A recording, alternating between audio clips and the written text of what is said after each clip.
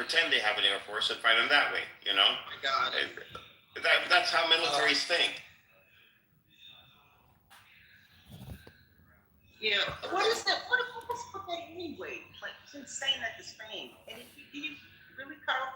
I didn't believe him when he said that he was going to cut off all trade with Spain just because of that. Just because they decided to be an independent, sovereign country and do what every independent, sovereign country does.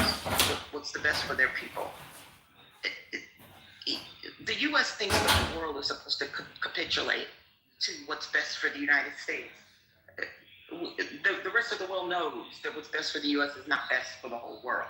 I think the Middle East now knows that when it comes to air defense systems, you want to go to China, not the U.S., because China can produce them at scale, and U.S. cannot. And they found out the hard way that they need these air defenses. So America has lost billions upon billions of dollars annually of but it's China's shit worth weapons.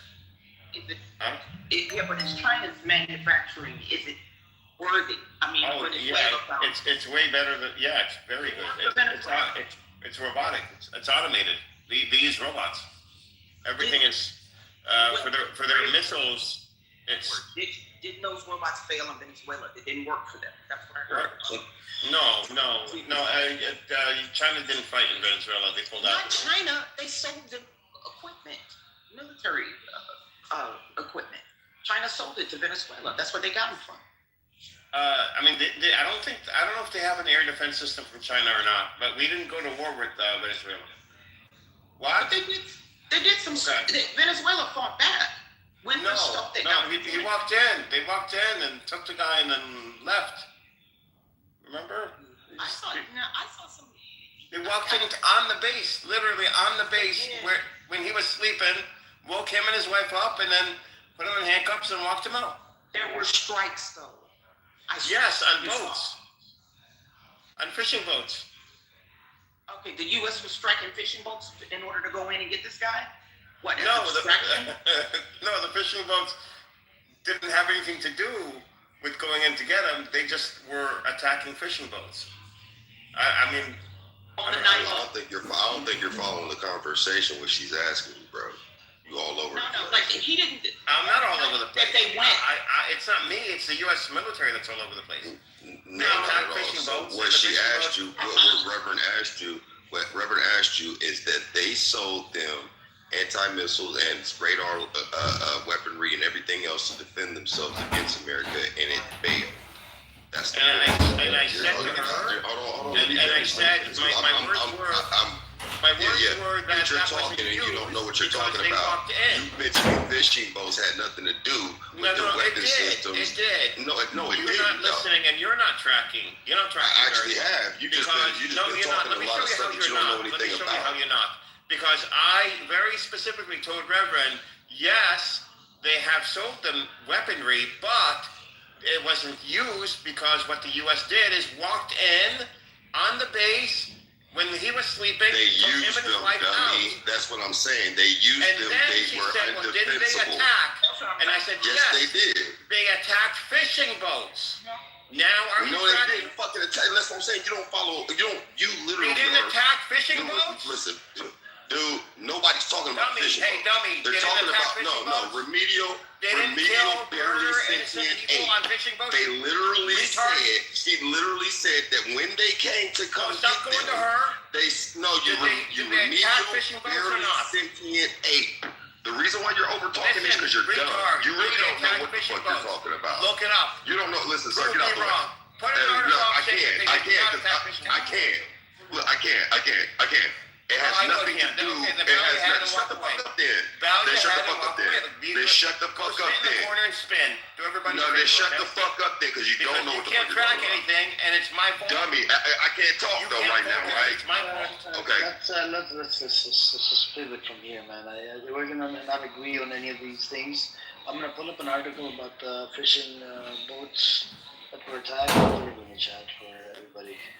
Yeah, Amir, nobody's talking about the fishing boat. She specifically asked this guy, she said, didn't they have weaponry that they got from China to defend themselves against America? He said, yes, they did, but America didn't go in. They just came in and got the guy, which is absolutely false. America came in with 20 fucking troops. They blew up a lot of their military installations, shut down all their communications, scrambled all of their means of communicating with other systems, and it failed. That was just their airspace.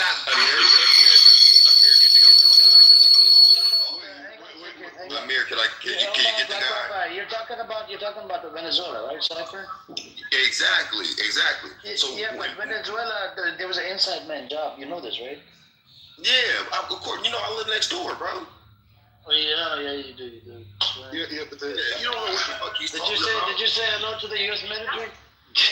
Yeah, I saw that they were doing drills. Hold on, they was flying. They were doing drills past my motherfucking apartment in Boca Grande. Wait, Chipper, just for the record, I think Venezuela was using Russian. Cypher or Chipper? What do you call it? Oh, Cypher. I'm sorry. Fucking racist word, man. All right, my bad. But the point is, I think they were Russian air defense systems. I think it was like a S-300. I don't know, maybe 3,000. But it was I think Russian. the sirens are going off again for you, Black Rabbi. Nah. I'm getting on the Here goes the point. Here goes the point, Amir, if I can address the point, really. Sure. Like, I hear what Reverend was saying, and what she's saying was solid, is that a lot of the weaponry that China has sold, or as a matter of fact, a lot of what China produces is not high-grade quality shit, period. The people that are better than China at producing technology. How do they produce their weaponry? Why is he still talking over me, Amir? Give us a lesson. You made a claim, so no, you're nobody. You don't have anything to contribute to this. I can tell by the way that you talk that you're just a talker. You don't know shit. You don't have access to shit. Hold on a second. Hold on. Let him explain Edward, then I'll give you the mic to respond back. Thank you. So it's true that China back engineers a lot of American and a lot of other advanced technology. I'm not saying that everything that they sell is fucked up, but the majority of the stuff that they sell to other nations and other people, especially in America, is usually fucked up. They have backdoor technologies. They have a lot of shit that will stream stuff to Beijing. So that what they're trying to do is get everybody hooked on their man-made products, right? So their products that are usually the cheaper version of some other shit, which is usually inferior. Okay. Now, if you're talking about Japan, Taiwan, and others, oh yeah, they do have better stuff, some of it better than Americans. But in terms of technology, just because the technology stack looks pretty and it could do all these different things, there's two things about it. One, how does it hold up under warranty and OEM, right? And then are there backdoor telemetries that stream data back to Beijing, which is a security threat? They call it adversarial tech. Now, Amir, we haven't talked in a minute, but what I do is I work with the Chinese company that's selling drone technology to fucking Colombia right now. I'm the one bringing it over there. I have to do the tech stack. I have to look at all this and go through CFAs, DFC, and the whole United States government, State Department, and everything to make sure that the shit ain't sanctioned. Because every company that comes out of China is an SOE, a state-owned enterprise from China. I work in the industry. I know that everything that they're selling them isn't all the way good. And the one thing that got us on this road is the fact that we have American upgrades on their avionics for UAMs, unmanned drones. So what I'm saying to this, and I'm next door in Colombia, I'm landing it right here. What I'm saying to this, living next door in Colombia, that the motherfuckers did sell them some faulty ass systems that couldn't stand up against the American military. They were able to get bypassed fairly fucking easy because American technology and the war system is one of the most advanced in the entire world. Thank you. Edward, do you have the time to respond? Sure. Okay, so what he's doing is deflecting, because what we were speaking about was specifically Chinese military technology. First off, if you are transporting drones and there are military drones and you're speaking about it on here, then I guarantee you that's not what you're doing. Second, when it comes to military drone or military technology from China, China isn't back engineering, they're forward engineering. Their technology is integratable. They have technology that we don't have, and that has been showcased in Pakistan against India, against European Western technology. and the Pakistani technology, which is Chinese technology, wiped the floor with India. Okay. Now, when it comes to quality, most of the major companies out of China now are ISO compliant. So they are they meet or exceed international standards. You're not buying junk anymore from China. You could still find it, but they have moved to ensure that their manufacturing not only is more than other nations, that they dominate in manufacturing, but they also dominate in terms of quality. And you see this in their high-end electronics, high-end medical grade laser technologies. You see this in their 10 or 15 different car brands themselves that are way better designed and more technology that we have not even seen here in the U.S. And these cars could do things that no American cars can do. So they're not taking our technology, they're inventing their own. When it comes to what I said to Reverend, when it comes to Chinese military technology, China was there in Venezuela, then pulled out when America came in. They were not married to Venezuela. They didn't get very much of their oil from Venezuela. And when it comes to the missile, the air defense systems, whatever is needed, we saw the video after the war with Pakistan and India from China, showing a couple of engineers sitting behind a glass window, a large glass window, and watching the fully automated assembly system of the assembly line, manufacturing assembly line of the Chinese missiles. And they were doing a job better than the soldering that they were doing. They were putting these things together down to the 1,000th of a percent, 10 times better than any human being could do. No human could match the precision of the robotic automation that they were using, because it was robotic and including quality control. And these missiles were just coming off the line, boom, boom, boom, one right after the other. Well, us here in America, we were making like one every 10 days. They were making them one every couple of minutes. So don't tell me that it was cheap technology. Their technology, it has been already proven in a war, and has been successful. And has Amir, I'd like to respond before I leave, man, because it's good to flabbergasted. Okay, so I don't even know what the hell you do, sir. Maybe you just read a lot of news and shit online. Supply chain management and accounting. And that's great. I deal in supply chain management too, global supply chain management. I have a degree in it and accounting. I don't give a fuck about your degree. You don't make as much money as I do. So here's the thing. Make more. Go ahead. Go ahead, drone guy. Go ahead, drone guy, with your imaginary. You know what you know what? You being quiet right now is permission. You should shut the fuck up, because I didn't interrupt you. Let's not do the personal attacks. Let's keep it civilized and just Cypher address the points that he made. That's it, Yeah, so I'm just saying, I had to set the preface because nobody said that I am selling anything that's military, firstly. Secondly, because of my intimacy and proximity to the situation that I'm working on right now, in terms of the robotics, I do know that China has several outputs for drone technology, missile weaponry technology that uses, alongside humans, technology using robotics. America has it too in Columbus, Ohio, and Canal Winchester. Okay, they're doing the exact same fucking thing. And you're seeing it on the war field right now. And that's not the only one. There are several robotic companies that are selling to manufacturers here in America, and they're not all from China. Taiwan is another tech stack operator out there. Japan is another one. China just mass produces. It doesn't mean that their tech stack quality stands up to America anything, because clearly we can penetrate anybody's weapon systems practically.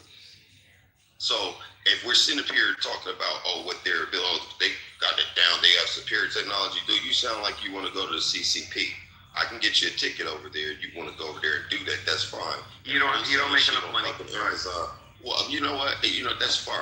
I mean, we could, you could, you know your life. I know mine. You definitely don't know mine.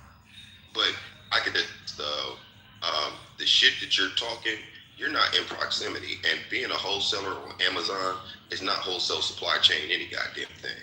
Okay. What I'm saying is that their shit is defeatable. Their tech stack, their quality of products is widely known to be inferior to American, Japanese, even India has better products than China does. Okay, you can stop right here. Come on, India now. No, I'm not stopping. And Japan makes their products in interrupting me China. though right now? Bitch, why are you interrupting me? Because you said you know You don't have any self-control. That's because you don't have any self-control. Amir, let it be known though, Amir. I gotta get off of here quickly, Amir. But Amir, I literally did not interrupt this faggot. I did not. Oh my God, that's not your personal attack. Yeah, I mean, I'm just saying though, but you're letting it happen, so I'm just saying. I'm not trying to be an ass. Just go and land your plane, and I guess then you. Yeah, like keep him from doing that goofy shit, and then we could have been and done. At the end of the day, this motherfucker is a spectator. He's a nobody with no access to anything but a goddamn TV and a cell phone. Right? No, I mean, but hold up though. At the end of the day, let's talk about this. He's talking shit to me. You allow that? Disagree. No. Okay, exactly. So as I'm gonna land right here, then, bro. I'm gonna land right here. I'm being fair. I'm actually following your rules. This guy's not. Okay. Right? So here's the point. The points that I'm making is not just something that you could just motherfucking. It's not my opinion. I'm not sitting there saying that. Yes, China is a formidable adversary. I'm not saying to take them lightly. I am not saying that they're so far and superior. In a lot of ways, they are, but in a lot of ways, they're not. In fact, they don't have the exact same framework that we have for technological development and advancements that we have the capabilities of. We've outsourced a lot of that shit to them. They back engineered a lot of that shit, and then they sell it to us. And then we sell it to other motherfuckers too. But that shit stopped. The Don Road Doctrine is putting motherfuckers under notice to let them know, hey, this is our hemisphere. This is a domicile. We're back. We're not weak anymore. Hey, and this is fair for every fucking body, including the situation in Iran.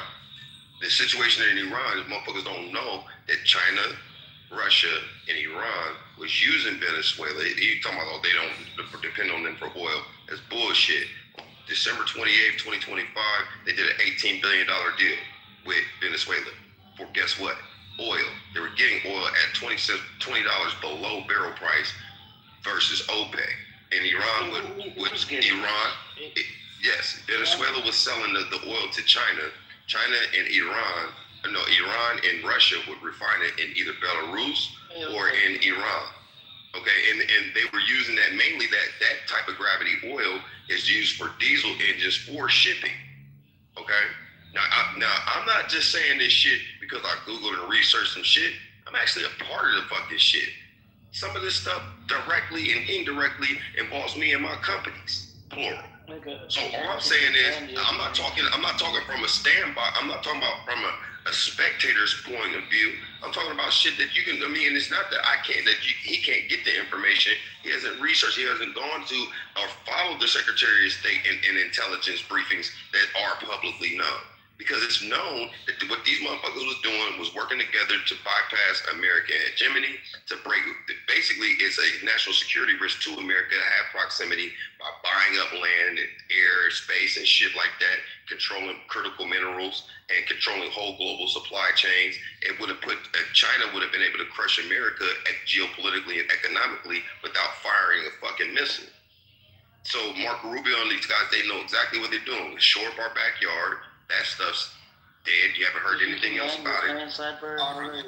No, I mean, all right, but Amir, I thought we was being fair. You let this motherfucking goofy ass motherfucker talk for 5 fucking minutes straight and then interrupt me. I didn't interrupt him. I've been very quiet. Man, you's a bitch. Oh my God. And India makes great electronics too. Okay, you love it. You started it with me. I didn't start this time. I didn't start anything this time. Robert started with you, and then you got. He's a broke boy. I don't know what kind of shit you started telling him. Yeah, Me? Edward, yeah, you got No, he said that to me first. Shut up, whatever. You're black. I don't know what. Shut up. Stop talking. Oh, I'm black. Yeah, What? You got a problem with me being black now? Yeah, You didn't said say, it to him. I no, he said didn't say black. black. He didn't say black. What Yeah, I you talking never about, bro? said that. You're a liar. Gab, calm down, man, calm Yeah, down. he's trying to start shit. Yeah, he's just trying to start some shit. We got Mo here. Mo wants to jump in for a while. Mo, did you have a point? No, I gonna pass. The guy who I wanted to reply is gone now. Yeah. I don't know. China. He's a blowhard. So what I learned about China is, the stuff that comes into America, it's a good quality. It's called export quality. But the shit that China sells it to like third world countries, it's a shitty stuff that they sell over there.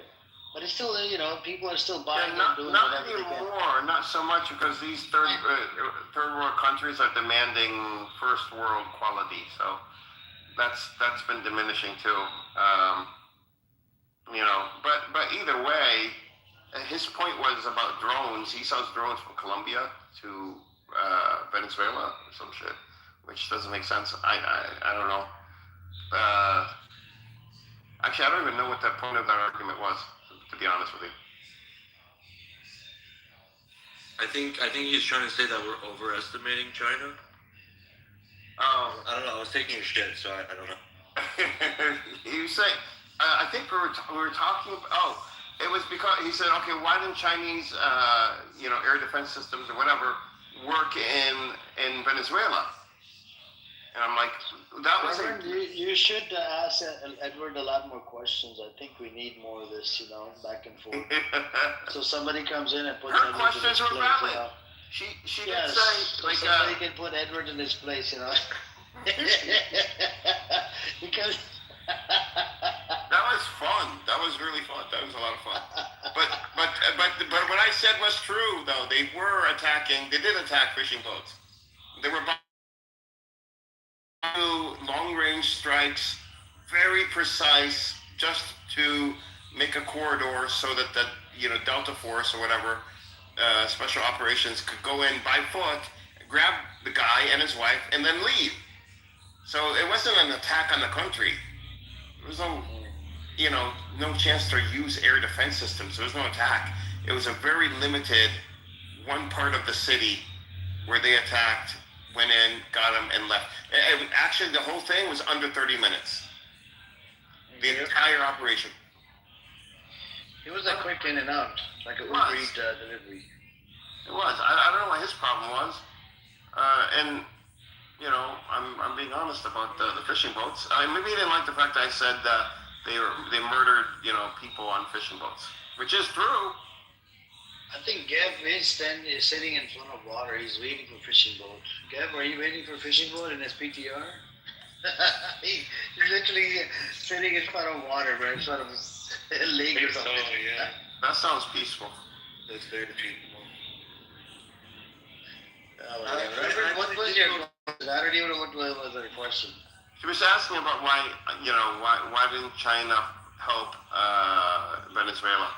You talk too much. That was not my question. You talk a lot. He asked me a direct question, and you Look at this husband wife. Wait, why are you going after me? I was answering your question. Why would you do that when I have a perfectly good working vocal cords? Why? Why would you feel the need to What do are you that? talking about? You asked me the question, I answered it. No, Amir just asked me a question. He said Reverend. And then you spoke up. She said I this. keep forgetting you're in love with the mirror. I'm sorry. I won't get in the way again. Go ahead. No. Now see, you're deflecting. You're deflecting now. You did something wrong, and you're not owning up to it. But it looks like a husband-wife with you, Edward. Husband-wife thing, Y'all are deflecting now again. He was just I'm not wrong. deflecting. I'm just asking you a question, right? What was the actual No, question? that husband and wife thing, that was really, he just needs to own up to it. He talks a lot, and he doesn't listen very much. No. Yes. I'm fine. From now on, I'm not going to answer I'm not going to take the time to answer any of your questions. Wow. And your questions are dumb anyways. I was just being patient with you. This is what happens when you're patient with the mentally challenged. This is what happens. You don't get any respect No, thank you. No, nothing. I'm just gonna sit here and I've been happy to thank you, Edward. I'm gonna just It's sit here and I'm just gonna sit here and eat some He pizza. thanks you all the time, Edward. It's just the interruption, and I do. I greet him, but I'm like, you can't point out. And you were sliding into our DMs as well. I remember you told No, a he lot was of people not. here. Stop He instigating. did. He But you texted just, you. you can't point out when he was wrong. He was like, he could just said, okay, my bad. And just went about it. He didn't have to go on this long diatribe. I'm cutting you off. I'm not What thinking the of you hell? again. Edward, you didn't slide into our DMs? Is that? Oh my god. Anyways. Yeah, you're right. I think maybe, I think we all go sort of like, sometimes he's very passionate about all of this stuff, the rockets, ballistic missiles, he's into it. Like, he's like, he wakes up talking about ballistic missiles, he goes to sleep talking about ballistic missiles, I think one day he's going to invent a ballistic missile of his own, right, Edward? What is it going to be called? Edward the Great Ballistic Missile? Edward is a ballistic missile. Edward? What? 'Cause, I said you wake up, thinking about ballistic missile. You go to sleep thinking about ballistic missile. No. One day you're gonna make Edward the Great Ballistic Missile. Listen, I'm not into this stuff. It's just I read it and I retain it because it's technical. When it's technical, I could retain it easier. Sure. Can I Who chime wants to in? go?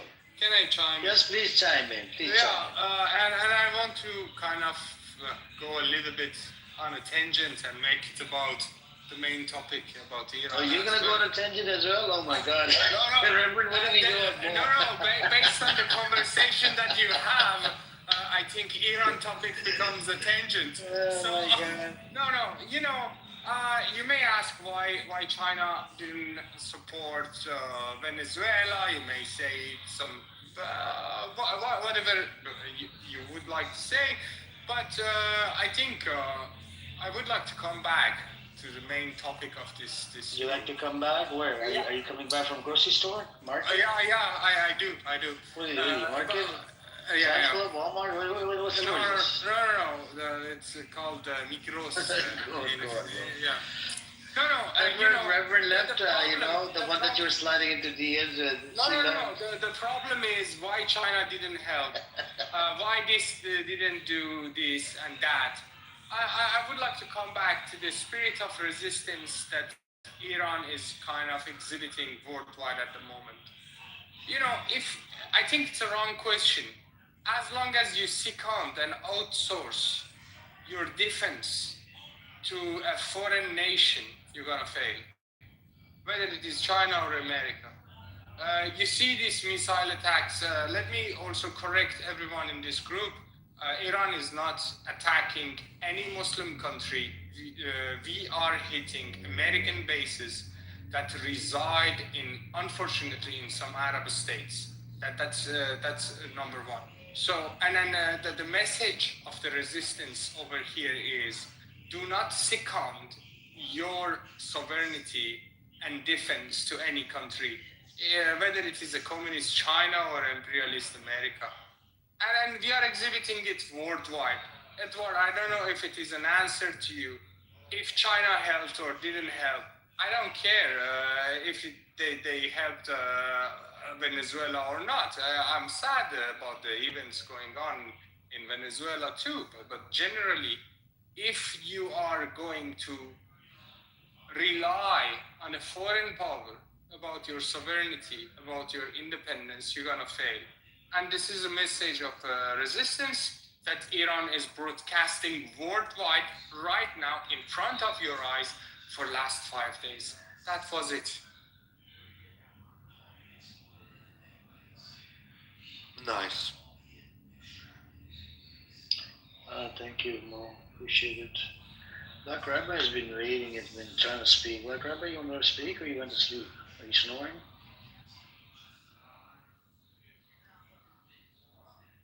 I'm here. I'm just listening. What you been up to? Just just figuring out. It's a lot going on. They said that. Are you thinking about packing up your bags? Look, Rabbi, I know deep down, right? There's some good left inside of you, right? I would say if I was you, right, walking in the streets of Israel, eating chips or chicken, whatever the hell you eat, and and fornicated with a chick or whatever, you can still pay her child support from America, and bring her to America, sponsor America, right? And she could live with you in America, and you could still preach people here. A lot of people need preaching. We could be standing at the light, and we could preach, bring people to Judaism. And what you need to do, you need to change the whole concept of spreading Judaism, because this has never happened. You need something new that you need to bring to the table.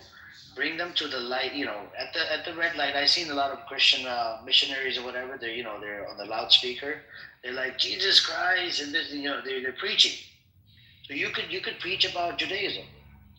Even though a lot of Jewish folks that would disagree with you, but you would bring out this new concept of spreading the word of God. And you could you could even set up a table over there. And guess what? You can even put a sign. Look, if you do want to convert, there's a small fees. And the small fees, you could set up your own fees, and you could preach to people. And, you could bring them to religion. Because a lot of people are missing religion in their life. This is why they're suffering in America. A lot of people are suffering from depression and stress and whatnot. They don't have no God in their life. So, Amir, just on that point. I mean, look, we have Reverend here. She's atheist, right, Reverend? So we have a lot of folks here in America that are atheists. They don't believe in God. Maybe the way you preach, in the streets of Israel, maybe you can preach on the streets of Los Angeles. You know I don't preach. I don't preach. You can't preach, bro. You can't. What are you doing when you do Zoom classes? You're preaching. It's not preaching, bro. I'm teaching. What do you do? You teach. We don't preach. No, we don't preach on the streets. No, I know, but Jacob, I'm giving him a new idea. It's $1 million idea. This has never tried before. He can go like how the Christians preach, right? They go. You don't think in all of the years we've been around as a people, someone said, "Hey, we should try that," and someone said, "Nah, not a good idea." No, I don't think so. Black Rabbi would be the first one. Trust me. Come on, Jacob. We need some change for Black Rabbi. We got a lot of people that are atheists. He's doing his thing. Just let him do his thing. That's the way I need him to come here and preach. Maybe I could use some preaching. Just go down to the local kebab place and get some good food. No, because Jacob is under attack as well, and his mom. He talked to his mom and whatever. I think he's thinking about what should I do? Should I try the Samsonite option? Samsonite makes pretty best backpacks or whatever. I don't know what the Samsonite option is. The Samsonite, they have two options, Samson and Samsonite. I mean, the Samsonite option is... Oh, it's a joke. Okay, I get it. Yeah, it makes pretty good backpacks or whatever. You can just pack up the shit and come back to Los Angeles. And I even said we could maybe, he wants to preach people in America and all over the world. He can open up a little store. Maybe I can find you a spot in Compton, maybe $500 a month, $1,000 a month. You can open up a little, study place. You can't even buy a storefront for $500 a month. No, I mean $1,000 a month. You can that gets you nothing in Compton. No, are you nuts? He can get a small 400 square footage. No, not Beverly Hills. 400 square footage, and he can preach Judaism to the folks in here in Compton. It doesn't work that way. We got a lot of people here that need God in their life. They're missing God. I think it's a new concept. That should try it. Let him do his thing. Amir, what is your thoughts on Qatar shooting down 2 Iranian jets today? That was a friendly fire. Oh, okay. No, but did they shoot down American fighter jets as well? Was it Kuwait or was it Kuwait? That was Kuwait. Qatar shooting down to, but you sure it was Qatar? Was it because there's a U.S. military base over there? Qatar. They have their own planes. They're shot down too. Did they really? It's Yeah, look them up. We'll take you 2 seconds. I'm gonna have to look this one up. Yeah, they shot down 2 Iranian fighter jets, right? So, Amir, it's like our job to pull the other Gulf countries into this war. We have to pull them in. But did you hear about the Turkey getting hit? They were about to get hit with the Iranian ballistic missile, but it was shot down by NATO. Did you hear about Iran calling Turkey that it wasn't us, it was the Zionist entity that's trying to get us? Put a link in the chat, please. That's what somebody said to me earlier. Okay, then that's rumor. Put a Let me link. find it. Yeah, please. Let me find it. You deal with Link in the facts, chat. not rumors. I know. We'll put the link in the chat. Please, yeah. But Amir, you know we have to do that. We've empowered the Turks. They were bringing 100,000 Turks from Iraq into the conversation. They're being armed as we speak, and then the U.S. gets to pull out in the next 2 weeks.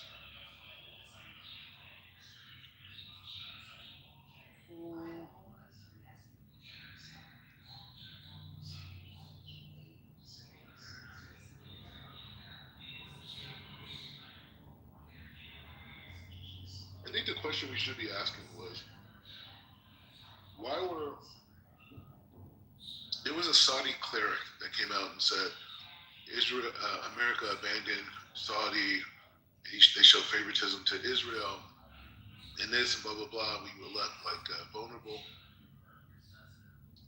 So it makes me wonder, was that a part of the whole thing that, that the Gulf countries will have weak defense, then Iran will fire on them, and now they could go back to their people and be like, hey, we have to stop this threat to you guys. Iran has went rogue, and all the other Muslim countries are involved as well, and this has nothing to do with, anything other than the fact that they're just a danger to your life, and we have to stop it. You think that was set up, Amir, or you think that was just coincidence? All right. So in other words, this rumor was accurate. Okay. Where did Yaakov go? Come up, everybody. Come up. Let me send you invite. Palestine. Anybody want to come up? You guys. Let me turn off the hand raising. Hold on. Okay. Where did Yaakov go? I was about to give him the link. Oh my God. I have the link here. Times of Israel. Oh my God. Times of Israel says they deny firing missiles toward Turkey. I need to ping Yaakov in here. Let me text him in the back channel. But Edward, you went on silent. What happened? You okay? You eating, bro? You okay? Fasting? Whatever? Anyways, Amir, Black Rabbi. didn't they catch some agents, Mossad agents in the Gulf countries that place bombs or something? Yeah, they did. Let me pull up that article. Because in this room, like Yaakov said, because, he's a God-chosen person. He preached to me. He said, no, we need to go based on sources. I can't go based on rumors. Rabbi, is that a good way to pull the Gulf? Where did Yaakov go? I wanted to freaking rub it in his face. What do you think, Rabbi? Is that a good way to pull the Gulf countries in? Do some false flag attacks, blame it on Iran? What do you think? One way to do it. It's what they're doing, right? Yeah, but the Gulf countries want to get involved, but they have to show their people. No, they don't want to get involved. What we do? No, they told America not to bomb Iran. They paid America to get rid of Iran. That's their only main threat. Well, do you have any proof? No. $21 trillion. Okay, but so they paid it. So they gave that money because they wanted Iran to, America to bomb Iran. Is that what you think? Yeah. Okay, so could you show us some kind of proof instead of just saying shit? When I ran Iraq, the Gulf countries didn't want this war. They were actually pushing America not to bomb. No, the opposite. The Saudi prince was the one calling Trump the last month, urging him to go after Iran with Saudis. How do you know that? Could you? Public knowledge. I'll believe you if you just kind of read up on. Amir, am I telling the truth or am I not being honest? For the link, show us a link or article, something. What'd you say, Rabbi? Did the Saudi prince, was he urging Trump to bomb Iran? Yeah, there's an article from Washington Post. 4 calls. I think 4 calls he did. I didn't know about this until somebody told me, and then I had to go look it up. But that is crazy. You have Saudi Arabia, calling American government to do the attack with Israel. That's just crazy, bro. What was the That article? is crazy. Where was that? What was the article? Let me put it in the chat, bro. I was in a shock. And the fix is on, brother. The fix is on. I'm back. I thought something happened to you, Edward. You okay? No, I'll tell you something. I think I'm here to protect you, bro. I'm here to protect you, okay? Yeah. Oh, really? Also, He Rabbi, should be. I'm here to protect you. You're my brother. You're my brother from another mother. If you want to have a conversation, you should know the difference between the Turks and Kurds, because you said 100,000 Turks in Iraq. Kurds from Kurds. Yeah, those are Kurds, not Turks, right? So I'm just trying to. If you had 100,000 Turks in Iraq, there would be some issues. Yeah, big time. Either way, I mean, the world's getting better. Oh, yeah? That shelter? Of course, let's wait and see. The world gonna get definitely better. Did they paint your shelter a different shade of gray? Palestine, I'm about to put the link in the chat, brother, right here. Edward, I haven't been to the shelter. So if you want to remove the paywall, archive.ph. Why? Why haven't you gone to the shelter? I mean, you can't be that lazy. No, I mean, I live like on a roof. Hey, what's up, Mashtaba? What's up, everybody? What's up, Jindip? Jindit. That's how the people say Jindit. Hey, Sarah. She's Iranian. What's up with you, Mashtaba? How you doing? Well, if you live on a roof, Black Rabbi, I believe you can fly. Okay. Mashtaba, do you believe in armed resistance? Armed resistance, what does that mean? Mashtaba, do you believe Iran has the right to resist or defend against a criminal Zionist entity called Israel? Yeah. Oh, your internet is weak. He's actually inside Iran. It's okay. You can write it in the chat, Mashtaba. I think if you listen from the audience, it uses less bandwidth. Or go to the side three buttons and put select. If you're using iPhone, select ready. On Android, it's automatic, because we're special. That's not automatic. It's just we don't have to worry about this feature. But on iPhone, Yaakov, I put the link in the chat. Times of Israel, Turkey, Iran denied. Oh, working with the Kurds? Iran denied shooting a ballistic missile to Turkey, and Of course they because do. Yaakov asked for evidence. I'm like, okay, I gotta give you the source. I have to source up. I heard the rumor in the morning. We have to source up. Yeah, Azerbaijan too. And I can't believe it when some trustable people that come in here, they tell me something, I look it up, and I end up finding sources. I can't believe That's it. fine. No, I want to turn rumor into information. Yeah, yep. But Did a missile actually fly Yeah, it was towards Turkey? Because it was taken down by NATO. That's what the American narrative is, according to CNN. I put a CNN article in the chat as well, but I removed the paywall so anybody can read it. If you scroll up, you'll be able to find the CNN, and it gives you the events that happened on day 6. I think we're going into day 7. We're about to go into day 7.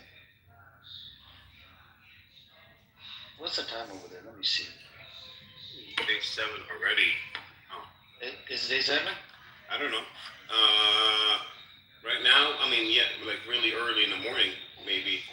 Not yet. So it's 10:25 p.m. over there. In the next hour to 2 hours, hour 30 minutes will be day 7. Yeah.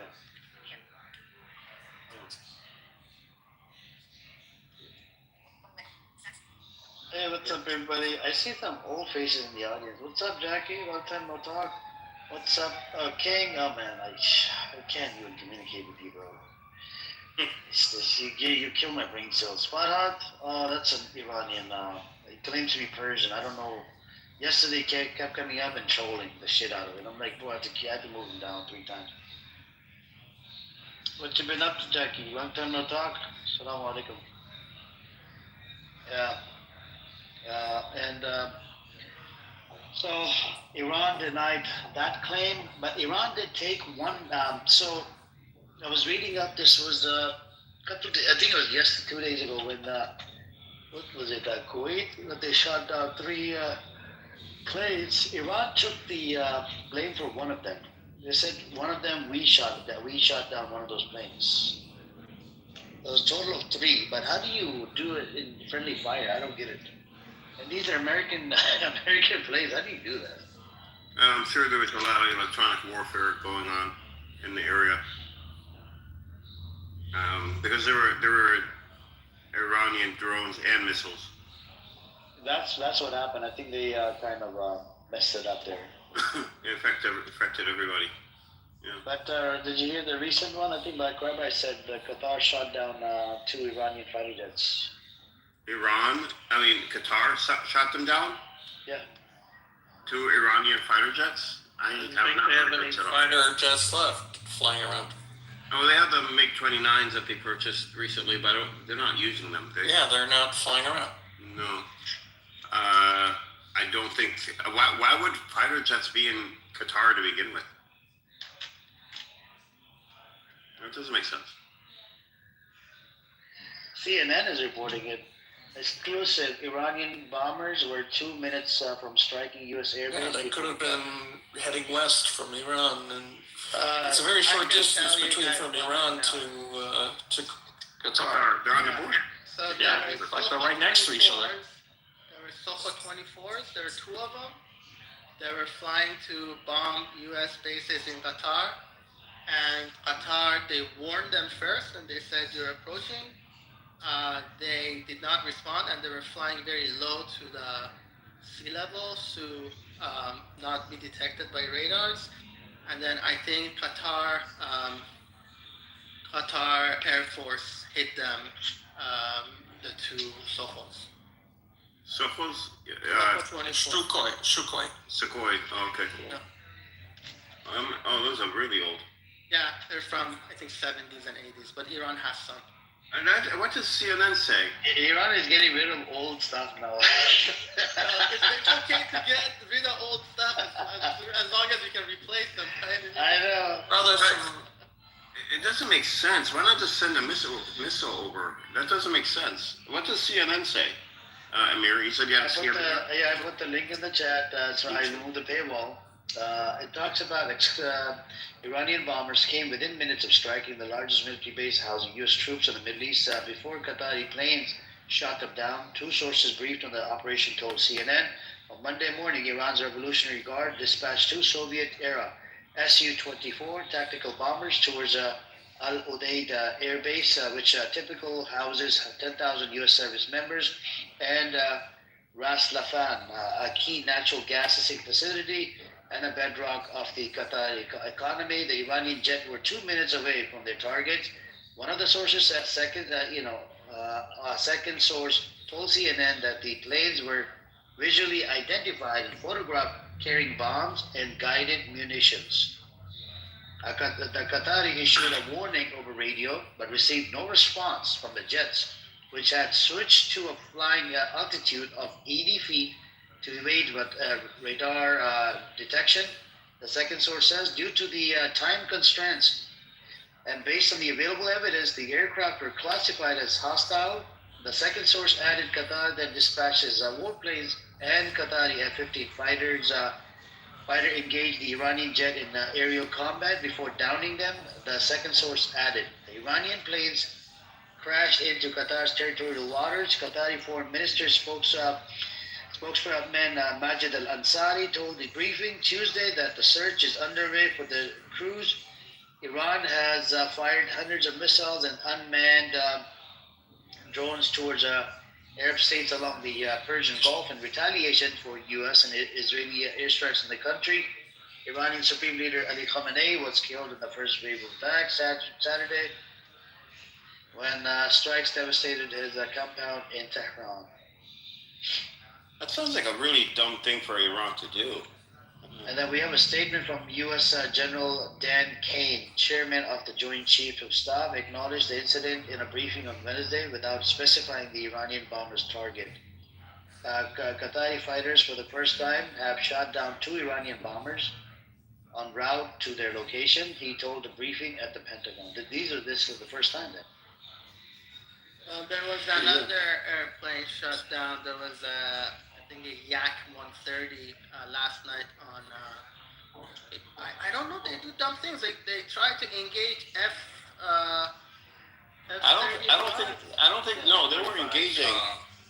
But they They weren't shut it engaging. down. Like they took off and they got shut down, and I don't know why they took off. I think there were. That's a training fighter, like a training jet. I think it can be used for both training and light attack. Yeah, I can technically carry weapons on it, but even the weapons are used for I training. mean, it would be a bad time to be training. Bad day to be training, yeah. Well, there's no way you can. Oh yeah, just. That was their training. Another war.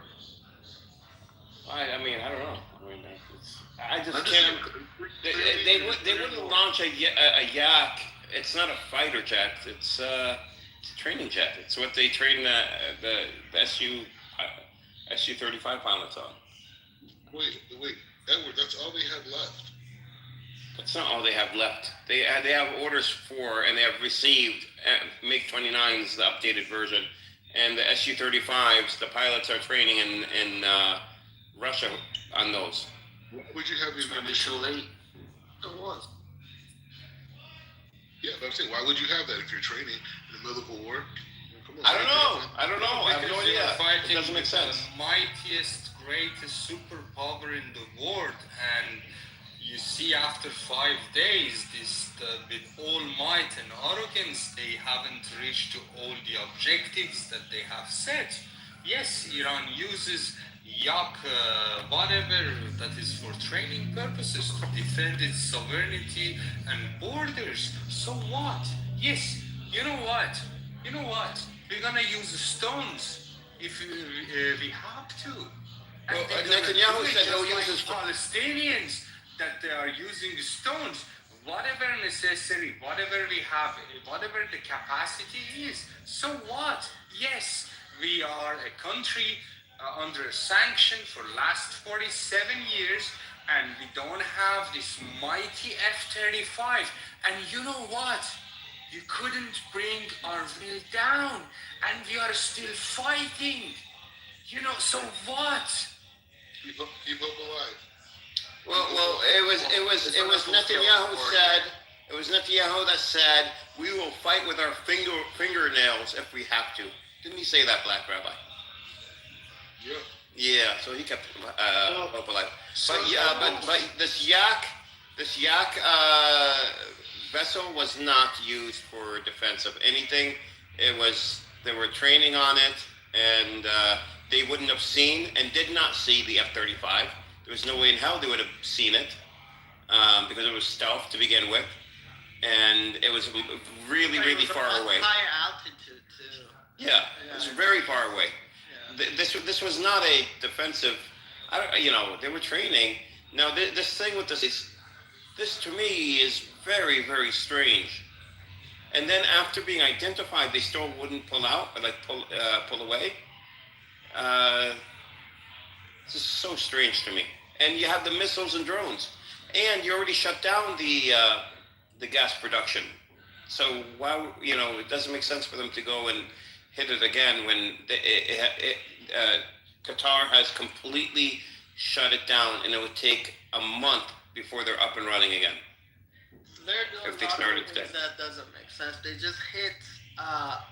There's an enclave of Republic of Azerbaijan called Javan, the northwest of Iran, and they just hit their airport. And I don't know why. I heard that might be that, and this is They unconfirmed for said me. it wasn't us. They said it wasn't with someone. Oh, did else. they? It wasn't us. Well, they said. I mean, the foreign minister said it wasn't us. But I mean, who was it? But then again, somebody hit Turkey too, and they said it wasn't them. I believe that only because Mossad was caught in Qatar and Saudi Arabia planting bombs.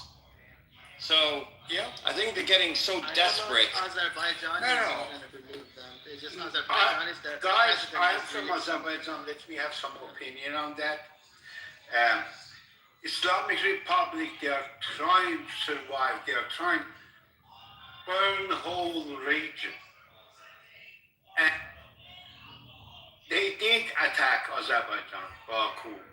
They also attacked Turkey. Turkey did not respond at all because Cyrus, that was debunked, by the way. They came out and they said, no, we did not attack Turkey or Azerbaijan.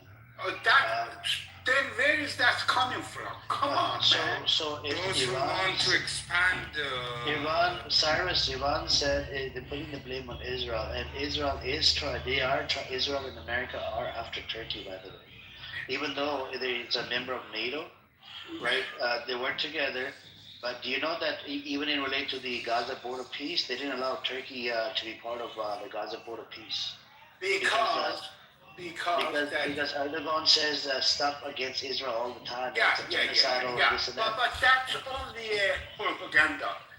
I know, but they're trying to Turkey get and Israel that the best import and export. That's only propaganda because... Yeah, but countries are not falling for the trap, and Israel is setting a trap for other countries to get involved. Anyhow... they were trying to get, in my opinion, Turkey to attack Iran, and at the other side, Azerbaijan to attack Iran. And they That's failed. exactly what they are trying to do.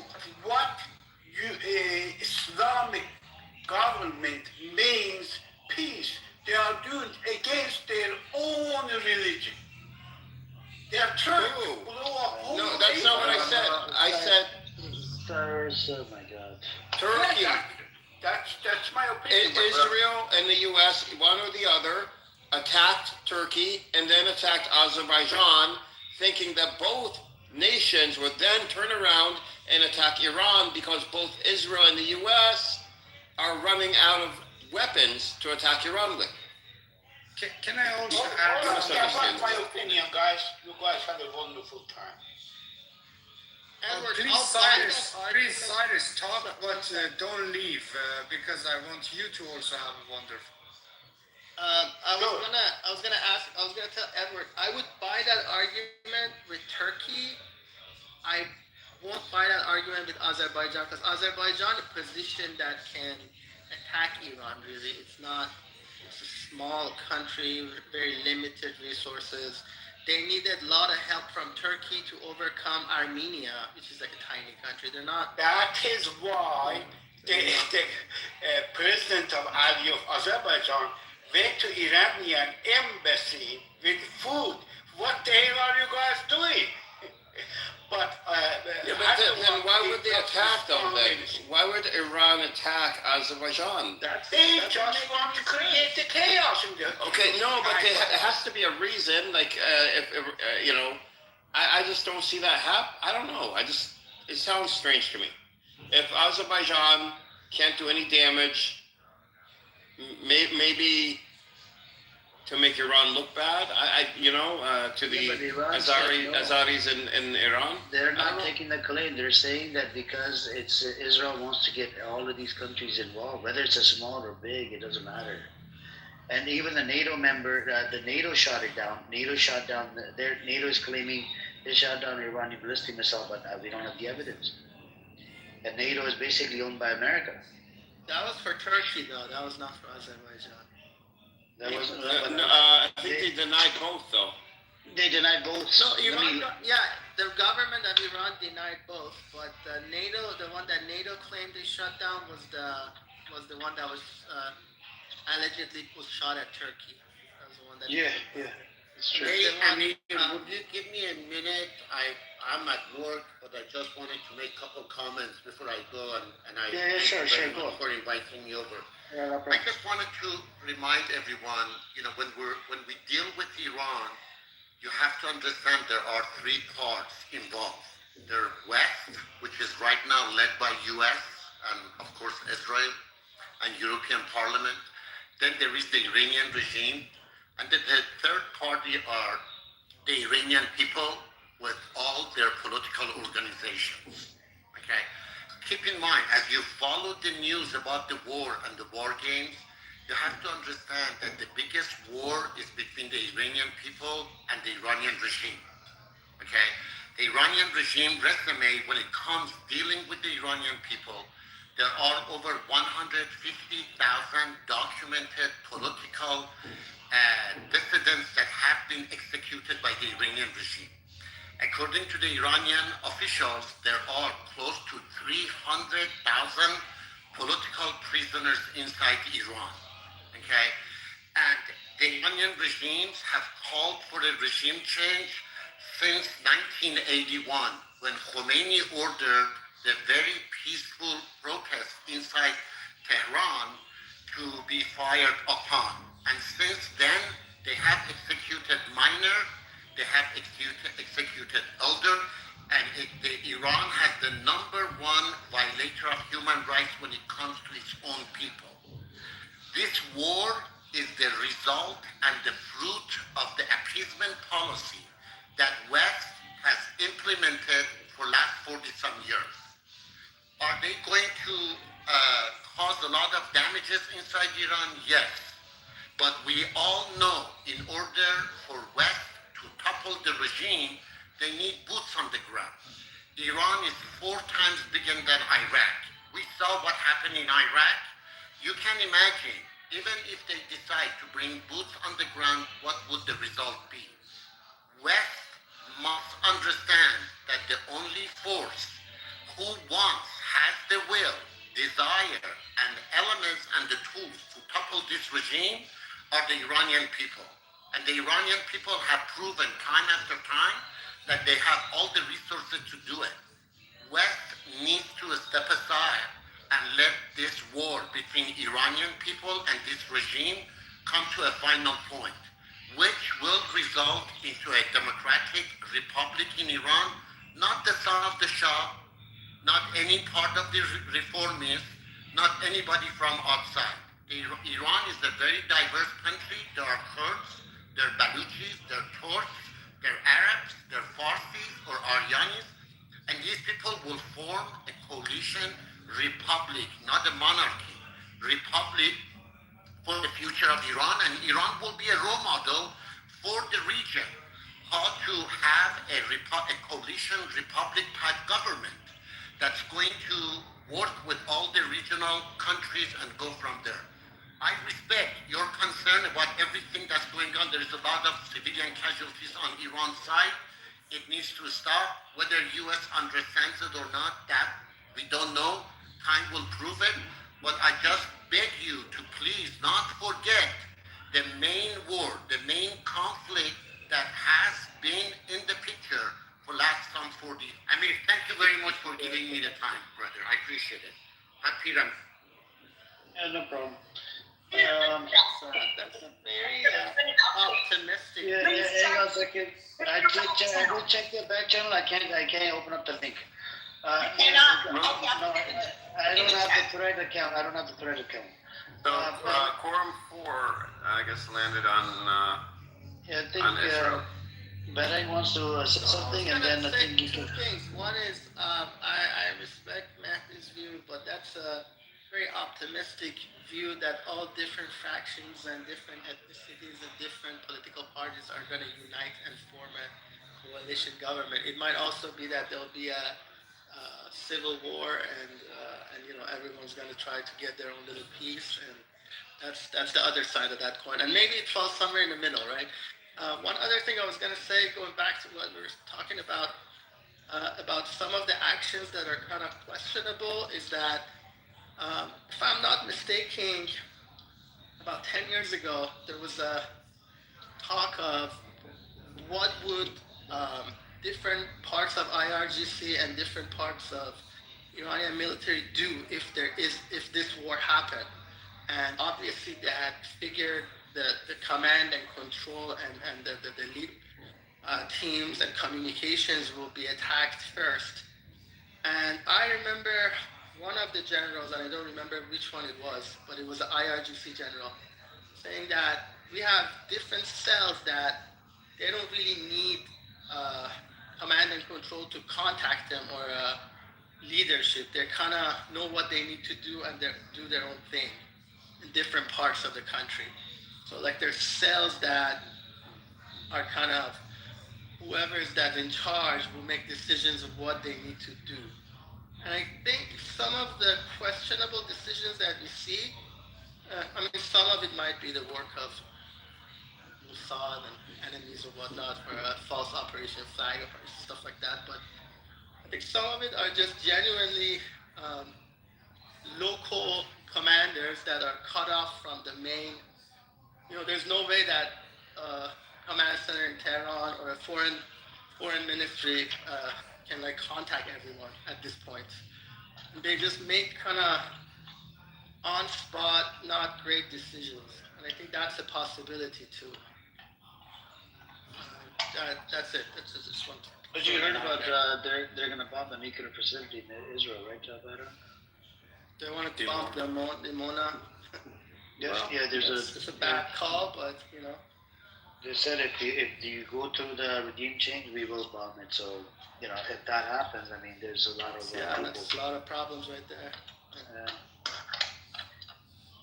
It's difficult. I mean, it's kind of like dealing with a person that's drowning, that just everything it can grab. It's kind of.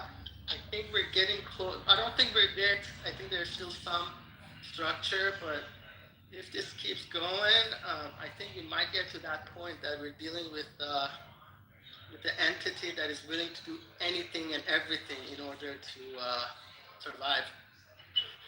But Behrang, do you agree? I don't understand that. Why aren't you guys getting the fact that U.S. and Israel are trying to break Iran into smaller pieces, like smaller countries? That's one possibility. There are arguments on both sides. Some say that, there are foreign actors that they think Iran is just too big and too powerful no matter who's in charge. And they want it to be divided into smaller countries and weaker countries. But then there's also an argument that says they know that would create a lot of tension in Middle East, Central Asia, Caucasus, Southeast Asia, a lot of places around. So Bro, the only countries that have been causing the tension are the U.S. and Israel. Iran has nothing to do with causing tensions in the Middle East. Well, that's your opinion. No, brother. It's U.S. and Israel are the ones who are causing the tension. Everyone causes tension in the Middle East. Israel did not attack. Iran did not attack Israel. Israel was the one who attacked Iran. Iran didn't, but you can't. I agree with that sentiment. U.S. and Israel is the one. Yeah, Cyrus, I'll give you the mic. Let Behrang finish, and then you can have the mic. Thank you. Every player in Middle East, every country has its own interest, and towards that interest, sometimes they play a peacemaker, sometimes they create tension. Everyone does.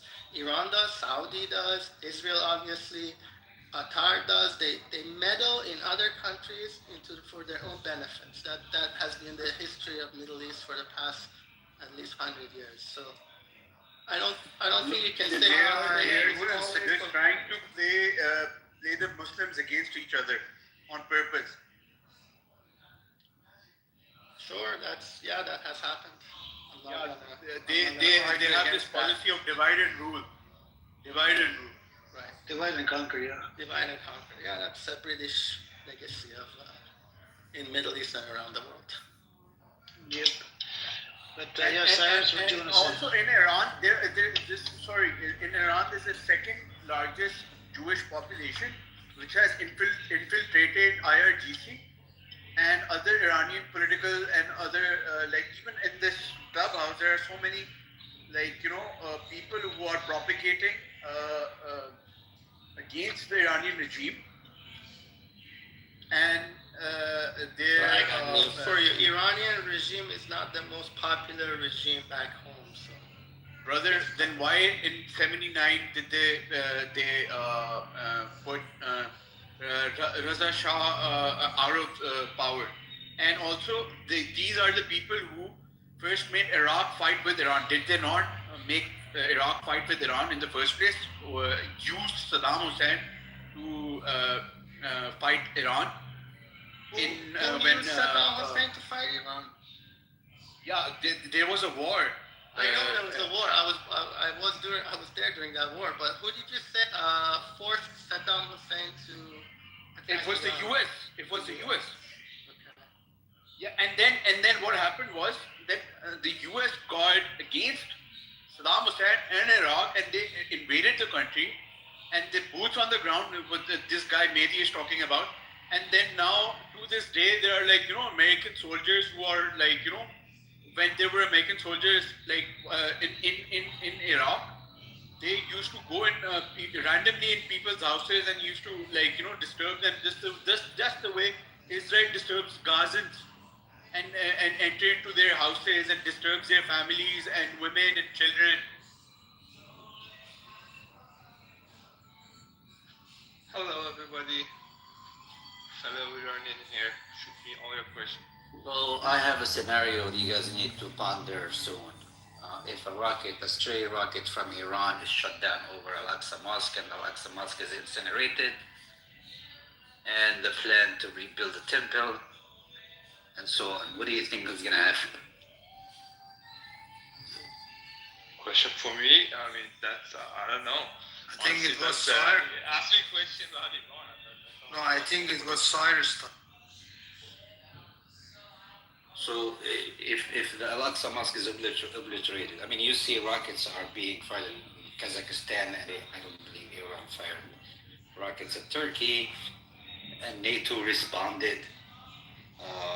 I know the Israelis and the Americans want to engage Europe, and Europe is now fully engaged in this war. I know Italy is deploying some assets in the region. I know England has a few assets in the region that are fully engaged in the war.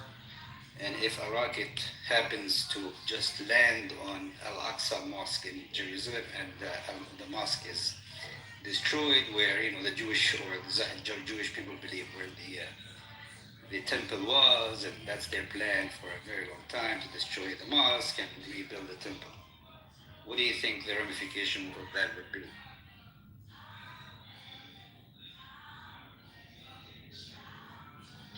Pretty much like every other time, Israel has pissed off Muslims. So, next Intifada maybe? Jindip, I think the ramifications will you never know. Maybe the Muslim world will wake up finally. Maybe, I don't know. They're sleeping. I mean, I'm talking about the Sunni world will probably wake up, because at this moment they're still sleeping. They get the free welfare from their GCC country leaders to shut them up. Okay, and they can't protest, they can't imagine this speak up. rocket lands on Al-Kaaba in Mecca, and Al-Kaaba is destroyed. Do you think we will have the same kind of... No, do you know that it did get destroyed before? I don't know if you know about yeah, I'm sure you know about it, right, Jindip? It was taken over by some crazy psychopath. Yeah, a couple of times. So basically, if it gets destroyed and rebuilt, I don't think that's a big issue. But if something gets destroyed and absolutely something else is built on top of that, that's maybe a big problem. So you don't think it would have a far-reaching effect in terms of this becoming a religious war in which the Islamic world... Excuse me, Max, are you Iranian? بله من ایرانی هستم. بفرمایید سوال داشتید؟ Yeah. No, I don't have any question. Are you in Iran? No, I'm not in Iran. How come? Did I offend you in any way? No, that's okay. No one in Iran has internet, so anyone who see Iranian, you see in Clubhouse, they're all Iranian diaspora, and so all the opinions you hear are from diaspora. Yeah, Farhad was claiming he's in Iran. He lives in America. Such an idiot. All internet is shut down, unfortunately. I can't reach my family. Yeah, Farhad, you know the guy in the audience? For the past 2 weeks, he keeps coming in, he's claiming I'm in Iran. Oh, And, no, I'm pretty sure Farhad is in America. Oh, he's definitely in America. And now we know that he's in America. Such a liar. I think there was an incident where, basically, there was there were a bunch of engineers, who tried to hack some routers the parts of Iran got partially connected to internet the other day, but that got shut down pretty quickly. So we saw some friends come online and ask what happened. I digged through it and saw, oh, there are elements they were trying to bypass the filtering, and apparently they were successful for a brief period. Max, there are few, I know one person who gets through. I speak with them sometimes on Telegram because they have this super fancy what are they called? VPN, I think. Yeah, that's what it is. A VPN. That is said they get through. It costs them a lot of money. I know what exactly that is. Basically, a few thousand people have Starlinks in Iran, and then some of them have turned this into a business, unfortunately. Meaning that it's super risky to provide VPN through Starlink. You can't be traced. I know this because I know exactly how to trace. If there are many people connecting through one Starlink, you can easily find who's providing all that. They're doing this risky business, and then some of them are charging large sums of money for it. But I think they're just stupid because they're gonna get if they get caught, they'll be in big trouble. Yeah, I have Starlinks in one, but it's just you use it. There's also you can call out. A friend called me and I said, how can you call? There's no internet. And he said, you can actually buy packets from Iranian like telecommunication system from Mukhabarat. You can buy, and it's 700, so just under in Toman, and you get to talk 500 minutes to outside of Iran, but it goes through the government-sponsored program, so you probably have to be careful with it. This time around, the internet is not completely shut down. It's not. So I booked my friend yesterday. That's how I know. I was like, how can you call out? And he was like, yeah, I got this package. Don't say anything that you shouldn't be saying. I was like, okay. How is everyone? Everything's good? Very well. Okay, be safe. Okay, bye-bye. But I think there was I think it's pretty clear that U.S. and Israel want the Gulf states to participate, and they also wanted to get Azerbaijan involved. I think it's pretty common. Tucker had a report on this, and but in terms of religious sites being struck, I think that's a far stretch. I don't see that happening. They already have too much on their plate. U.S. and Israel have too much on their plate. I don't think they're gonna start something else on top of all that.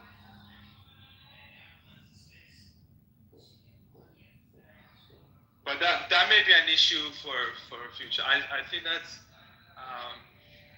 certain elements within Israel are pretty obsessed with that idea, and I think that's gonna be coming down the line, but not today, not in this war.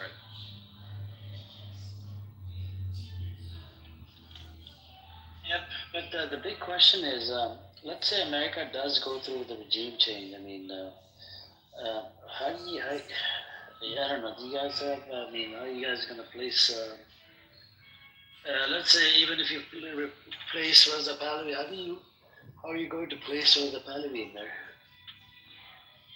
Where is he going to fly in? Is he going to come through parachute? Or are they going to drop him from up above? I don't know. Honestly, I'm in a position, right? So but I don't support him fully. The reason why I think I don't support him, honestly, not at all, because I think he's too naive. That's my reasoning.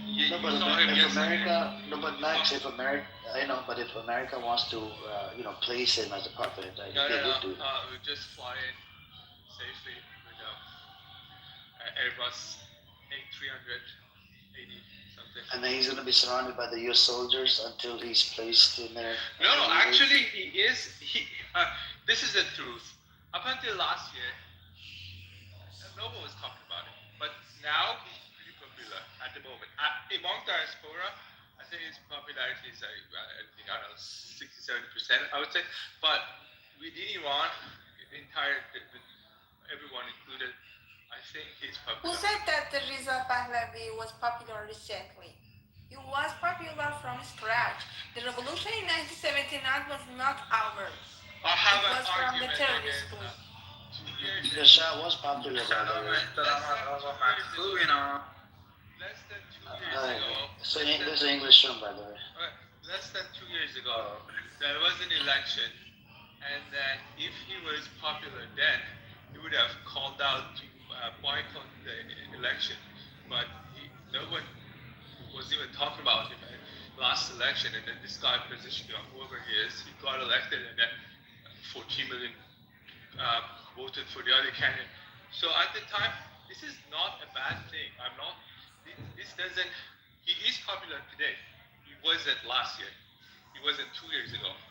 He was there, but no one was talking about it as much as there today. He just went up. Is it going to sustain? I don't know. But at the moment, yeah, he has a good chance.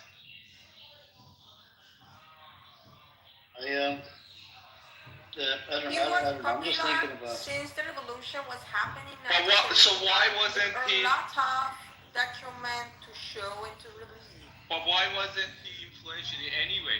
All these elections, he had all these movement. No one was talking about him. Green movement. I was out there in the street every day. It was 2008, and no one knew him. I didn't know him. I was a student right after. Right out of college, we were out there in the streets every day. I didn't know who's Reza Pahlavi. Honestly, I was a pretty smart student from the best university in the country, and I didn't know his name. We weren't calling his name. Because Islamic Republic regime filtered and limited our internet so to the international. That is why. Now when the people was killed by the regime, they limited internet again. They cut off the internet. So you confirmed my. How do you expect that the Reza Pahlavi was? So you just confirmed what I said, that we didn't know about it recently, like a year or two.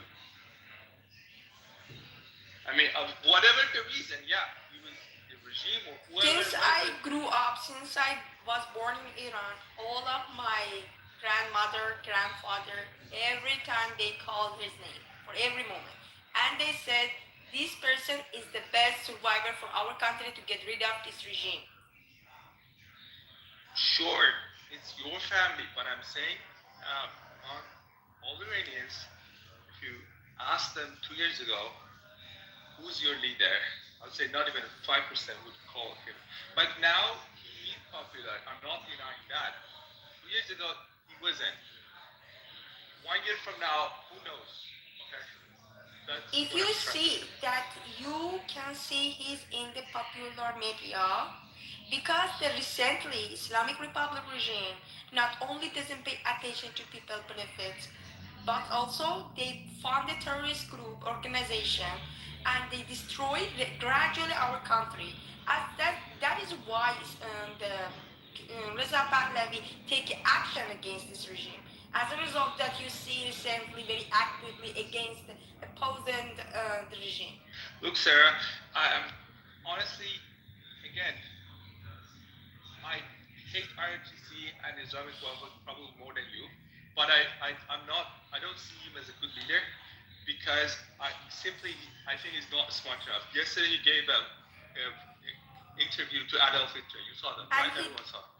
So he just shows that he himself and his team are just a bunch of retards. That's all. And they're killing the cause. That's what I'm saying. So for the cause, we need a smarter leader. That's all I'm saying. So if you like him, you like him. Let me say something. Reza Pahlavi didn't claim to take a lead of our country. He said, I want to get the referendum to choose the best system, government system for our country. And even people select this person because this person is the biggest enemy of the Islamic Republic regime. And as his father was against and his grandfather was against of the mullahs, So people select him to choose the best system. Based on the people decision, they can select their leader. Not now. You cannot say there is a Pahlavi is our leader, supreme leader of our Iraq. I loved his father and I loved his grandfather. Two great guys. But it doesn't mean that a great guy cannot have a retard son. That unfortunately happens. So I've watched every interview his father gave. He was way ahead of his time. He was a great man. He built Iran. His grandfather, fine. But it doesn't guarantee this guy literally gave an interview to Adolf Hitler yesterday. It really doesn't matter what you think or what I think. As you said, many Iranians, they like him. So that's it. I mean, he has a good chance, and I'm pretty sure this is going to happen because the regime of mullahs are collapsing soon. They don't have much power left. And Reza Pahlavi has a great chance because people support him. That's the story. I mean, you want Iranians in Iran are not going to support him. Sorry? Iranians in Iran are never going to support him. I mean, his father was put out of power in the first place because of a reason. Who's starting? Sorry, I don't. Ordinary people didn't put out his from power. In the first place, The terrorist action against of him, he stopped murder the people. The Shah threw a party in Iran and he never even invited the locals. The Shah in the 70s threw a party in Iran and he never even invited the locals. He invited everyone in the world and there was so much money spent. Look, if the guy... Of course he didn't invite the locals. He doesn't like Iranian. And it's funny what you said, Sari. You said the Shah is standing up against the RGC. What is he exactly doing? The son of the Shah, Reza Pahlavi? What is he exactly doing? I don't understand. He's not doing anything. He can't even keep his wife. He just told the people to go out. Look, and Farhad, the revolution, what did he do? No, you said the Shah now, the Reza Pahlavi is standing against the IRGC, but he's not actually standing for anyone. He's not doing anything. And Farhad, you said a lot of people. Anyways. So a lot of people also. Is it me like, or your what's her mic? name? The other one, Haida. So Everything. matter that people like. You're breaking up. You're breaking up. Yeah, you're breaking up. Okay, I'll be back in 5 minutes.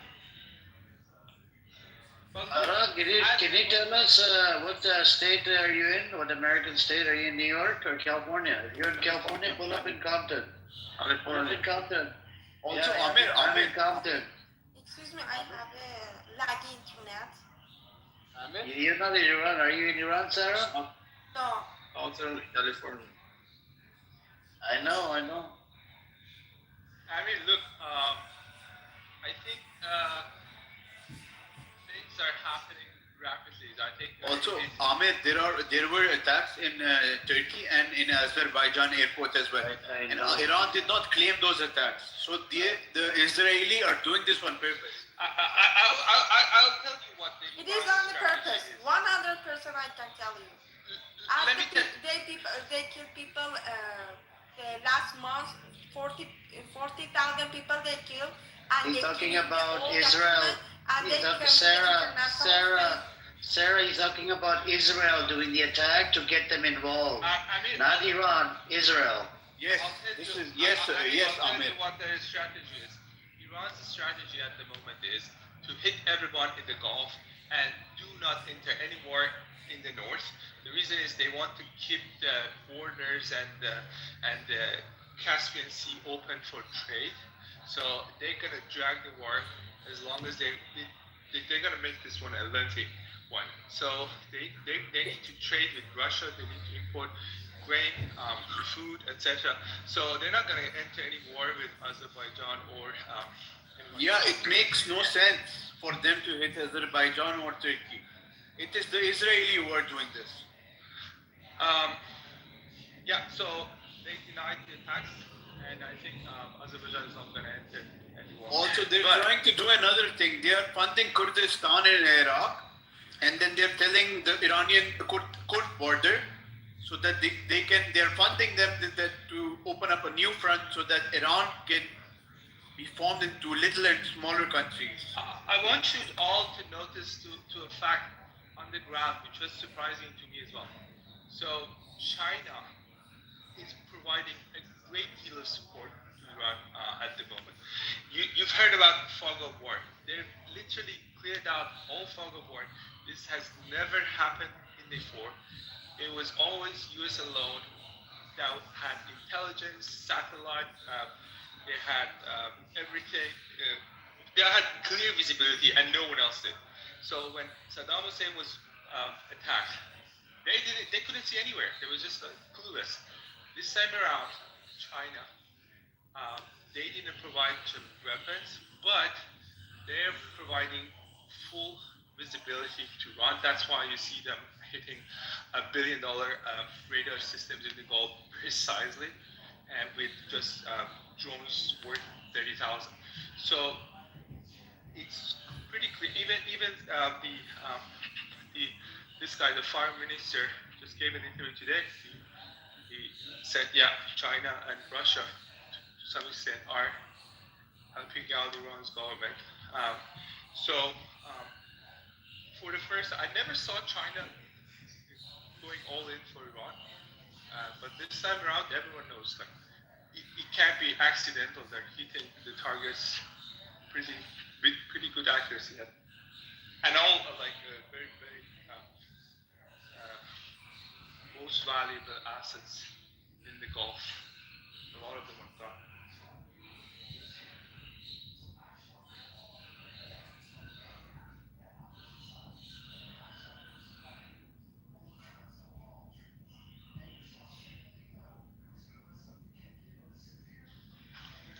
Why this silence? No one's any opinions?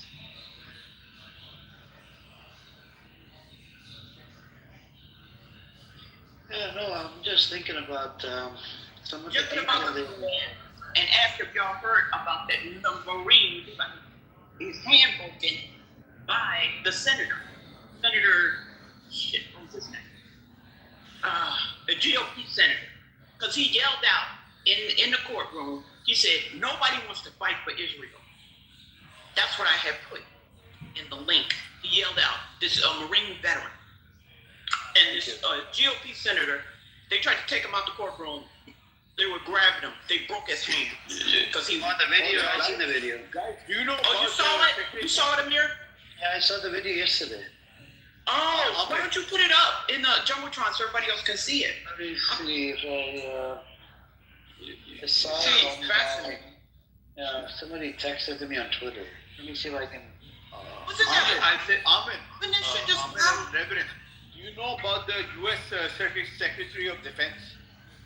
Secretary of Defense. What about him? So he took out a book called American Crusade. He banned Yeah, that? In this book, there are he has mentioned how much he hates Muslims and Islam, and he has also mentioned that he hates feminism and he hates secularism. Ain't nothing new. But This guy who is the Secretary of Defense in the United States. We already know that they are. Well, what would you say here? Who is the Nothing, I just said it's Pete Hexed, I think. Yes, this guy, Secretary of Defense.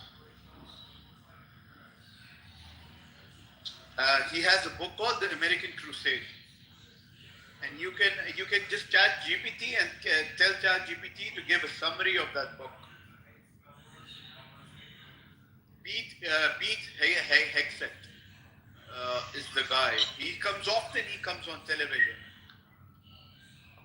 Somebody wrote America is turning into Israel.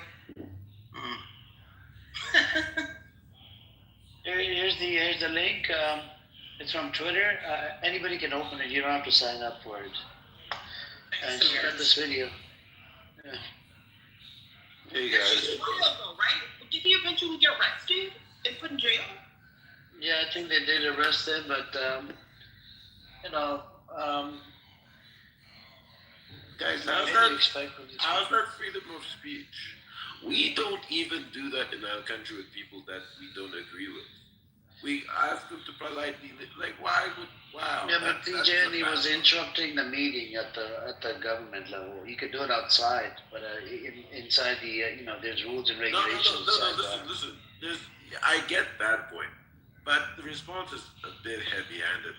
Like honestly, there is no explanation that will justify the way how they treated him. Disappear people.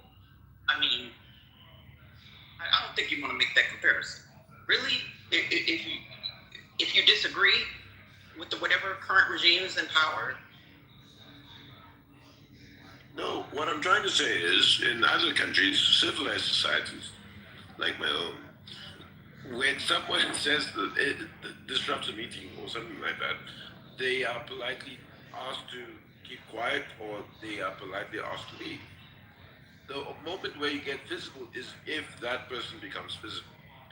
They just went out physical right out of the bat. That is not how you do it, and yeah, it's a bad look, honestly.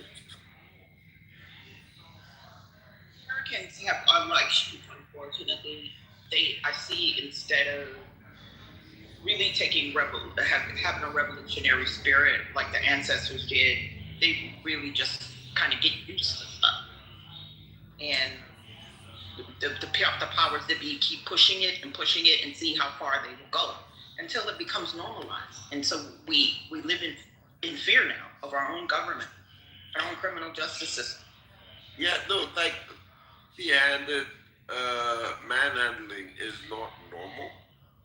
That is uncivilized behavior. It's ratchet ass, booty, stinking ass behavior. You don't treat people like that, regardless if you agree with their viewpoint or you don't.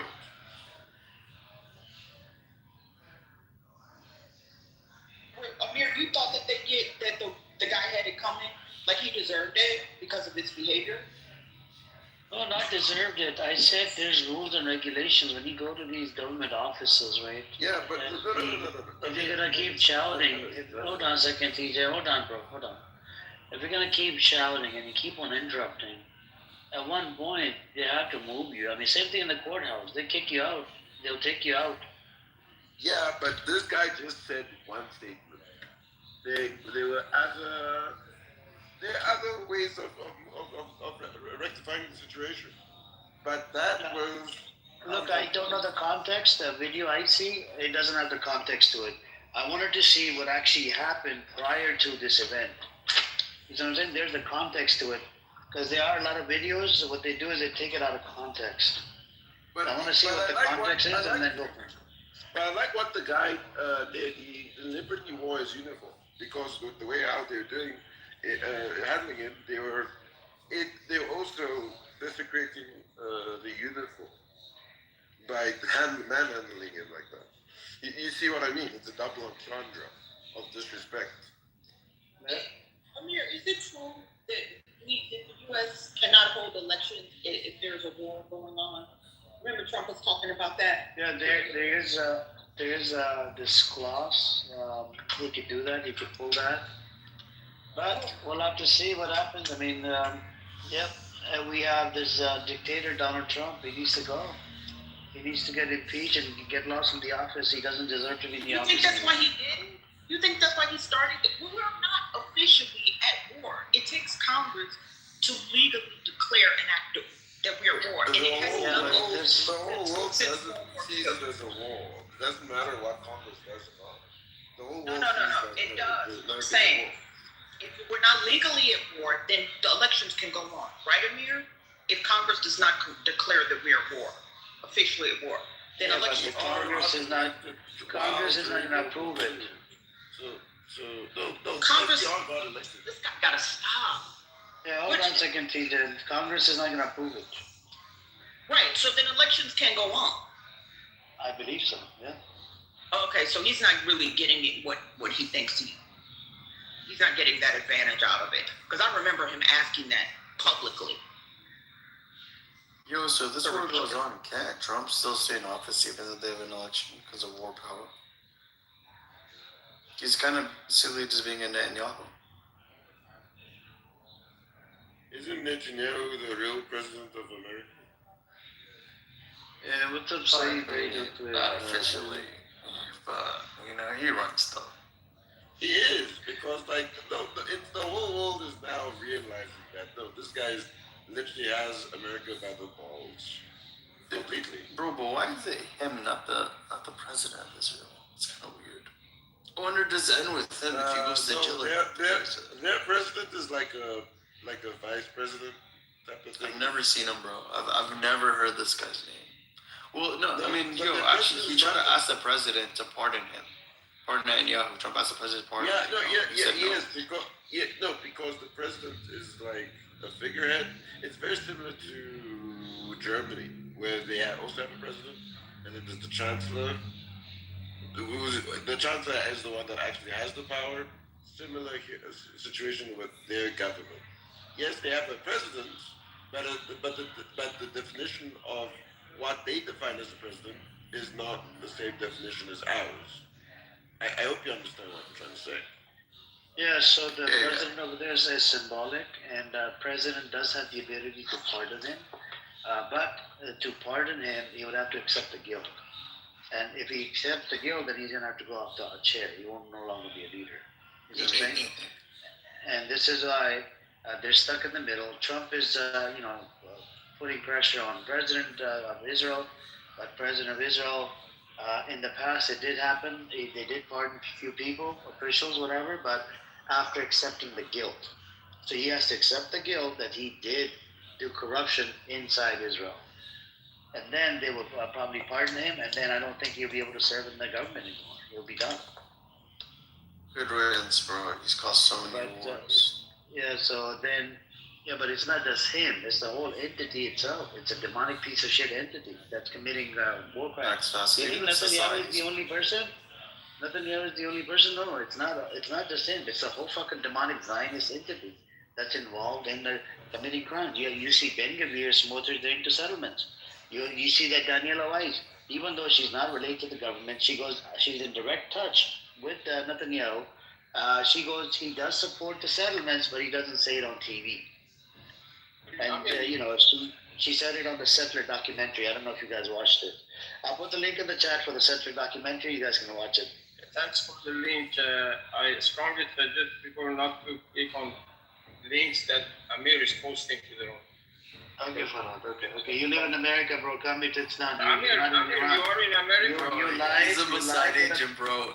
Amir, every single time someone comes in, you're like you're a IRGC member. You lied for the past 2 weeks. You're in Iran, right? But we find out that you're not in Iran. You're just a lying piece of shit, a scumbag, and a Zionist scumbag. You are in America, Yes, I'm in California. Did you get your 7,000? I'm not scared. I'm in California. Idiot, I'm in California. We have free speech, buddy. You shouldn't be arrested. Just make sure. Shouldn't be arrested. Zionist scumbag. Yes. Go live inside Israel. Go. You're a Zionist. Bro, they're gonna bomb your country. Go live in them. You're a Zionist Persian Jew. Go live inside Israel. Go. In America, and you support. You probably dead. Are you circumcised? They're gonna circumcise you. You support enemy of America. You live in America. When did I say I support the enemy? I support you. You're the enemy of America. You need to be exported. You need to be exported, not deported. They need to pack you in a box and export you back to Iran. America. Baby killers. You eat baby Hold up. We need to track you down so we send the coordinates to the Iran military. Baby killers. You eat babies. We need to track you, bro. We're sending your location to the RGC, you little Mossad. Hold on a second. I think Fire wants to speak. For Farhad. Yes. Farhad, you said you were discussing Rizal Pahlavi earlier, and you said it doesn't matter. He said what matters is that the Iranian people like him. So a lot of people like Taylor Swift. A lot of people like Ariana Grande. Can they rule a country? I mean, I'm sure more people that like Ariana Grande. Because there will be a democracy in Iran, right? There will be You're a democracy. Mossad agent. Be quiet. Is he the right candidate to run a strong country like Iran? 19 million. Can Trump run America? No, he's actually a pretty tough guy. Mute your mic. I'm talking to He's not Fire. eligible to. Look what he's done. Hello, Oh my God, he dragged us into another war. Oh my God. Mute your mic. Is it optimal? Who the fuck That's the is question. this? Is it I'm optimal? talking to Fire, not you. There's nothing No, wrong. no. You're a little Mossad agent. Relax, you little Mossad There's agent. nothing wrong with cheeseburgers. Okay. Okay. You have to try Juja kebab.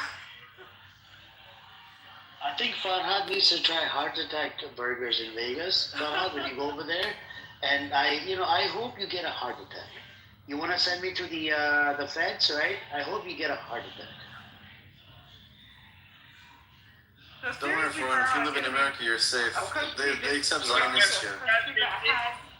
Nuclear weapons. You're safe, but don't ever go back to Iran. They'll shoot you down, you little Mossad agent.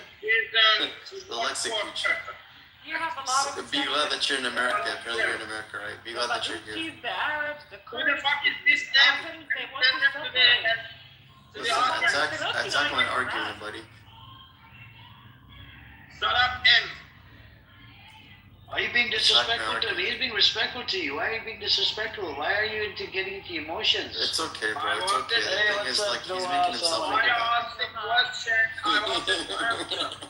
This guy doesn't Bro, I'm gonna turn you into the Iranian authorities. You little Mossad agent. You're gonna get captured. You little betrayer. You betrayed your whole entire nation. And what the fucking name this guy has? You betrayed your nation. They're getting attacked and you're rooting for the opposition. You little traitor. I'm turning you in. He's a traitor, bro. He's a traitor. Damn, you are a fucking asshole. You are supporting Hezbollah. You're supporting terrorists. No. I don't say you're supporting violence. There's a difference. Farhad, you're supporting genocide. I support every sovereign nation has their own border, no impunity, and no attacks. Stop with the tribal language. We don't speak tribal language. We speak in English. Speak in English. You don't know how to speak English? Keep it in English. We're not in Reza Pahlavi's house, okay? We're not on Epstein or Reza Pahlavi's island. Actually, like the Epstein island. They were supporting apartheid before the 1979 revolution. And we have pictures of Reza Pahlavi taking shots with the Epstein. Did you notice for that? They trying to do something. Do you want me to put it on there? This is Reza Pahlavi with Epstein. Oh my God, you support a pedophile. Not anymore.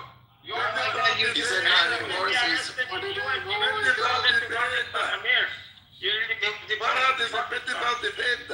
We need to deport it back to Iran. You eat babies and test by Jews. Listen, your room has been monitored. I promise you.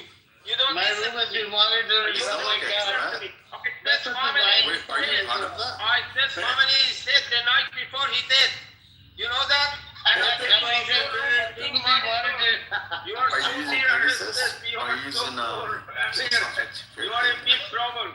Big trouble. I'm so scared. Hey, we have free speech in this country. We can say whatever we want. Why Oh my not God. free speech?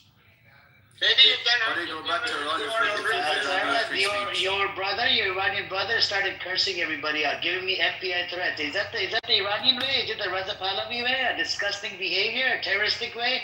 Giving me threats that he's going to send FBI to my address? Do you understand English? Yeah, he left. Yeah. No, he left or what? Yeah, he'll be back. All right, Mossad agent down. Mossad agent down. Seriously, This is definitely an Israeli way, you know. Israeli and look at Sarah. She's God bless Israel. Wow, disgusting state. The state that attacking your country and killing innocent civilians, that killed 168 girls in an elementary school. You supported, right, Sarah? You're no different than Zionist scumbags. No, Amir, I did some research. The Pahlavi dynasty supported apartheid South Africa. They were giving apartheid South Africa 90% of its petrol until the 1979 revolution, where then the current administration in Iran stopped oil exports to a part. Yeah, it's a disgusting entity, Brad. What do you expect? This Raza Pahlavi, all these Shah, these are all pedophiles and some bullshitters. They're into all this, garbage shit. Nobody supports. I don't support IRGC. All these, the Shah, but these Shahs, bro, they one by one, they're mentally retarded. Oh yeah. I don't think Reza Pahlavi would survive an hour in Tehran, let alone a minute. He doesn't have a credentials. He was a baby when he came to America. He may not survive leaving the airplane going to the terminal. That's how unpopular I think he is in Iran. What's up, Shaz? How you doing today? What's up, Also, why do they want to impose a leader that was only there when he was a teenager? It has little. He's a cuck. I believe there is no. We all know his wife is dating someone. He's an American puppet. He's an American puppet. But Little is here. Little, what's your take on this, Little? Do you think that the other? I just showing. What is your question? The question is, do you think that the Iran, Turkey is going to get involved in the fight? Well, I don't think so. Why? Just that there was a mistake. I don't think so. Because Turkey is part of NATO, and it's bad for them to join this fight. I don't think so. Even Azerbaijan. It looks like a decision management inside the Iran has some problems. They are not working properly. They are throwing missiles everywhere, and this is bad for them. I don't think so. I mean, wait, who's talking about Iran came out. Hang on. Iran said that they denied the claim. They rejected the claim. Iran rejected that they did not shoot the missile. And same thing with Azerbaijan. They did not do the attack. I think Israel is trying to set them up, and America is trying to set them up because nobody, I don't know if you guys seen the recent video. Reverend did bring this up. I put the link in the chat. If you scroll up, it's on Twitter. It was one of the, I think, commander in the U.S. Army or military. He was at the Congress meeting, whatever. He said, nobody wants to fight on behalf of Israel. Why are you fighting? They committed genocide, this and that. And he was very passionate. They pushed him around. They kicked him out of the office. They disrespected his uniform as well. He was wearing that uniform with a whole bunch of stars and shit. So-called freedom of speech. Mami, I can add two stuff again. Sorry. First of all, other side is Israel. If Turkey has problem with them, never can join them. Another thing is Turkey's economy.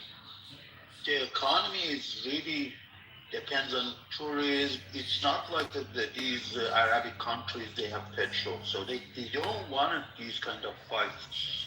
Otherwise, they will go down easily.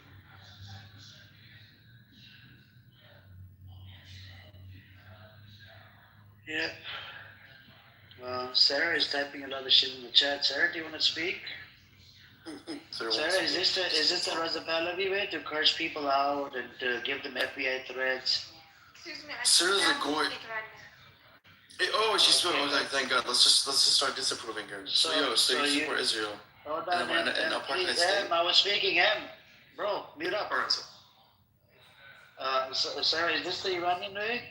Just put it in the chat. Is this the right way from your Raza Pahlavi supporter to come and attack people and curse them out in Farsi, calling us Mother Jinde and Kuni, whatever, and then kept on tangent, and then on top of that, today I didn't curse him out. Idiot to start giving me FBI threats. He goes, FBI is coming over. And he said Khomeini, when he died, he said it. That he's gonna, somebody's gonna be watching Amir's room. I'm like, what? I'm that famous? Such an idiot, bro. I don't know that Israel and Mossad watch your room or not, but this room is very popular because every people say their own opinion. That's why it's very popular and it's very lovely for people. Yeah. I know. I allow it all. I even allow terrorists on the stage, terrorists, criminals, thugs. I mean, look at Black Rabbi. He's a terrorist.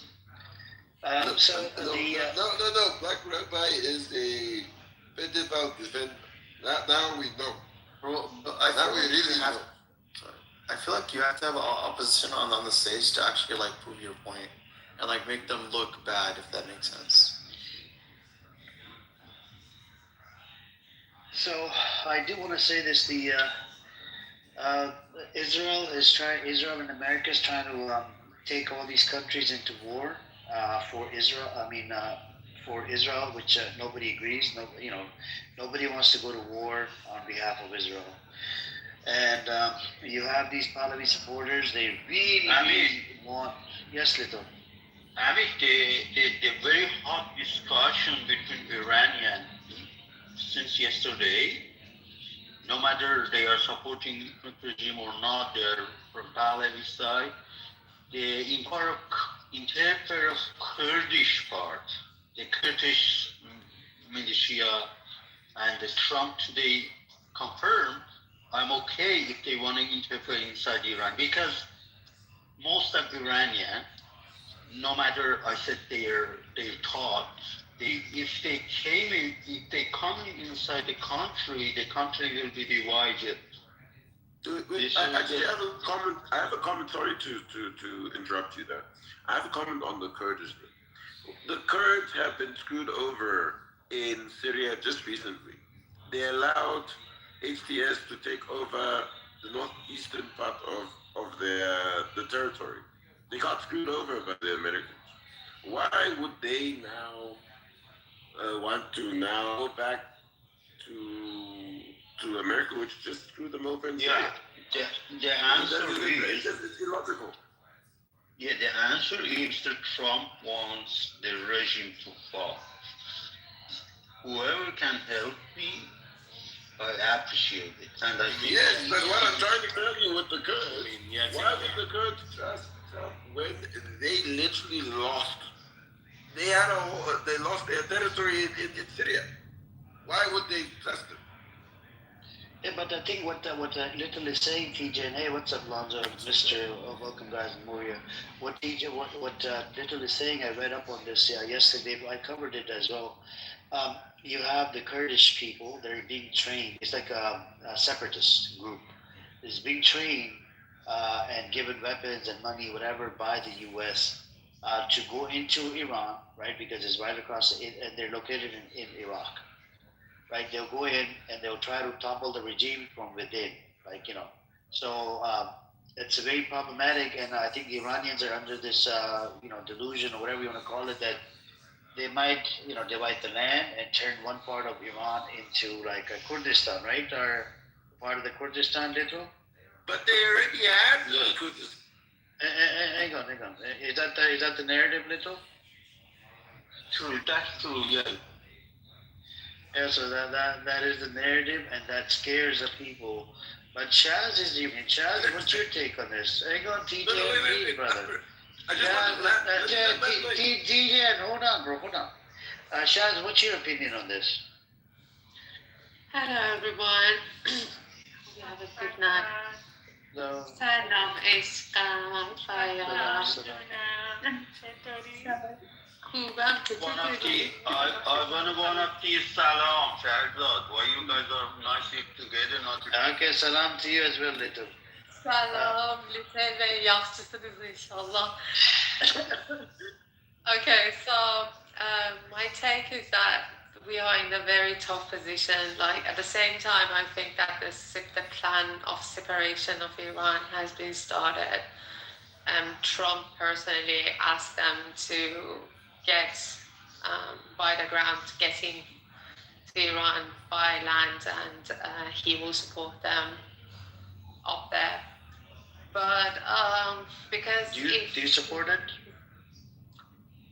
I mean, I'm not supporting any of the outcomes unless the free Iran. But there is so many outcomes that the percentage of free Iran is getting lower and lower, unfortunately. But the problem, Shaz, is they're gonna divide the land. Are you for dividing the land? They're going to divide the land.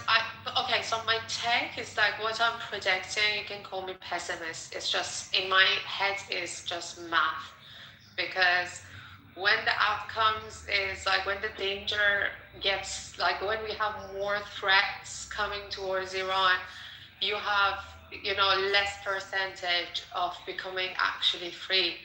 So my take is that what will happen is that the Kurdish army will enter Iran. They will starting to fight. Depend on how successful they are, the American army will back off. They will look back to their houses. They will never come back to the Middle East again. And this war continues without them. They will not bring freedom. They will just like bring war with them. So we will start to kill each other instead of the enemy. Yeah, it might end up to the separation. To be honest with you, I don't think the other ethnicities in Iran want the separation. I think that soon, because like yesterday, yeah, it was yesterday, we attacked Hatay in Turkey. Thank God it didn't explode. They kind of hit it in the air before it hit the ground.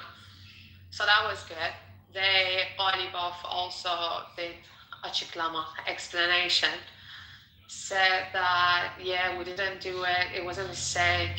We don't intend to become enemy with our friends, friendly countries, not like friends, with our allies.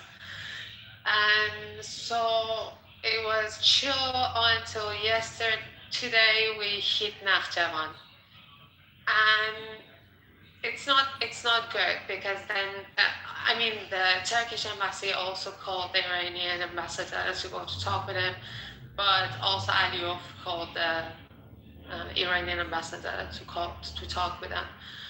I don't know what will happen, but I think that if it was unintentional, then why is it keep happening? Then if it was a mistake, then why do you do the mistake twice in 2 different days? Like once you hit Turkey and then you hit Azerbaijan too. See, so yeah, but they came out and they said Shaz, they didn't do it. Iran said they didn't do it. NATO member, right? NATO said they shot down the missile that came to Turkey. And Iran said no, we didn't do it, and same thing with Azerbaijan. They told Azerbaijan we didn't do it either. But I had somebody in here. I also I'm so sorry. Just let me also add this, and then I will give you the mic. I also watched another video. It was from Dubai. I don't know if you watched it or not. There is this like bombs like exploding in the background, and he explaining that if Iran shoots these missiles, they will head this way. Okay, so he said that let's say that the geopolitical situation of Dubai is somehow that if Iran hits us, for example, it will hit in the east. But if America and Israel hits us, it will hit in the place that you are seeing that they're hitting. So if the video if what he is claiming is true, it means that Israel is trying to start a fight between, is starting to like kind of make the Arab countries to also start attacking Iran. It's not really surprising if you also consider that a couple of days ago they bombed Iraq-Iran border to kind of make the Kurds to come to the border. So yeah, go on. I just wanted to mention this. Yeah. No, all I was saying was America is trying to do everything in Israel, and the American government has become Israel's bitch. Israel is trying to do everything they can, and Trump, to get other countries to get involved, because America is running out of ammunition. The one that go in the defense, the THAAD system or whatever, to shoot down anything that comes from Iran. and it cost like those that system for every time it shoots down, it costs American taxpayers almost $12 million.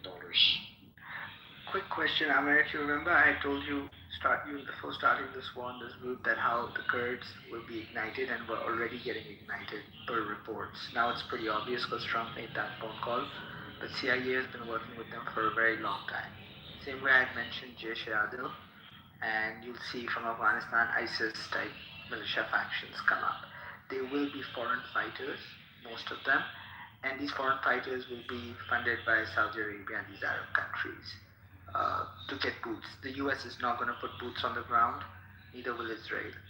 They're going to use the same proxy methodology that they used in Libya and Syria. Libya, they didn't use it that much, they had internal warlords. They did it in Iraq as well because ISIS came in thanks to America.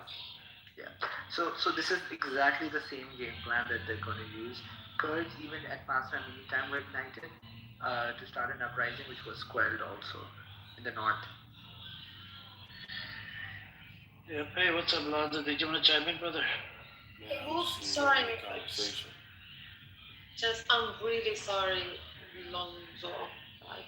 I interrupted you. I wanted to say that I think the civil war, even if the separation doesn't happen, the civil war will definitely happen. If the Kurds enter Iran and they start shooting, you cannot name it anything but a civil war. This is a point that I wanted to make. Yeah, actually, I will say something. I think any Iranian that is okay with them losing territory to Israel or Kurdish, the Kurdish forces is a fool. It's a brainwashed fool. You gotta. The word is traitor. The word is traitor, I think. I mean, So I'm trying to be nice. Like, how smart? What's the IQ level of these people, right? Like to say that this is a good thing. Like, even with Black Rabbi, Black Rabbi says that he believes. Sorry, what's up, Black Rabbi? He believes that Iran should be divided by I think three, to turn into three different countries. So what ultimately happens is you lose territory, guys. Your country will be smaller, right? Something undoubtedly would happen, maybe with these Kurdish forces, forcing Israel to take control of this new Turkish, or not Turkish, Kurdish silo. Now Israel is literally at your back door or your front step. So, your foresight must be fucking horrible. Has to be horrible. That's literally what the game plan has always been, right? So, from the Nile to the Euphrates, and I think maybe two of the countries that could stop it would be Iran or Turkey. And if I'm correct, there was the previous ambassador to Israel just said that Turkey is the new Iran. So he's not even done stealing land from Turkey yet, but they're already focused on Turkey. From Iran, but they're already about to start making a case probably for the next 10, 15, 20, 30, 40 years for Turkey being the next Iran. So I don't know. I don't know how much Mossad is paying y'all. It better be a lot of money because how much is your soul worth? How much is you being okay with the people dying worth? Lonzo, I think I am kind of disagree with the first part of your the topic that you talk about how people can support that. So to answer that is that I can only talk from the Iranian people. I don't know what the Israelis are thinking in their head, in their small head. I don't know, I don't care. But you have a government, to put it simple, is that you have a government that doesn't let you leave, doesn't let you, you put your child in the hospital because he has some heart problem, yeah. And then they call you and tell you that yeah, come to take his corpse like 2 days later. You don't have your like. It's no guarantee that you live the next day. You wake up the next day. If you say any slogan like in the middle of the war, while this all happens, is a complete shutdown in the whole Iran. Like none of us can call our families directly. They can only call us, but like for example, my father is so old, he cannot risk to go out to buy credit to call me. So basically, the government shut down the whole internet, starting to shooting people if they slogan something, directly shooting at them, threatening them directly on national TV that if you do that, we will kill you. Like, no joke. If somehow, anyhow, you support this war, you say anything against us, we will kill you. And so at the same time, you have a government that kills and you have an enemy that kills. It's just, and this pause that all of this politics affect what you're eating every day, what you're consuming every day. I think you guys, like some of you guys probably, don't have an image in your head of the financial problem. Like it is something that it really affects you. I don't know how poor is someone's is poor like in your heads, but these people have to, and I'm not exaggerating, some of these people really have to buy their 30 eggs and a liter and a half of oil and then pay it in months, so the economy But whose is fault is that? Yeah, I'm sure the sanctions. definitely no. It is not only so. It's mainly the sanctions. What I'm saying is not me saying this. It is the president of the country saying this. All right, can no, I play? No, the president of Iran, Dr. Pezeshkian. This is Pezeshkian in the middle of the war. No. The Pezeshkian, president of Islamic Republic. Hey, I'm here. You know what she sounds like this clip right here. Every time I hear like a Iranian, it's almost like they work for a different country. We Iranians were so grateful, and I can tell you that this has been one of the most amazing weekends, not just for me, but for Iranians in occupied Iran and around the world. Hearing the news of the death of Khamenei, that's like the equivalent of hearing the news of the death of Hitler. It's just something that we have been waiting for so long. And all I can say is, thank you so much. God bless America. I'm Israel Chai. Yeah, that's not fucked up. Is this not fucked up? Tell me, you might have to practice it. Let me hear you say, I'm Israel High. Go ahead. No, but she doesn't support Israel or Reza Pahlavi. But wait a second. Why do you assume that I support Israel? Like, why can you not take this in your small brain? That someone can actually be. Lonzo doesn't give a fuck about Iranian people. Yeah, and why can you not take it in your small brain that someone can be against two evil at the same time, Lonzo? I can be against two governments that kill children. Both of these countries, both of these governments, IRGC and Israel, both of them kill children, and I can be against both of them. Nobody tells me that, if you are against Israel, then you have to support IRGC.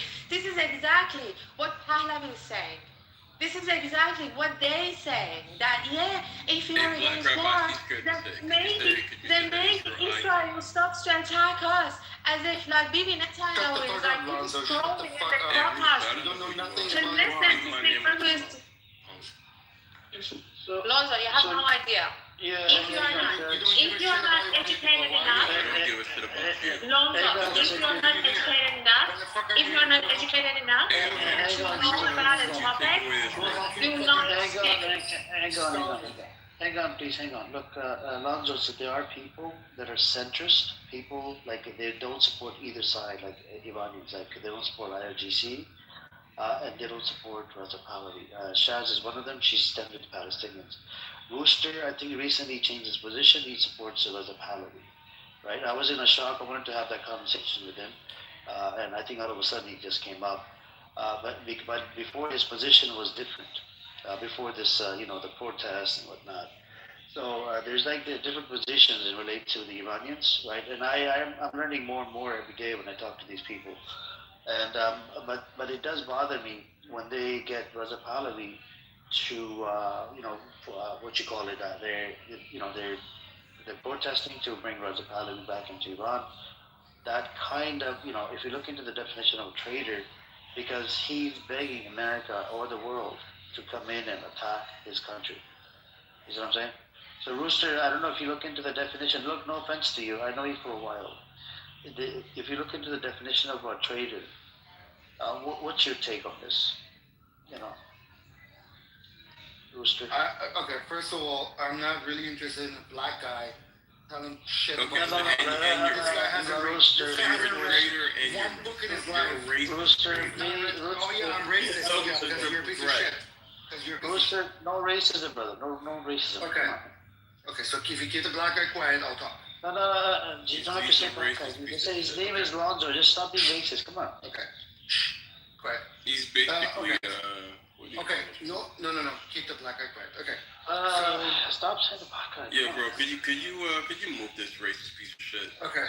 Rooster, I'll give you last warning. If you say the B word again, I'll have to move you down. Okay, just say Lonzo. Just say Lonzo. That's his name. I'm not gonna give him a name. Okay. So, what was your question? Why do I the question is, did you look into the definition of a traitor? Dude, it doesn't matter. Iran is under attack, and this attack is giving the people He's a proud traitor. one chance to be free. If Pahlavi is the one, I think you're getting a call. Can you guys hear me? Yeah, it just went out. Can you repeat it? So Iran is under attack, right?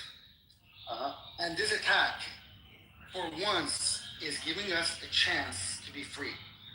I don't care if Pahlavi comes in. I don't care if Amir comes in. I don't care if Shahzad comes in. Anybody who comes and says, let's move this forward to overthrow So these guys. you don't really support Raza Pahlavi? I support him because he's the only one out there. But if there's a second guy that's as good, it doesn't even have to be as good because I don't think he's that good. I just think he's the one that people are. His name is known. People are chanting his name. Still today, like 2 days before this war started, in universities, students were chanting his name because his name, the regime is allergic to his name because the regime, overthrew his father. It's like the most like. What's the opposite of good? Bad. What's the opposite of Islamic Republic? Is Pahlavi. Not that he's good, but it's just that he's like a symbol of like everything they've taught us. Okay, let's go with your plan. Let's say they do plant Raza Pahlavi in there, right? Let's say America and Israel says Raza Pahlavi is the way to go. I know you wrote a book. I think it's 100 pages long, 80 pages long. And the book he's claiming to be a transitional body, right? He wants to be just a transitional body. Now, here's the issue with the transitional body. So let's say if they do plant him in there to become transitional, and America says no, you're gonna be the dictator, you're gonna be the leader, you're not gonna transition into anything. Would you be okay, the leader? Amir, running the America doesn't get to decide. Even Raza Pahlavi doesn't get to decide. Trump came out today. I can provide you an article from Times of Israel. Trump said, just like we need to pick the leader for Venezuela, we need to pick a leader for Iran. He said he wants to pick the leader. Pick it on your airplanes. I don't think he can do it. He can't do it from the air. He cannot do it from the air. Literally, they would invade the country. Let's say if they topple the regime, they will invade the country. They're not going to put boots on the ground because Americans are going to die. I'm not talking about right now. After, not take a step. Not right now. I'm saying after they topple the regime. Yeah, they're not going to put boots on the ground. They will set up a military base inside Iran, and that's my guess. No, I don't think so. Right? Do you know that Iraq is still under occupation? They're installing a military base by force. They've installed a They military base. went into, unfortunately, that bad experience is the reason they didn't do it here.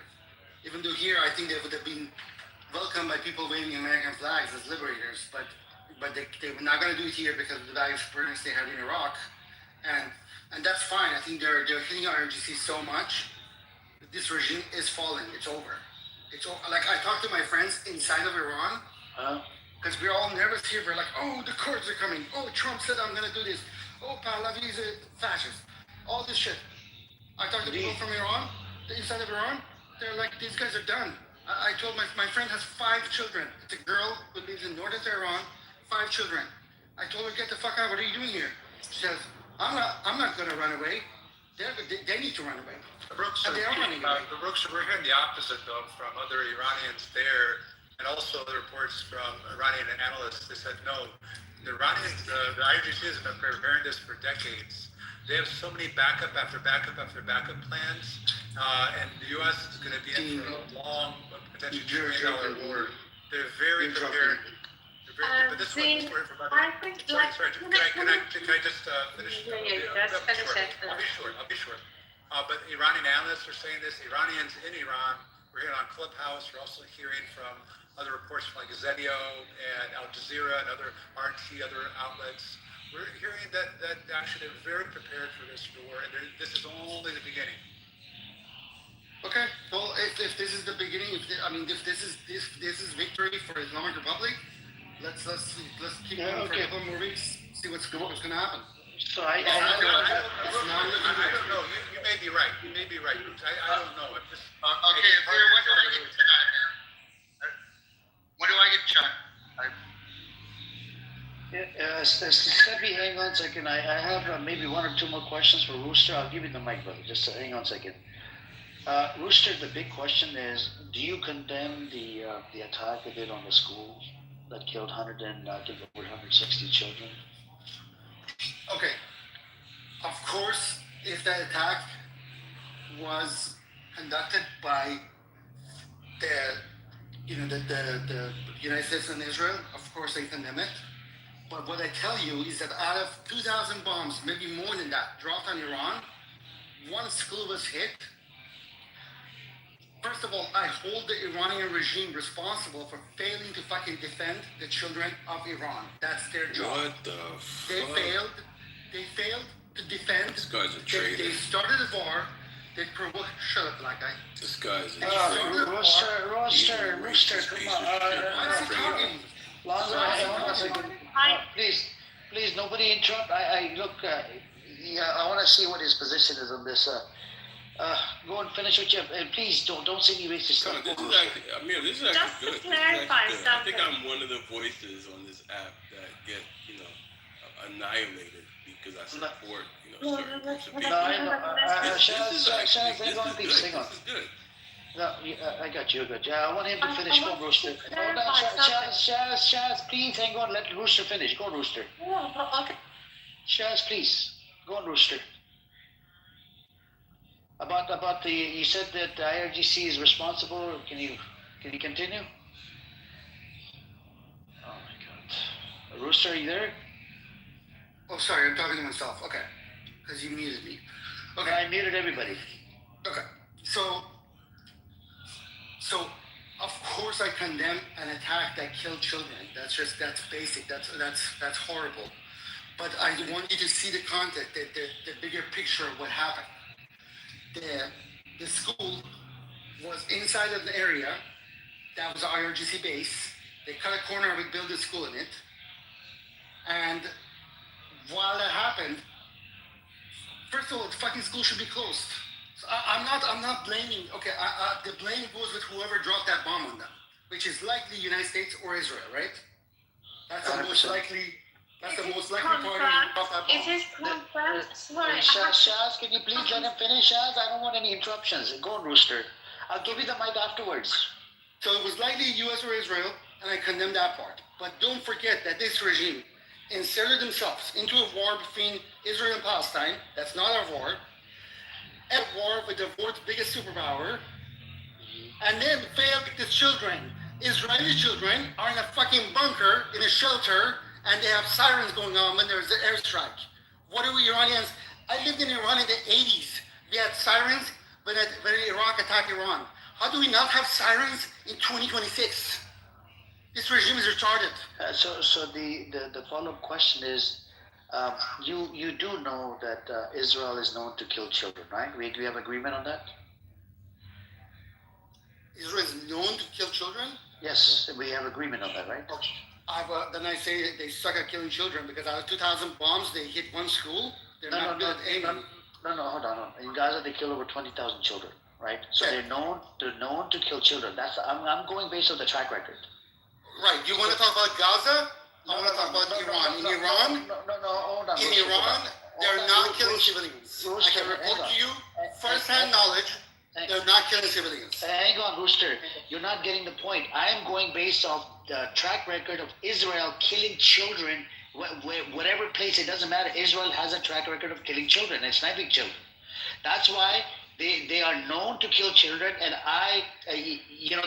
this claim that I heard from a lot of different Iranians, some of them, they deny it all the way. They're like, no, it's IRGC. I just don't get it. Why would you deny such a big claim?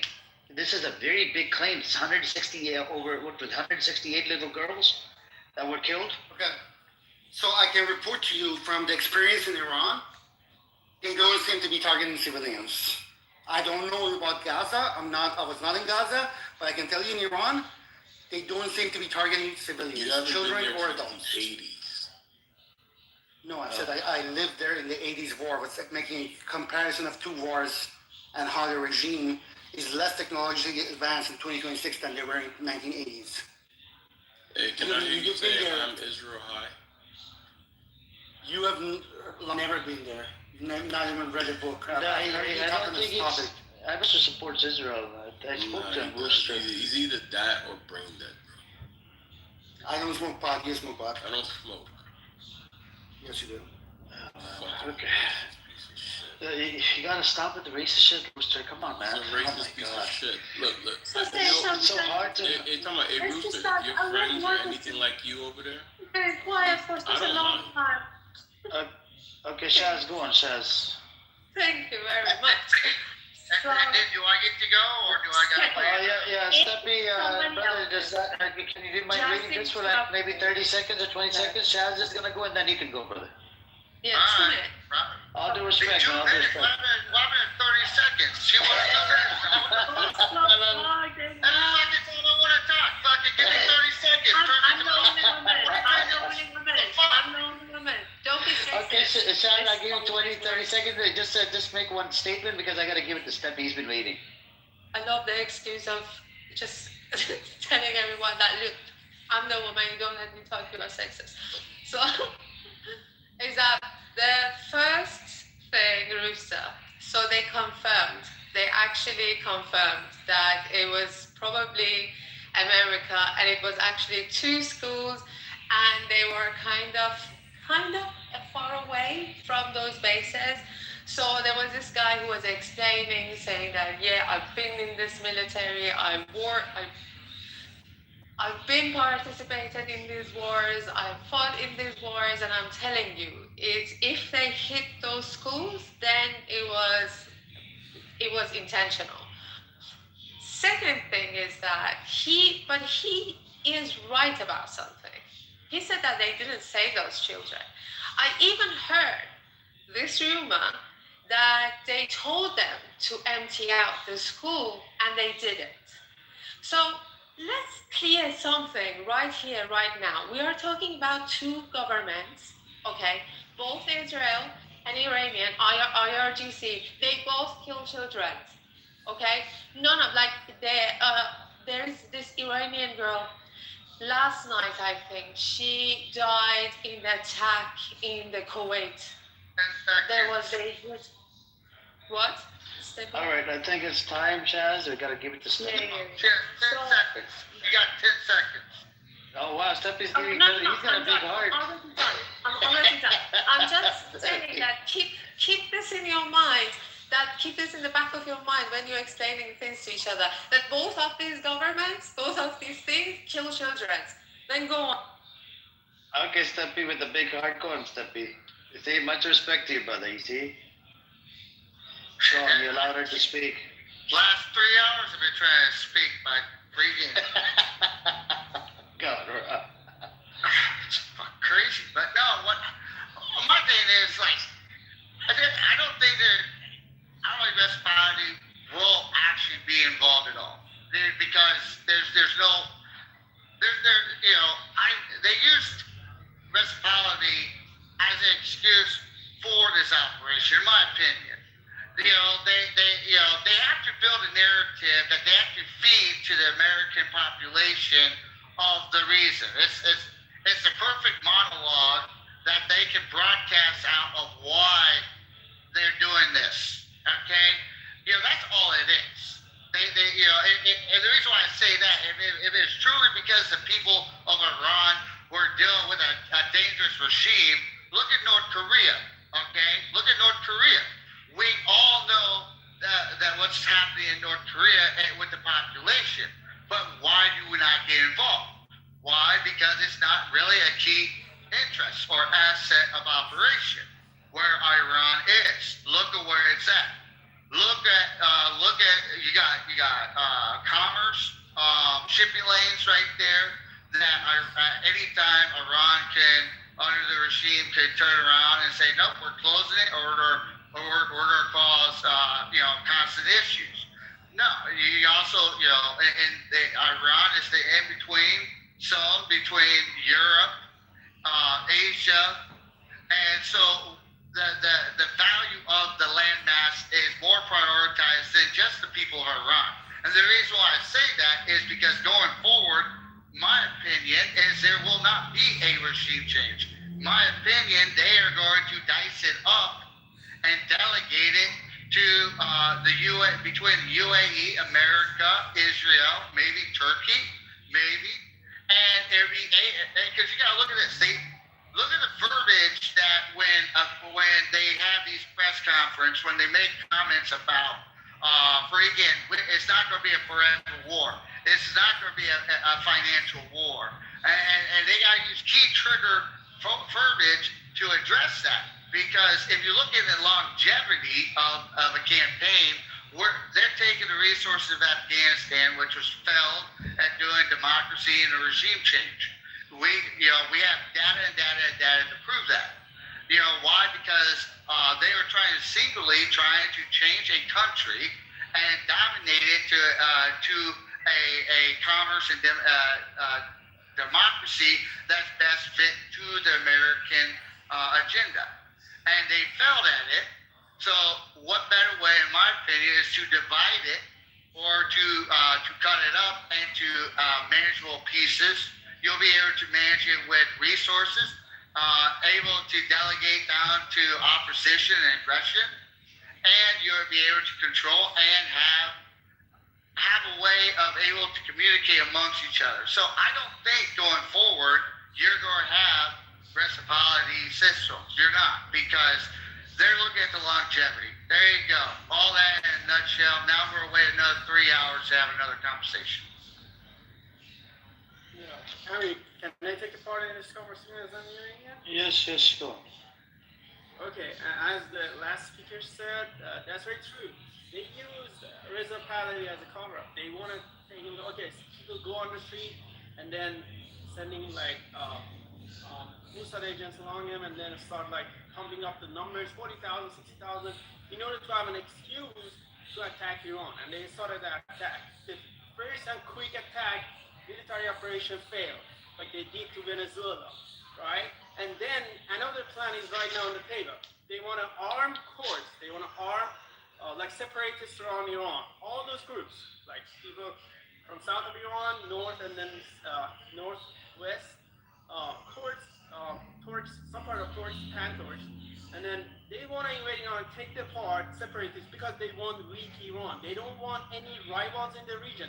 That's the plan from Israel. That's the plan of the greater Israel. It's also regime talking points. Regime talking points. Would you not cut me off when I talk? Didn't your mother tell you that when someone is talking? I just cut off regime talking points. Shut the fuck up. Just mute up your mic when I talk, bitch. It's okay. Hold on a second, guys. Shut the fuck up. In this room, I allow all parties. I even allow terrorists on the stage. I allow crazy psychopaths. Everybody's allowed. Turn, honey. Yes, go on. I muted everybody. Go on. Please, nobody come up the mic. For 5 minutes. I didn't interrupt anyone. I know. Just go on, brother. Go on. Thank you, bro. I appreciate your moderator. Look, here's the thing. And then they're arming courts. They want to send the separatists inside Iran. Because what? Because greater is been their agenda for a long time. They don't want any rivals in the region. They want to get rid of all the rivals in the region, right? That's what happening right now. They want Iran weak. And they're using the Pahlavis, that puppet, as a cover-up. They say, okay, you guys got to get democracy. What a beautiful democracy in Libya and Syria. And what a beautiful democracy in Iraq, Afghanistan. We all love that. They don't want to send Pahlavis. You guys all got played. They want to now arm in court, sending to Iran, killing your fellow Iranians. And if your heart goes for those people peacefully protesting on the street of Tehran and got killed, also my heart goes for them, feels bad and goes for them. Because I feel like they were supposed to get killed, but they got played. They got on the street in order to have a democracy. Now the country, the separatists is coming to our country, because that was a part of the big plan, and that was from the Israel standpoint, and you got all played, and now you're realizing that's what's happening. Recently Trump, like 2 hours ago, put a statement out there and said, now we are arming courts. That's a plan. Day by day is happening. And if you guys thinking that, oh, Reza Pahlavi is going to come to the country and one day we're going to have a nice, beautiful democracy. Oh my God, you guys should be so dumb, not following the entire world, what's happening in the entire world for the last 5 years. So you guys Mehdan, I'm totally agree with you. Mehdan, look, I'm totally agree with you, but also have that in mind. I totally agree with you. I agree with every word you said. I'm also against the war. I'm also against the people who celebrating while people bury their loved ones. Okay, I'm also against that.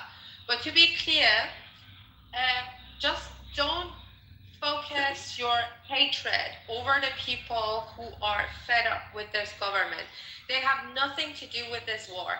Like, even after the 12 days war, we were still living under the shadow of the war. We knew that it is very close. We were even expecting it in the beginning of the protests. I don't know if you remember, but we were already expecting war by the time that before the protests happened, isn't it? We already expected it. Yes, but let me tell you this. That was a part of big plan. The Iranian people... I am totally agree with you with this as well. Yeah, I think that it was a plan to separate Iran from the children. Let's not shout right at the brother. He just come down. He needs to drink some water. Are you fasting? Why do you shout? Yes. You're fasting? You're in America, brother? You're in America? No, I'm not in America. I'm in the UN fasting. No, Allah'ım ya. Okay. People you.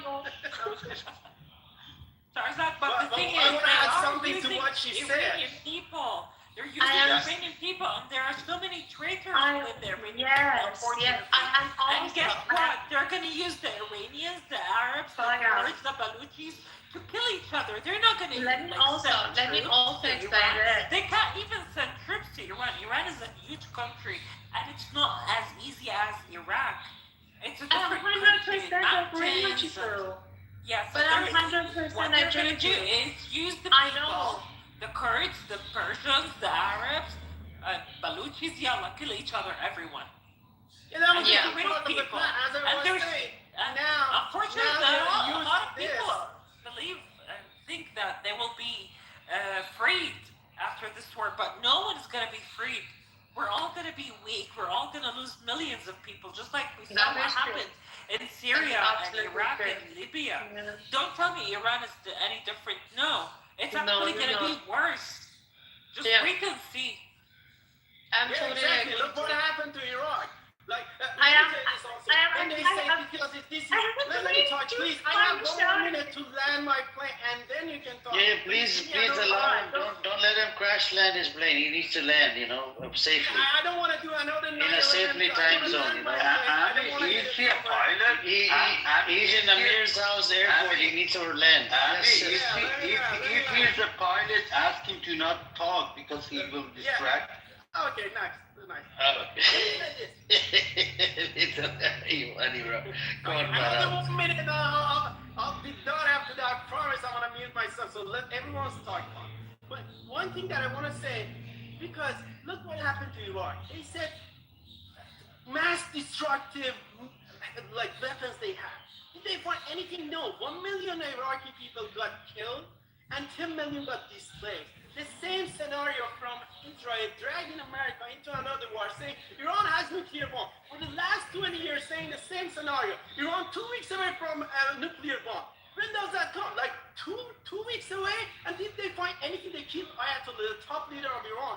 And then, right now, if we had any nuclear bomb, we would launch over them. But we don't have anything. So the same scenario as they did to Iran.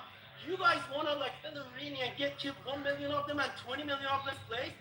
Please, guys, behind, support your country. This is a war, and after that we can talk about it, how we can just have a report or topple the regime ourselves. This is our right, not American Israeli right. Excuse me, you're not the only Iranian in this room. I don't think by shouting. Ali Reza, wait for your turn, bro. I'll give you the mic in a bit. Yeah, Merad, are you done, brother? Have you landed your plane yet? Yeah? Did you pick up your luggage yet? Pick up your luggage. Okay, good. Remain seated. Okay. Okay, Shaz, hang on a second. Okay, wait a second. Little wants to go really quick, Shaz. Okay, so we were leaving under the... I'm giving my time to Shahzad. Shahzad. By saying I'm being sharaf doesn't make it right? Teşekkür ederim Littleciğim. Oh my God, you're so nice, little. You're very little. Shahzad, are you single, Shahzad? What? Yeah. Okay, single? Yeah, 5 cats. Distract me, guys. She's a cat baby. Don't distract me. Guys, hold on. I have 2 kids, beautiful. He's very into my... That's 3 kids. Okay, Mehrad. We were living under the shadow of the war before the protests happened. 12 days war. We were all I am still stand behind my Iran and all of these forces and all of this. I'm not support IRGC. I'm not supporting my government. I'm supporting Iran, and it is my red line. Yeah, Iran the way it is with its borders. So that's why I was also telling the other guy, Nima, that if the war happens between Iran and another force, I will also go there to fight because I think the borders matter. This is what makes Iran Iran. Okay, let's agree on this. Then, I think the both sides using the people to manipulate them the way they want. So the Americans, for example, manipulated the people to use them as to basically we saw, they hit the 2 schools and people starting to bring excuses it was not America, it was IRGC, but it was, do you understand what I'm saying? So this is how they manipulating them, but at the same time, they don't play a part. None of us play any part in this war. We are just we can only express that we are against war and we are not supporting IRGC because I am not supporting IRGC. I think you are supporting IRGC and you are sad at how many... Shahzad, you address me. Can I respond in 20 seconds, only 20 seconds? 20 seconds? I'm counting. 20 1, seconds, just counting. 9, 2, 8. Okay, here's the 3, thing. When you say we don't take any 5, part in this, recently, please, look, do you're distracting me, bro. Look, when you say, we don't take any part, recently Donald Trump, in the way to justify that the attack was justified, put a post that Iranians are happy and dancing because they got bombed. When my parents live in Iran, and they don't want to get bombed by another country. That's my whole point. So if you go on the street, protest and you say, oh, you're happy you're getting bombed. That's wrong. You're not happy getting bombed by another country. You are not happy. Don't talk for me and my family, my friends, okay? So your family happy getting bombed, right? Yeah, we are all very happy dancing over ass off, man. You don't know. Mine are too. We dance till you die, man. So I We hope dance till everybody you die. supporting this We gets the dance bombing till to you this. die, man. Yesterday, We my dance brother till you told me die that out we are of very love. happy for this war. We We're dance happy till you together. die out of I'm love. telling you, I hope your pets get killed by drugs. Okay. We will dance No, till no, you let's, die out of hang on. We're not doing that. Come on, Marat. And let's not do it from either side. Let's keep it civilized. Shut up. I said we will dance. And we will dance. Mehrdad, I those didn't people are, insult all of anybody. them, they're Tunis, they're enjoying getting fucked by the Americans. Sorry, everyone, for my French. Still, I'm not insulting Faya. anybody. Thank you for Who are the caring about terrorists? Iran so Really good much. We will keep dancing. We appreciate America and the USA for strike on the IRGS to destroy this regime. What about the 186 children? Who cannot see over happiness who shall die? 186 little girls. Man, What about man, them, you shut Sarah? up, PTSD. You're happy for that? You're Let's give it to new people now. Yeah, Bishop up, bro. It's dishonorable. It's disrespectful. Let's not call anybody Bishop up. People were killed by this regime. Are you Hang on. Exactly, voice subjected to genocide? Okay, look, I muted everybody. I want to do one person at a time. Please, sorry if I have muted everybody. I want to give it to, we have new people that haven't spoken. Moria, did you want to say something? Hey Amir, yeah, I just wanted to comment on and analyze a little bit what Mihrad said. He said, like, all get united and condemn a regime and support Khamenei regime until we defeat Israel and United States. And then the protesters can go to Khamenei regime and tell them, hey, we want to get out of the government and you have to be cool with us. Which is when they tried, like you said in a human rights report, they killed 7,000 of them. Yeah, 7,000. So, right. So, how is that logical? I'm from Iraq, and when I was living under Saddam Hussein's era, I would say, most of Iraqis, we were happy when they took Saddam Hussein down. He was controlling the country for 35 years, and he killed 2 of my uncles. So, do you guys think? Do you guys think I have the right to be happy when they took down Saddam Hussein? They was bumping the shit out of my country, and I look the civil war that happened, which is I hate to see the division between the Iranian people now. I hope they keep it. They keep it like with argument and debate, and that's it. It doesn't look like they're gonna hold it like that for a very long. I hope they can be smarter than this, because it looks like it is coming. But they should be smarter, and they should keep talking without taking any actions. So I went. That's why. Hold on. So I need Mihrad to respond to me. Just give me 1 second. Let me finish it. Yeah, that's I have a question. I got you. Let me finish it. You can ask a question afterwards. And let Mahrad respond, because I actually want to add something in there as well.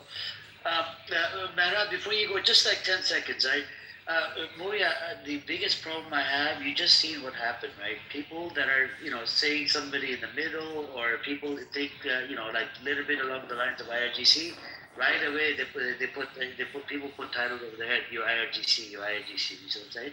Right. And that's a big problem I have amongst the Iranians. Same thing on the Palestinian side.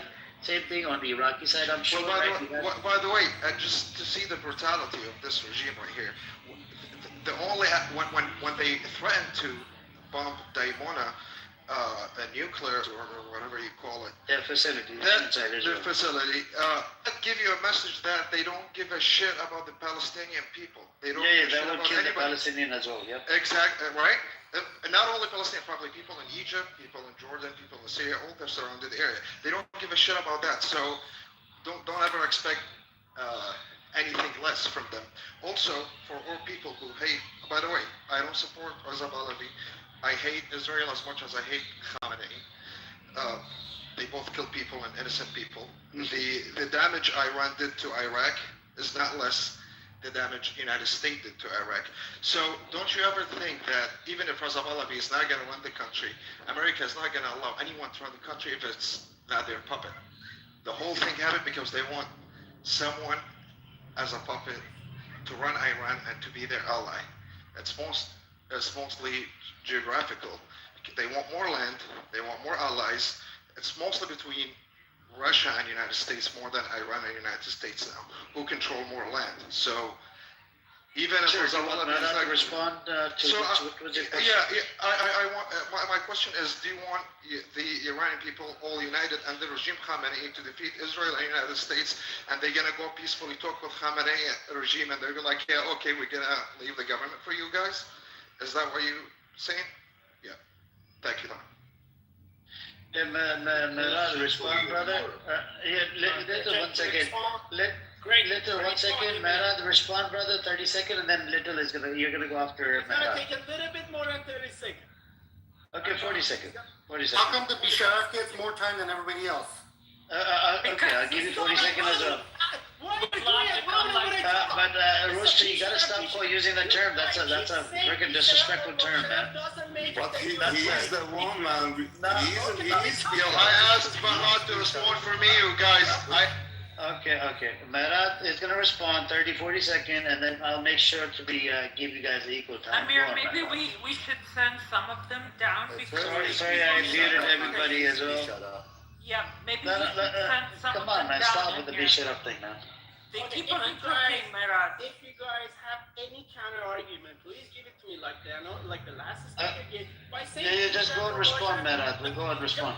Doesn't make it right that you have a right to say. If you have counter argument, please be civilized. No, just respond to Moria. Forget about the other people. Respond to Moria. I'm gonna give it to Little afterwards. Good point he made about the democracy in Iran. Can we do it and can we talk about the regime ourselves? No. The question he said that if you side with the regime right now to go after America and Israel, can the people walk up to Khomeini and ask him that we want the government to change and Khomeini will accept it? Is that possible? I'll respond to it. That's a great point he made. Okay? Listen, does that justify to get bomb over our head if we want answer the question. Otherwise, We're not you going to keep quiet. justification, Maharaj. We're not going to justification. The question is simple. You can just answer that question. I'm responding. Okay, here's the thing.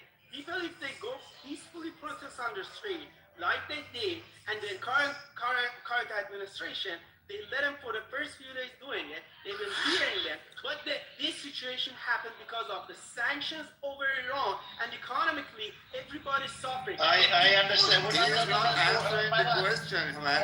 Hold on a second. Ali, please mute. Ali, you're not the moderator, bro. Mute up. Okay, the idiot keeps coming off the fucking mic. I'll move you down now. The question is simple, Maharaj. Question is simple. You made a claim. There was a big claim you made, and Moria was asking you about that claim you made. That if these people that support Reza Pahlavi, not Pahlavi, whatever, centrists, if they were to side with the regime right now to go after Israel and America, and let's say Israel and America is out of the picture, is no longer involved. Then you have, and if the Iranians were to approach, what's his name, Khamenei's regime, that look, we don't like your regime, we want to end it, we want to, turn it into secular democracy, would he come up the chair with his, son or whatever that is in place right now? Would he be like, okay, would he be nice enough to come up the chair and be like, okay, we can have secular democracy and I won't rule over Iran anymore?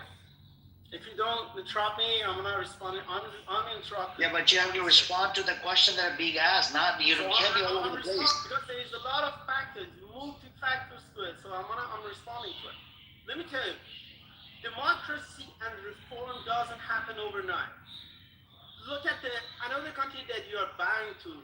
It's Saudi Arabia. His dad was not letting anyone doing anything, especially women.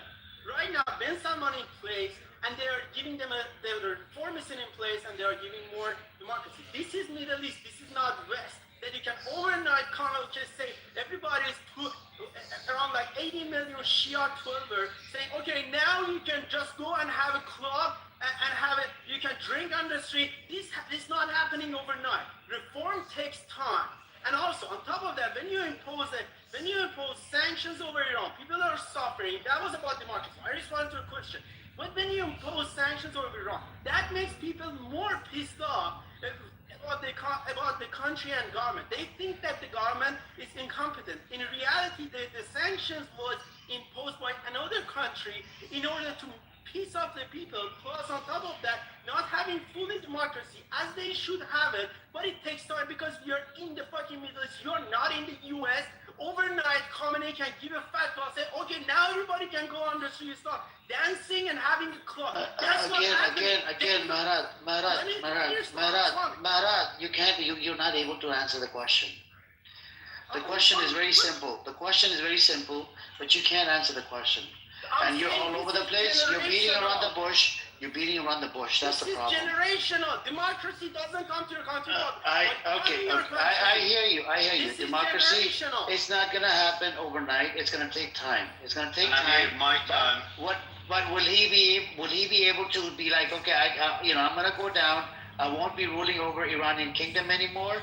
You guys can select whoever you want to select, have elections, and people can come in and elect whichever leader. And that was the whole question about this. This was a question that was asked by Muria. It's a very good question. But all you're doing is beating around the bush. Maharaj,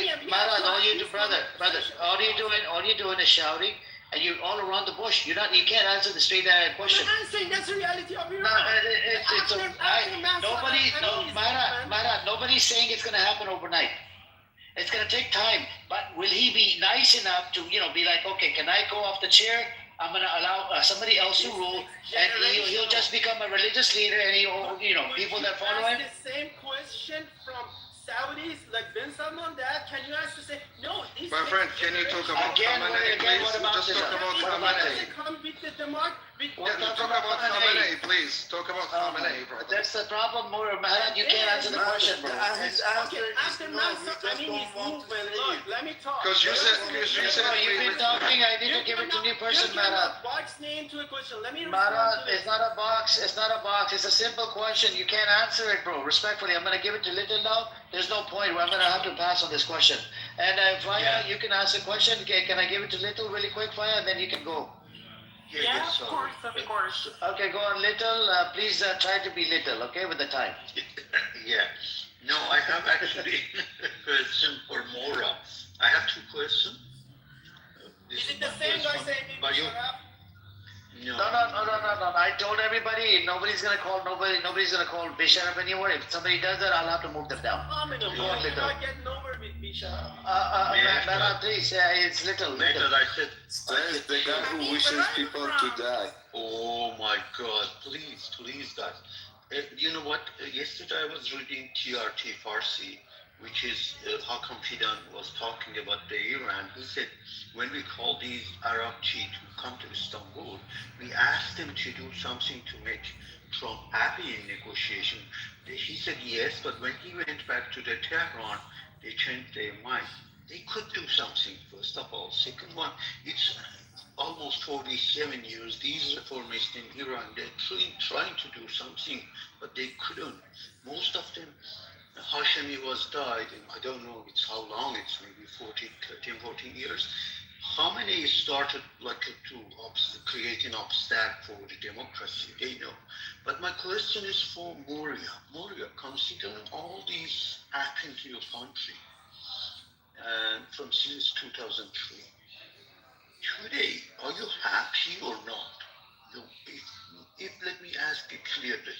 If it's you want to go back between 2003 or after that, which one you like? Well, I'm definitely against Saddam Hussein regime, so definitely I don't want to go back to before 2003. But you should understand too, what's happening in Iraq right now is not only about the United States. By the way, United States started what happened in Iraq. But I have a proxies right now in Iraq supported by the IRGC They want to put me in a war that I don't want to be part of, and a lot of my people are getting killed. Nobody declares war on Iraq, but Iraq is participating in the war right now, and Israel is bombing Iraq. Why? Because we got people in Iraq that have loyalty to Iran more than Iraq. You see that? So, yeah, I don't want to go to before 2003, but I'm not happy with what's happening right now. So this is Fire's time.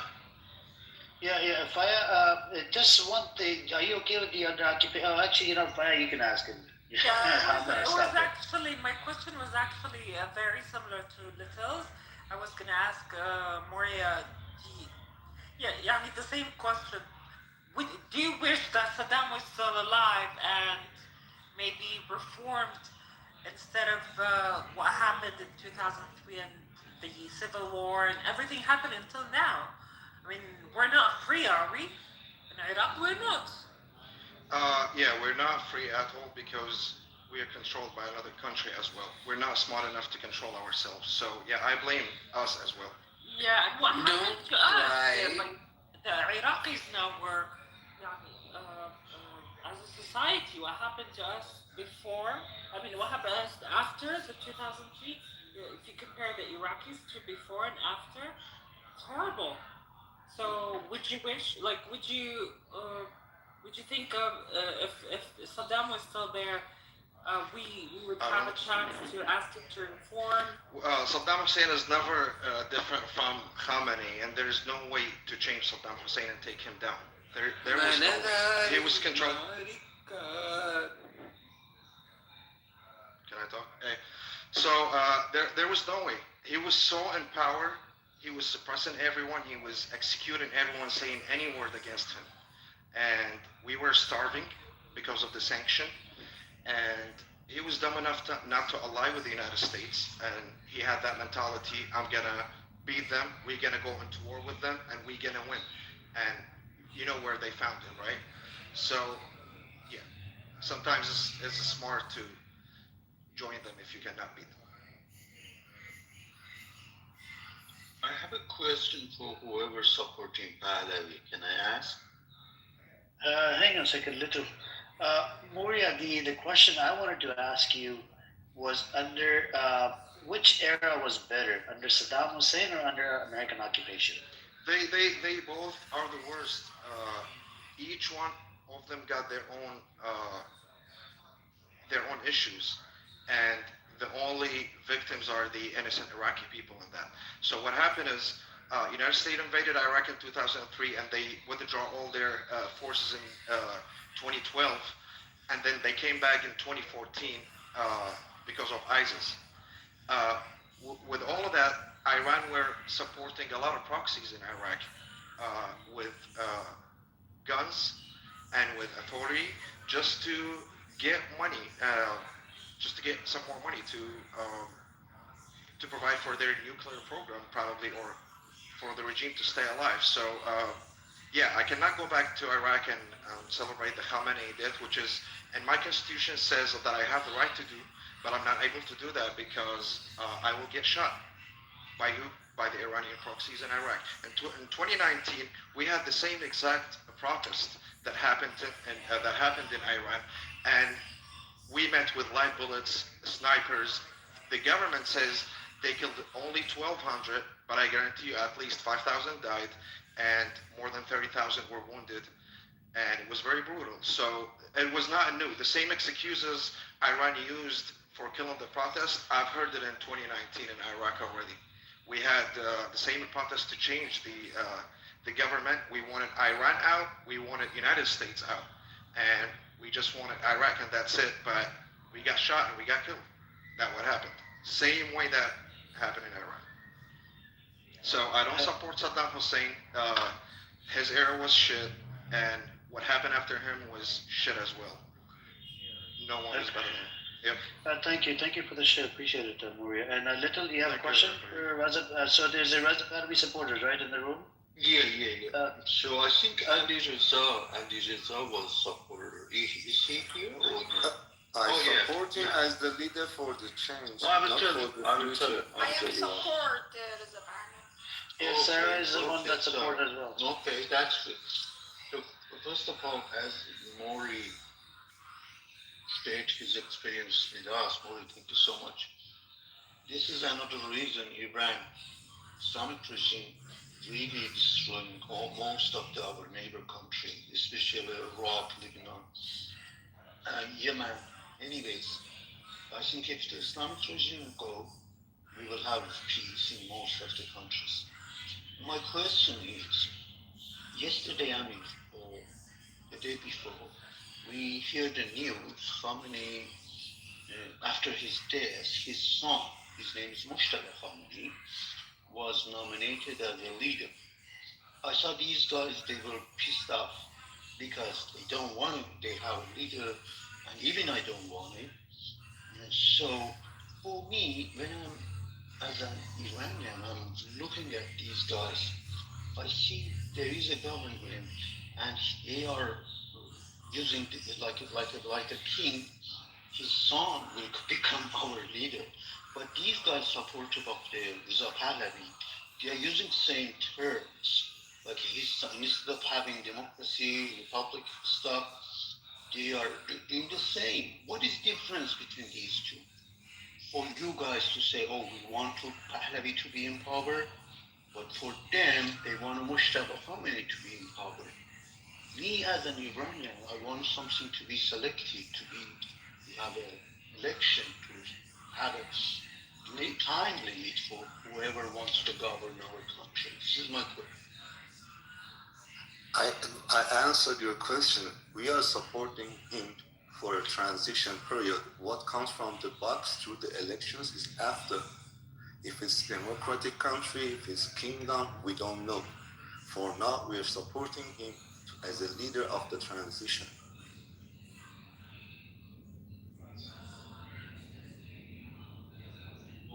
How about yourself? You don't want him to become a king, or you want him? Which part you are choosing, republic or the kingdom? We need to see what's in the constitutions in both scenarios, then we can decide. I don't know.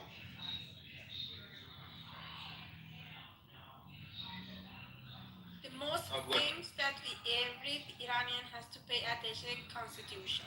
The only thing we need is the Islamic should be separate from the constitution, because whatever we suffer from in our country is coming from Islamic structure that they imposed in our country.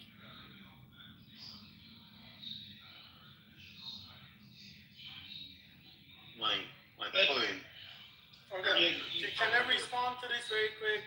Because as an Iranian, I remain the right to respond to this, because they already saying.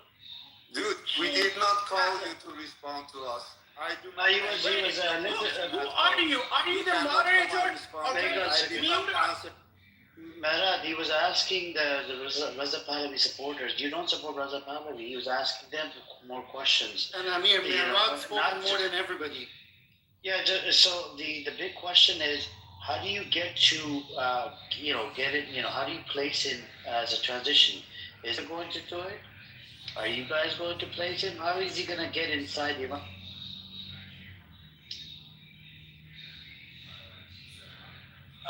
And because I know, yesterday somebody was in here told me it's like a spider web, right? A web of, all the IRGC members and whatnot, and it's too many of them, right? And if one gets toppled or one gets killed, right, the other one gets replaced. It's very easy. It's just like with Nasrallah in Lebanon, right? It's like a spider web, right? One dies, another one gets replaced. Another one dies, and the third one gets replaced. Yes, Ali Reza. What's your solution? How would all this? I think at the same time there are defects, admin. Do you deny that defect from the system? And contacting the outside is a collaboration right now. We like it or not, it's a collaboration between the opposition, United States and Israel. There are some things we as a people know and some things we don't know behind the picture. What we trust is the oppositions over elites are honest to us. That's it. We have to trust and do our best. And we know the history of our country. We are not ignorant. Ali, let me ask you this. Yes. How many times has America toppled the regime or did regime change? Do you know how many times? More than my hairs on my on my head. It's more than 80 times. Now America, right? I know you want to place Raza Pahlavi in there, the transitional body, whatever. Okay, let me put it like this, as simple as this. We don't want to be under Russian administration. We want to be under American administration. That's fine. Is that a problem? No, hear me out. I wasn't going to the Russia direction. I was asking a different question. So let's say, America and, everybody say they told you something else. And then when he becomes a transitional leader, America tells this transitional leader to stay in place as a king. Would you be okay with that? I said something more than that. I said we have no choice here right now. We can choose only between Russia and Americans style of democracy. And let's say we make the worst select option, America. Do we deserve to die for our choice on the streets, admin? Yeah, but you do agree that under King, a lot of people got arrested as well, secret police, right? Yes, but go and study the history and compare. I know, but Salah did, torture, kill people. Any country in the world, can you tell me CIA, Mossad, I don't know, Emirat, can you tell me that this is not happening? But into which degree, admin? There should be some limits, there should be procedures, there should be ethics, there should be policy. This is madness. What these people doing is madness.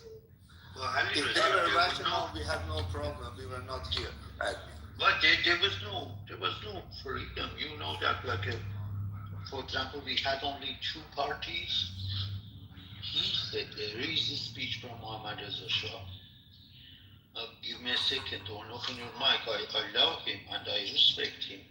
I prefer him more than his mullahs. But there is a speech from him says, if you don't want to be part of this party, you can leave country. There was two parties only. There was no freedom.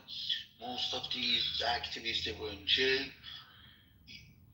He was a dictator. You can read or listen to the interviews he had with Ariana Faloci. She asked him why you are not giving democracy to the Iran. Don't say that he was a dictator. They don't like it. Now you're with our Mehta, don't open. We're talking. He says because Iranian people are not educated, blah, blah, blah, blah. But anyway, but you guys are nice kingdom followers. But normally, they want Reza Pahlavi to be a king. But you say when it comes to the democracy, so no, we will have the election. But if you read his notebook, Amir said, in his notebook, he became a king. He is defining all these three, separation power, I don't know, the legitimacy, what is those trees? All of them by him. The group he is responsible to govern country was by him. The group he is responsible to do election by him. Everything is by him.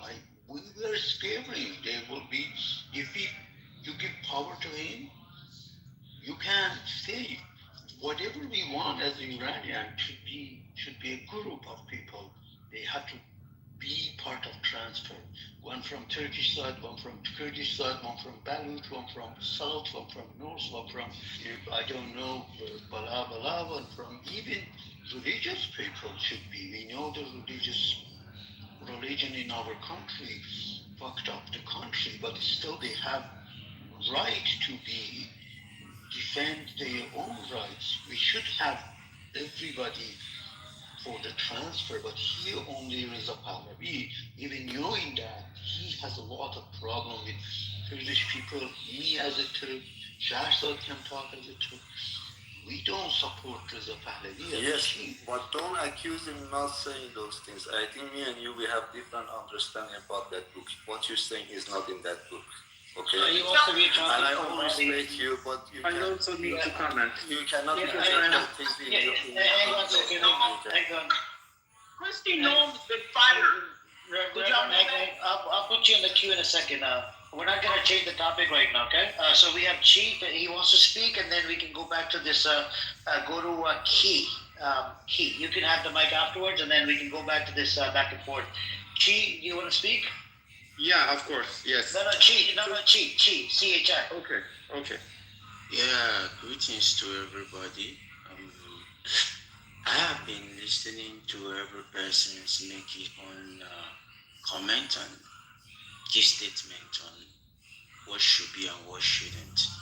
But the one question I want to ask is, yeah, every person wants freedom, nobody wants war. But the instigator of this war, let me ask a question. Which country in this world has America ever liberated? No. It's all about regime change, go here, bomb here. It's all about oil and interest. All this, we don't want the Islamic regime in Iran. It's all about oil. You know, I've been waiting for somebody to talk about. Can you stay muted, It's irrelevant at the moment.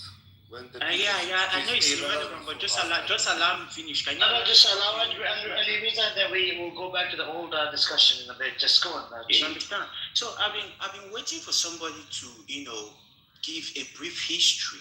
I know the Iranians have their own their own trauma and everything they have undergo under the Islamic regime.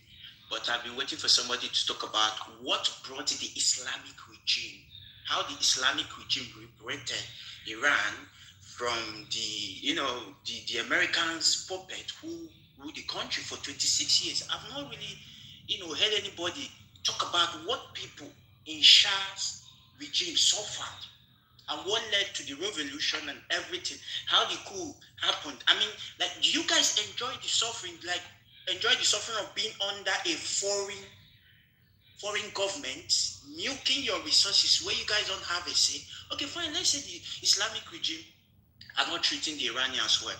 And after that, let's say this war ends tomorrow and the Islamic regime said, okay, we are bringing democracy to Iran. And every person is given the right to vote. Are you guys going to tell me that you're going to bring in an American interest person to come and rule your country, hand over your oil, where you don't have any access to your resources because you love America so much? Even the Americans don't even love their government, but you love the Americans so much that you want to give them access to your country. I think if you guys really want liberation in your country, you guys have a way to fight for it, not inviting an outsider to come and make rules. With all respect, he's talking out of his place. He cannot come and tell you. What do you mean? He has a point. He's making a point. No, he doesn't have a point. What do you mean about that? Ali, are you going to let me speak? Are you going to take the mic? Because Ali, go on and speak. Ali, this is all Americans' tax dollars being used to attack Iran. So every American out there should have a voice and opinion. You see what I'm saying? Okay. American and anybody that's involved. I'm sorry, I'm good. I know, but I'm just saying, every American, because we have, even I'm an American, I'm not Iranian, right? The tax dollars are being used, and Reza Pahlavi is asking American government to attack Iran. And right now, American government is running out of money, and they're about to get more money to use to give it to Israel and to use it for themselves to attack Iran. And Iran, is involved in attacking other places. It's being used. American tax dollars are being used. So every American should have opinion on this. It's not just an internal affair problem anymore. That's respectful, admin. So what I'm trying to say here is, if the Iranian wants to solve their problem, it should be the Iranians. I don't think Israel or US should have mouth in what concerns the Iranian in their country. So I don't see the reason why any person will stay in the United States of America and tell the US government, go and bomb my country so that you can bring me and put in the seat so that I can give you access to the oil. Who does that? That's bullshit. It doesn't make sense. The same people you want to come into your country, topple a legitimate government, put in their puppets, he granted them access to the oil for years. So like sometimes I feel for the suffering of what some people are going over there. But let's talk about the sanctions. Let's talk about the sufferings. We should not be up saying here, bring the Shah to come and rule. Israel wants to be the power in the whole of Middle East. For 25 years, Benjamin Netanyahu has been parroting that Iran is 1 week away from having nuclear weapons. But we all know that the only person who put fatwa on the reason why Iran has no nuclear weapon today is the supreme leader. Because believe me, now he's no longer there. Believe me, Iran is going to build it and nobody's going to do anything. Nobody will do shit. Fuck up. Like, who are these people? Where are you from? Nobody's going to do Oh, shit. shut up, mute up, Baruch, sir. Because you don't like he's at 28 years. We shut up, so I catch you. We shut up, so Stop. Everyone has the right to have opinion. Hold on a second. You guys Hold on a second. Yes, you guys allow me to finish. Even if I'm saying rubbish, no. I have the right to get I have the right to she wants to If you will land in the next 30, 40 seconds, somebody's going to respond to you. No, ask Shasta to answer him. Okay, sure. So, Chi, go and land your plane. He's kissing the Mute iPhone. up, it's not your turn. So let me laugh. All I'm saying is, let me just make it simple. All I'm saying is, if Iranians really want to take out the regime, the Islamic regime out, they should go back to their country, especially those who are in the United States of America, who claim they love Iran so much. Don't be in the US and be parroting about changing the regime. Go back to your country. My answer to you is you that understand? Fight for it. Do not stay in America and say you want somebody to come and go stop your president if you live in a democracy. Brother, listen to me. Live in the United States of America. We ask for help, but we fight have it. democracy. We have democracy. Go stop your president. I mean, Reza, I told you this, bro, respectfully. We have people here that have the opinion.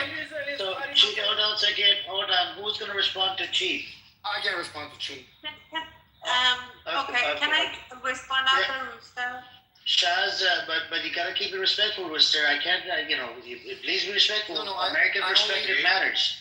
Okay, I only say stuff to Mara when he opens his mic. Okay, so honestly, it's not a worthy response because he doesn't know anything about Iran, and I'm really grateful for all these people here who are not Iranian, who are telling us what's bad for us and what's good for us because they have no knowledge of what's going on the ground.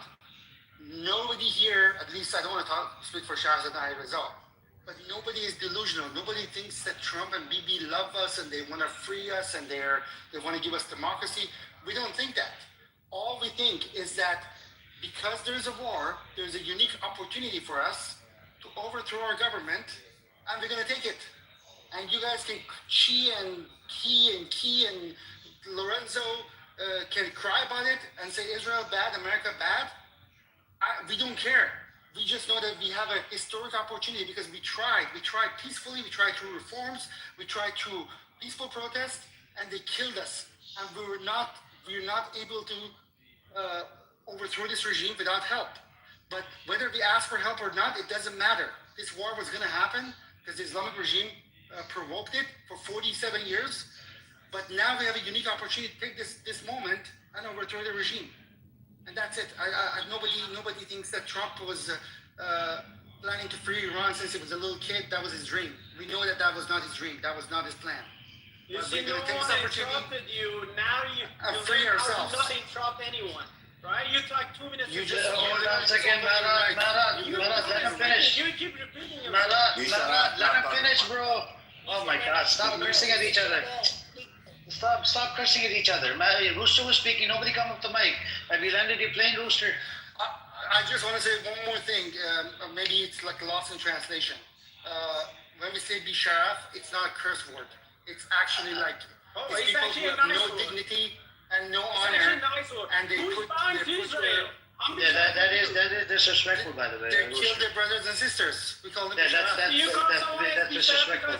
It doesn't fit your It is disrespectful. Admin, for 1 second in defense of myself, personal issue. I said my parents are happy. You said your parents should die. I didn't wish this with you. You said you want to get bombed. Fuck you, I'm talking. Said it. You said it yourself. Fuck off. Who cares about that? Who cares? Hold on. Did you, Ali Reza, did you say that you want to get bombed in Iran? Did you say that? Yes. He said I I didn't say that. I said my parents are happy about that. He said I So hope if your parents happy, I hope they get bombed. See? You and me shut up. You and me shut up. You just A real me shut up. A real me shut up.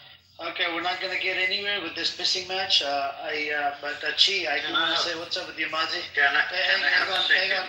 What's up? Yeah, hang on a second. Hang on, little. Shaz wanted to go really quick, and wanted to welcome Mazi. Mazi, what's up with you? Are you gonna be here? Or just drive by. No, I'm on a break from work, but I'll be back later. But I'm on a drive by right now. Okay, no problem. So Shaz, do you want to say something to Chi about what he said? She's Shaz, on the phone. She cannot talk. But let me she's say on this. phone. Okay. If someone is speaking Hold to get on, bombed, that's what you get. Marat, please, bro. I know you're passionate. I'll give you the mic in a bit, bro. Because this room is not a one-sided room, man. Calm down. Chi, by the way, you should look into the coup that happened in 1953 with Dr. Mossadegh. All right, after nationalizing the oil, because the grandfather Reza Pahlavi was actually, allowing the British to steal the oil. You should look into that one fact, and then maybe watch a documentary, brother, on YouTube about this Iranian history, and you'll probably get the hang of it, because there is some things that I'm very, very, skeptical about this whole Reza Pahlavi thing, and this. And no offense to any Reza Pahlavi supporters. I mean, I know this might bother you, but I'm sure a lot of people agree that the father Reza Pahlavi did steal Iranian people's oil money, right? And 2 seconds. No, I disagree with you there. I disagree with you there. And let's forget about the past. Currently, our oil goes very cheap to China, and the regime, in exchange, receives ballistic missiles fuel. How does that favor Iranian people? No, I'm asking you about did the father of Shah, Reza Pahlavi's father? The president. You refer us to the past. No, I'm asking you. Did he steal Iranian No, he did not. He did not. So there's sources of. Bring me an evidence that he stole money from the country. Okay, so I think Washington Post mentions $1 billion. Yes, Amy, can I have a second to talk to Chi? Yes, go on. Okay, Chi, I do understand your concern. So you are saying, instead of yourself, you are letting America to help you. Unfortunately, the government, this regime, did not give us another choice, unfortunately. For example, I can give you one. Samson explained actually today in the TV, the national TV, one of the IRG's general was threatening people. He was talking to the parents. If your kids come to the street and they shout like, I don't know, this, blah, blah, they are at the Israeli side and we are allowed to kill them on the street. We don't have another choice. Even see what happened. It's almost 1 week, right? This is the like you can say, the hardest war United States had since last 50 years. Did you see like a lot of Iranians came to the street out of the country to say stop the war? We don't have it because unfortunately this is not something I can say I'm happy about that. But yesterday I was talking about the reformists. They have a hard time to find Iranian to come to the street to say stop the war, because Iranian, unfortunately, majority of them supporting this war, because the government did not give us another choice. They have a solution between worse and the worst. This is what we always repeat. Thank you. Thank you very much. Can I talk to you, please? Yes, Maharaj, I'll give you, what do you need, 1 minute? Go on. 1 minute now. First of all, I Okay, just go. want to say, I'm sorry if I hurt any feelings. I do apologize if I said someone else's like pants getting down. What you get what you wish for. It was hypothetical. On the bond that they dropping on your Dude, don't get personal. I don't want to get in talk with you. Don't talk about me. Don't refer to me. Don't. Yeah, forget about what he said. I didn't even say your name. Do not. I didn't even say Do your name. not say I didn't anything even to say me. your name. You respect. See now. I do not account for you Now as you're a cutting normal me out. human being. He's not mentioning your name, by the way, Ali. He's just saying it in general. We did have people in here. Yeah, we did have people in here. Raza Pahlavi, like staunch supporters. They do like, they were happy after, the Khomeini death, which I understand, but not the family. The family got killed as well, the kid and whatnot. Yes, sir, Mehrad. Thank you. So it's very moronic about someone that it says, okay, my city is gonna get bombarded, but my family is gonna be safe. On the bar, it doesn't say, oh, that's someone's family. Okay, let me make a detour and going this way and maybe a drop this way. No. Casualties. In the morning, Iran stated that 1,280 civilians, like my civilians. And then 167 beautiful kids, year-old kids, got killed in their school. And when you say, okay, let us get bombed because we want a democracy. Can I answer that, admin? Can I answer that, admin? No, I have no, to. I stopped you because you're lying. I stopped you because you're lying. 2 seconds, I answer your first lie. Okay, Ali, I'll give you the mic right after he's done. 50,000 people in 2 days. And how many people have died in 5 days? You liar. My response was based on reality. No, don't blood wash, don't lie. I do not allow you to blood wash and lie. Okay, hang on a second. Get your facts correct. You killed 50,000 people in 2 days. And now you are telling me many children died in this fight. Okay, looks like we're not going to get anywhere. Look, at the end of the day, you're going to have to agree to disagree. Even I have disagreement with these numbers. Go on, Mara. Please, Ali, don't come with the mic. I'll give you the mic. You can respond afterwards. And Reza, I see your mic here flashing. I'll give you the mic after Ali. So go on. Again, you got about 30 more seconds, Mehrad. Thank you very much.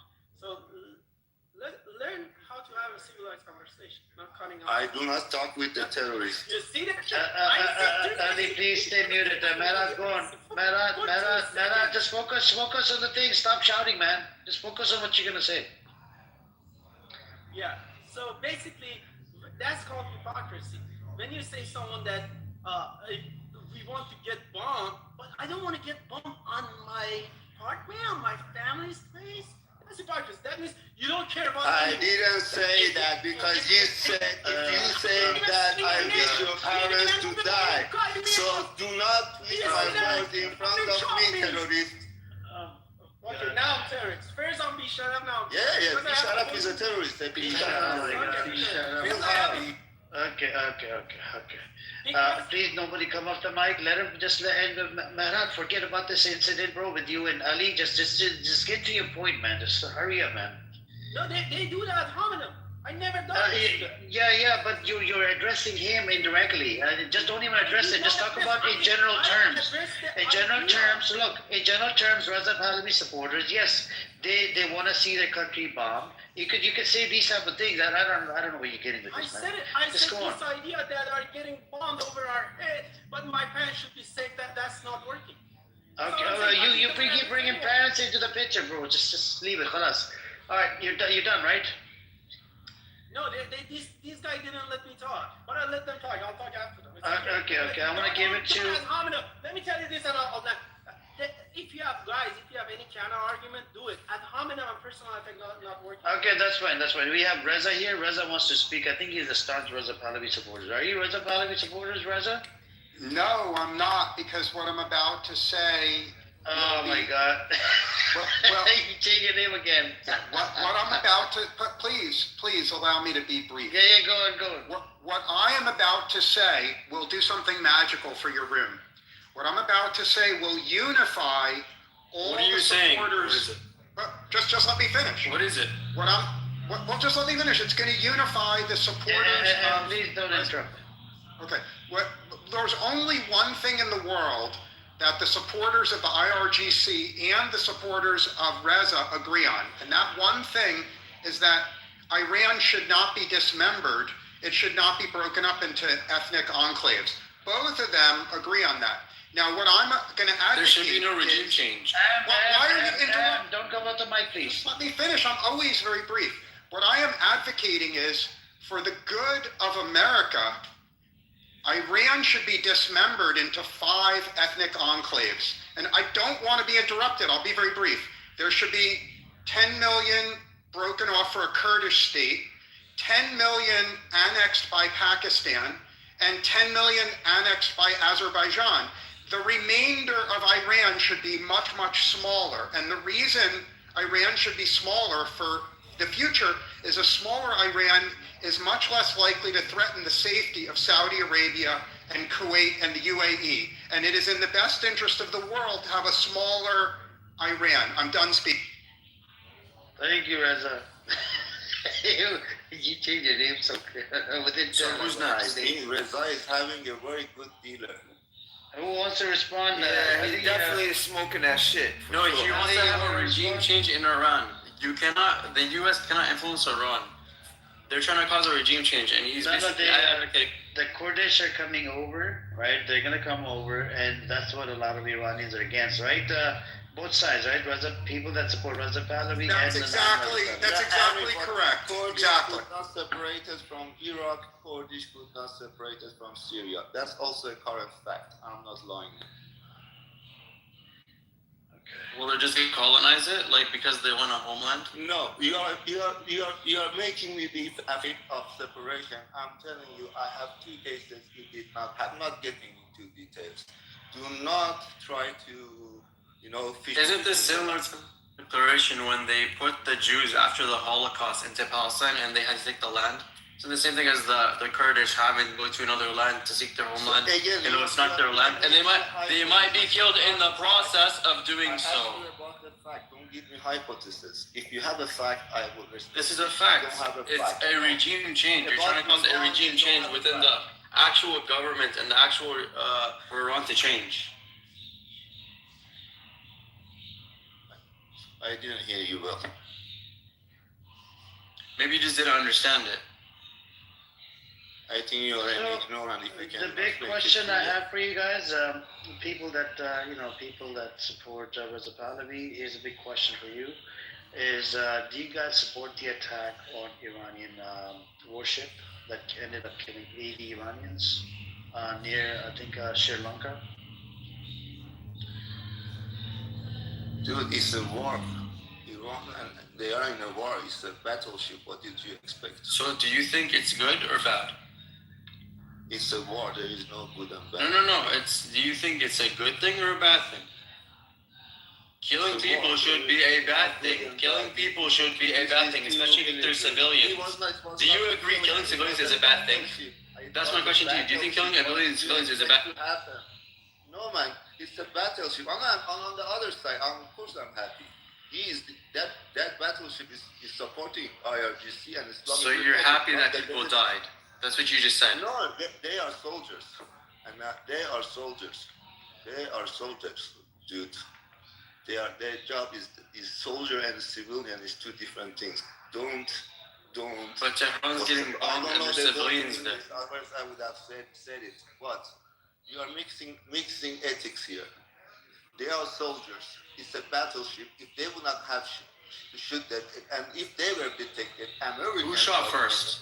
And the submarine was not. Could you just answer who shot first? No. Would you have the same feeling? No. There's 2 battleships. If they would have attacked a civilian passenger Iranian ship, yes, I would have been furious, angry at them. But no, this is a battleship. Excuse me. So they attacked Iranians, and you're happy? Yes, they are not Iranians. They are blood-brainwashed IRGC soldiers. They are not Iranians. I repeat.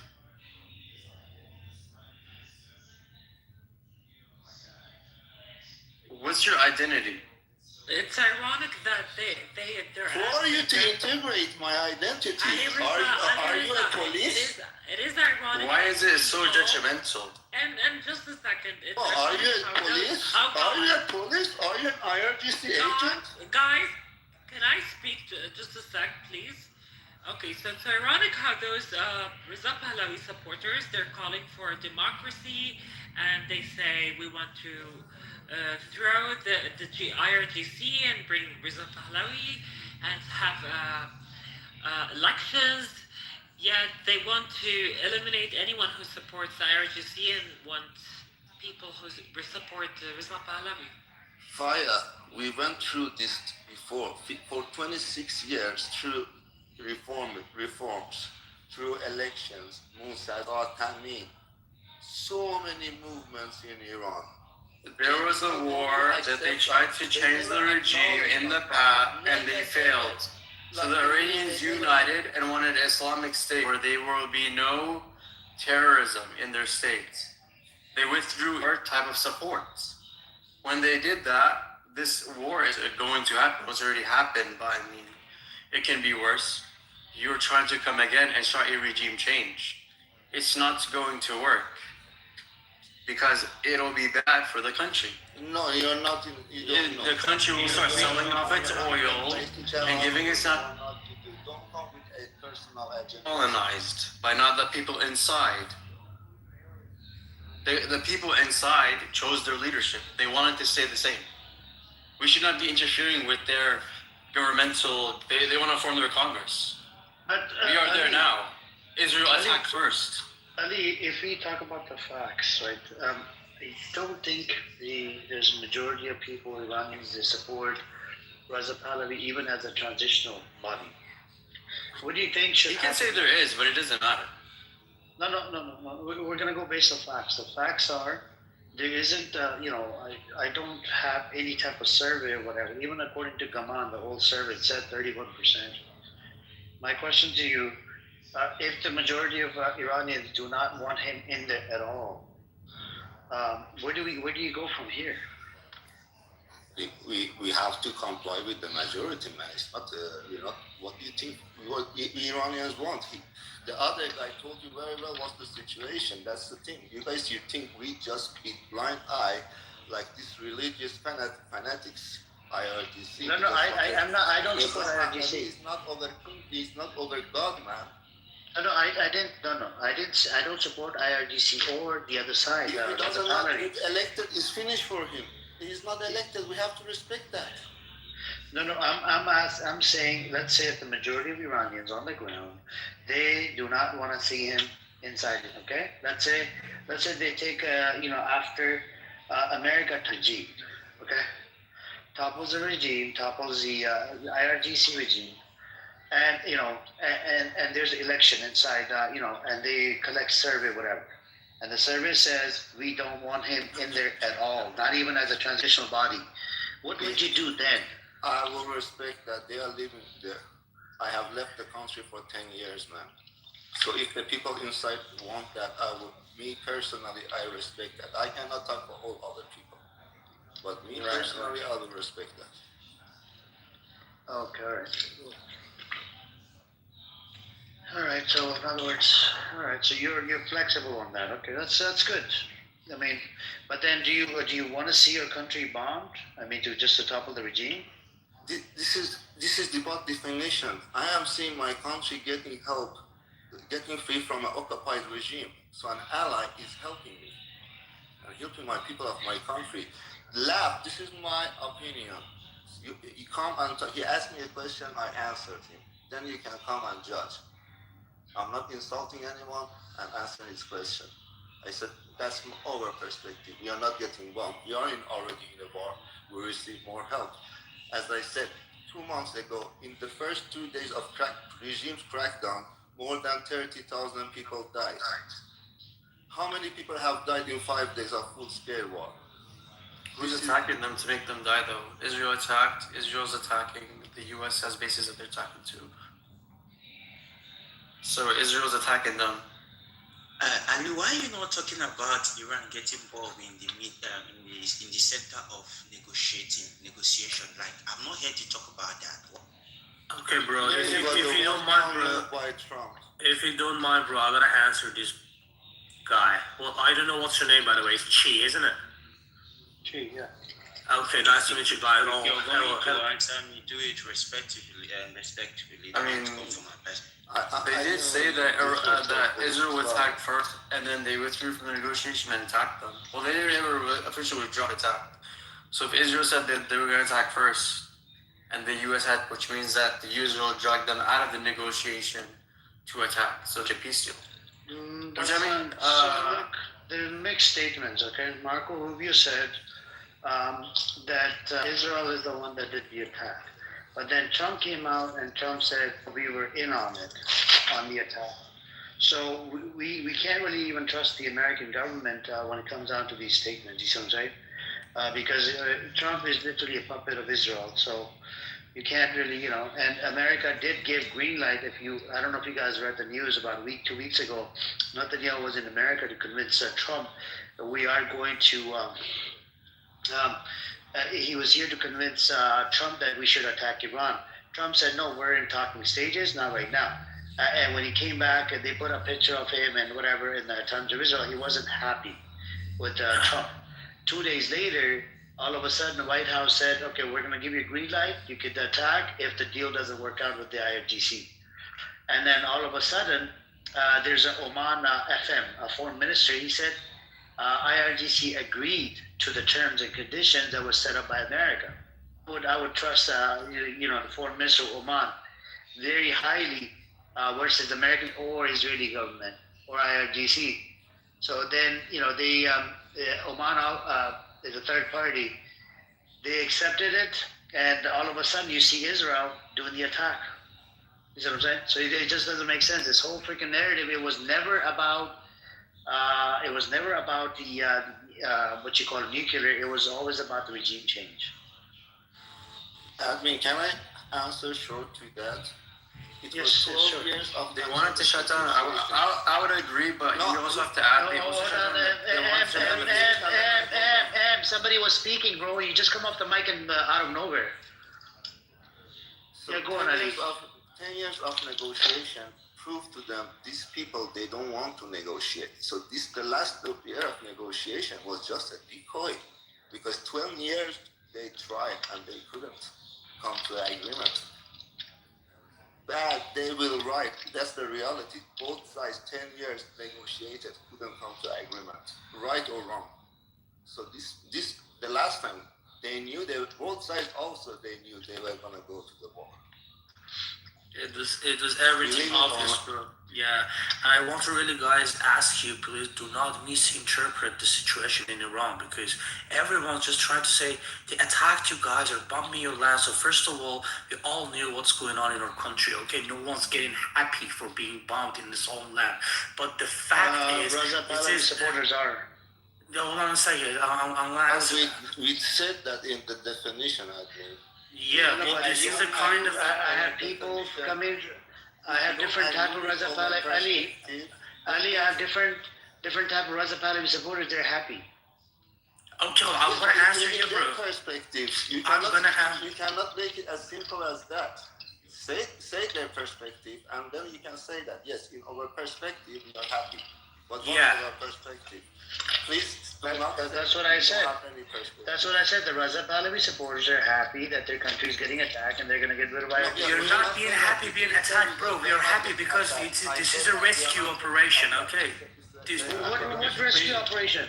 This is a rescue operation from a brutal regime in Iran, bro. Iranian people.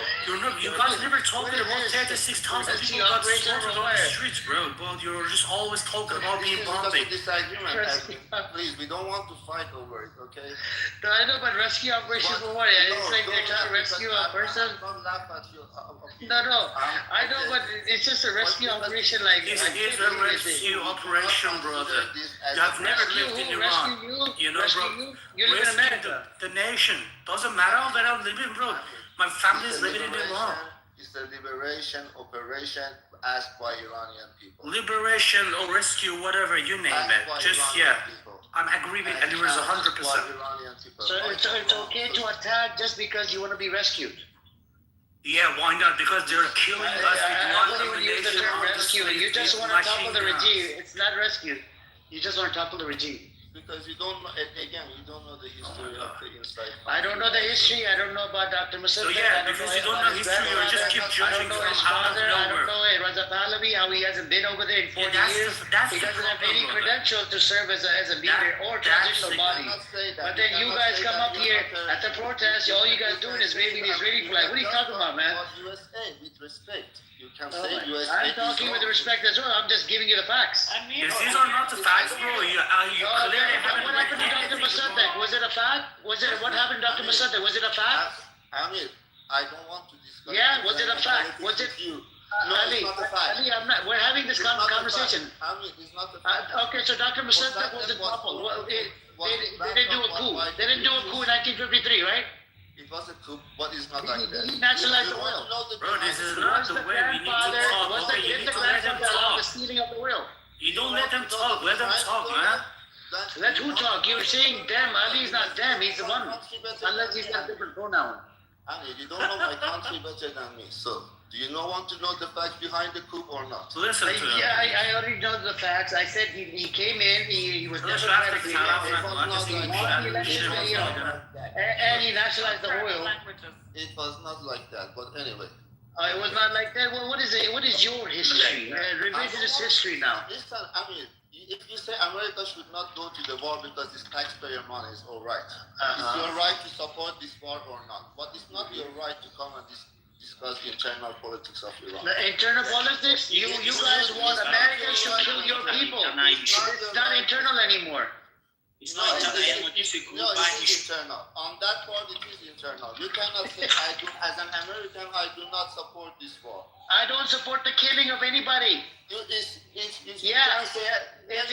internal. You want America to hold on. You want America to get into your internal matters to topple the regime. That's the internal matter. You should be the one to do it instead of living in America.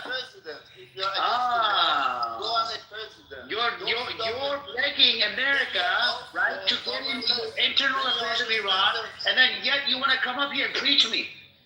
Like you think, hold on. Just because you're Iranian, there's people out there that actually learn the history about Iran. They can call it state a state. You have a problem with that. Oh, just because I'm not Iranian, I can't talk about the history.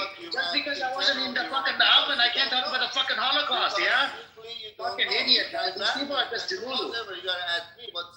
Yeah, keep having this attitude towards Americans. Watch Americans not support you at all. And thanks to stop begging America for the support. Stop begging America. Fucking beggars. We love America. Fucking beggars as fuck. In the USA, 80% of Americans do not support the attack on Iran. But yet you have the balls to beg America to do the attack and get into internal affairs of Iran. You guys are just dumbasses, fucking delulus. You can't believe it. No, your history. Your revisionist history. Dr. Musaddiq wasn't toppled, right, by the British. He nationalized the oil. What idiots, man, seriously. Yeah, but what care about the Iran's oil going to Russia and China? I should care about the oil. I do care about it. You said you are talking about oil. I said, why don't you care about the oil going so cheap to China? Okay. Can you please tell us? I'm gonna see how smart this guy is now. There's a lot of other Pahlavi supporters that have low IQ, really fucking low IQ. Smart person in this room. Low IQ, really low IQ. Okay, can you please tell us why they have to sell the oil at the cheaper rate? Not good. I don't care about the why. I say why you are not angry. Why Iran's oil goes so cheap to China? I'm asking you. I just asked you. Okay, I'm asking you a question. I'm asking you a question. You didn't ask my question Okay. first. The only way I can answer the question. Okay, I'll answer your question. It's all thanks to the American regime putting sanctions on your country. Yeah, but why don't you care about that? Why don't you go and tell your government to take away the sanctions? Okay, do you think Ali Reza,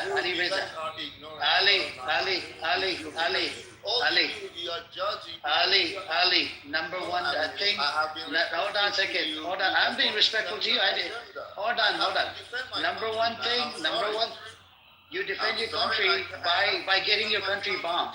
This is how you defend it. You wanna get your country bombed. You don't understand Yeah, it. You're Ali, not Ali getting Reza, bombed. Ali Reza, yes, Amira. You're John not Farage, happy. Chash. You're not happy, Ali, because the RGC is killing your people, but you're happy that America is here to kill your people. America is That's not just killing the my rule. people. Yes, That's they the are.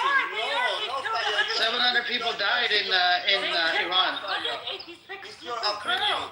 I am Iranian. I'm saying that America is not killing my people. Yeah, You can shout that's as number much as one. you want. Number two, you're not happy because Iran is selling oil to China for cheap They are price. saying But oil you think they are talking about 50 years ago, oil was going to Europe. I'm saying, but currently, same thing. It wasn't. Hold on a second. It was getting stolen. British was stealing the oil. British was stealing the oil. Yeah, and Yeah, now British was a thief. British was a thief. And French too. French They're companies all too. they're all bunch of thieves. Don't teach me my history. You wanna booty clap for the British again. Even in relation to the 79 revolution. Hold on. Even the 79. The West played Don't teach my history. I'm not going to listen to you. played the role, but yet you want to booty clap for the West again to top of your team. Yes, Fire. Yeah, so That's an idiot. Yeah, I am idiot and I have been. Thank you very much. Ali, you think America, when they come, they're gonna buy oil with a higher price? Faya, do you think you're my auntie? You're talking to a child. We already answered these questions half an hour ago. We already answered these questions. Why do you No, man, I don't want to repeat myself. Can you guys make Ali Raza the president of Syria so that we can hear something? You guys should just make him the president now so that he can do with the country as he wants. I never said that. I think you want to jump in. Let's get. You're so stuck like a conspiracy theory on oil. Okay, take all oil you want. Okay. It's not about the oil. You all go and jump in. Okay, I just wanted to make a comment. You call my name? Oh, sorry. No. Hang on, Kay. Go on, you. Yeah, about this, who wants Americans to bomb Iran? I think there are just people who think that the IRGC attacks are worse than the attacks in USA. What did you say? The IRGC what? They are more afraid of IRGC and their attacks than they are afraid of the US attacks. Okay, so the military and politicians. The little girls that were killed, they're more scared of those attacks. They're more scared of IRGC than America coming in or Israel coming in and killing 73 or 63. I don't know what happened with the girls, but anyway, many people are not that much, against bombing the nuclear facilities. It's not many people. It's only on this. It's your anecdotal experience only on this app because there's a lot of Reza Pahlavi supporters. They justify the attack. They even denied yesterday. A bunch of them came through the room. They denied that there's no girls died. How many people has died in these 5 days? You tell me. Educate me. Yes. So how many? Educate me, please. How many people died in these 5 days? How many people died? It's over 500. How many people died last month in 2 days by IRGC? The 2 days. So Iran government, the narrative is. Hold on. I'm gonna answer the way. I'm gonna answer it. Okay. The government. Okay. Mute up. Thank you. According to. Hold on. Oh, bro. Stay muted. According to Iran government, it's 3,000. According to this human rights organization that's based out of the U.S., it's 7,000. According to the Iran International, it's about 36,000. And I'll go with the 7,000 because that right there, it's believable. 36,000, unbelievable because 7,000 they have names for it. Okay, let's say 7,000. I'm not going to argue that. And it's an American organization, by the way. It's not Iran run by IRGC. But I won't argue. Okay. Okay. And how many of them underage? You see something in here?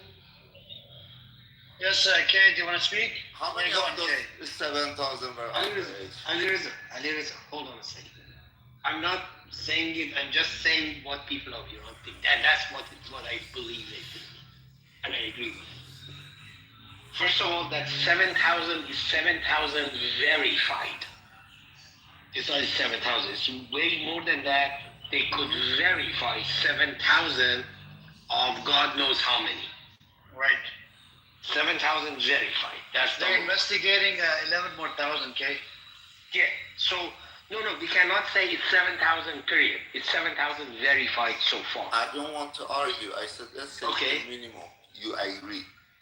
Okay. So I'm not disagreeing. I'm backing you up actually. It's fine, man. So thank you. But minimum. Hold on a second. So the way that people of Iran see it is, they say let's stop at 7,000. They say they killed 7,000 of us. Now 700 are being killed, but most of them are IRGC that people hate. Some of them are people. So that seems like a good deal. I have an enemy. That enemy killed 7,000 of my people. That's deal number one. Deal number two, 700, but 500 of it is from IRGC. 200 is from the people. That sounds like a good deal. No, I can answer you that, admin. Imagine tomorrow we want to go back in the streets with empty hands. In that rate, to the 7,000, how many people we will lose now? But if in that's exactly what I'm saying. I'm backing you up. I'm not against you, Eliezer. Do you understand that? Okay, no, I didn't understand that. Sorry. So I'm saying that instead of 7,000 of people getting killed and almost none of the IRGC or very few of IRGC, if somebody is bombing and mostly kill IRGC and in between some people get killed, it is still good because we hate IRGC. That's what people, that's the reasoning behind it. It's like a sacrifice, but nobody wishes for anyone. So if it's let's say if it's 6,000 IRGC and 1,000 civilians, is justified. I don't live in Iran, but I think people in Iran would like it. People in Iran would like it. So you're speaking on behalf of Iranians as well. Let's say I have an enemy that I'm fighting. Okay? If to fight my enemy, I kill 6,000 of my enemy, and in return I have to sacrifice 1,000 of my soldiers, that's a good deal. Right? But these are not soldiers, they're civilians. If you are still human. If we don't manage to lose the regime, we lost the war. That is some crazy shit, bro. Seriously. It is sad. But if we win and take back the country, I think they all will be sacrificed and heroes. That's in his history, man. It's not about justifying in that sense. All life matters. I mean, let's just change the gear for a second. Israelis killed lots of innocent civilians in Gaza, right? We all know that. 70,000, yes. 70,000. If you ask a person from Gaza that Iran can bomb a compound, that there are 10,000 Israelis and 1,000 Palestinians, if we drop that bomb, all of them will be killed. Should we bomb? We have rules of engagement. No. The Palestinians will tell you shoot. The Palestinians they have rules. No, they have rules of engagement. No. Forget about the rules. I'm not. Hold on a second. I'm saying, if you ask a person who has lived in Gaza, okay, Iran can bomb this compound, and in this compound we have 10,000 Israeli soldiers and 1,000 Palestinian civilians.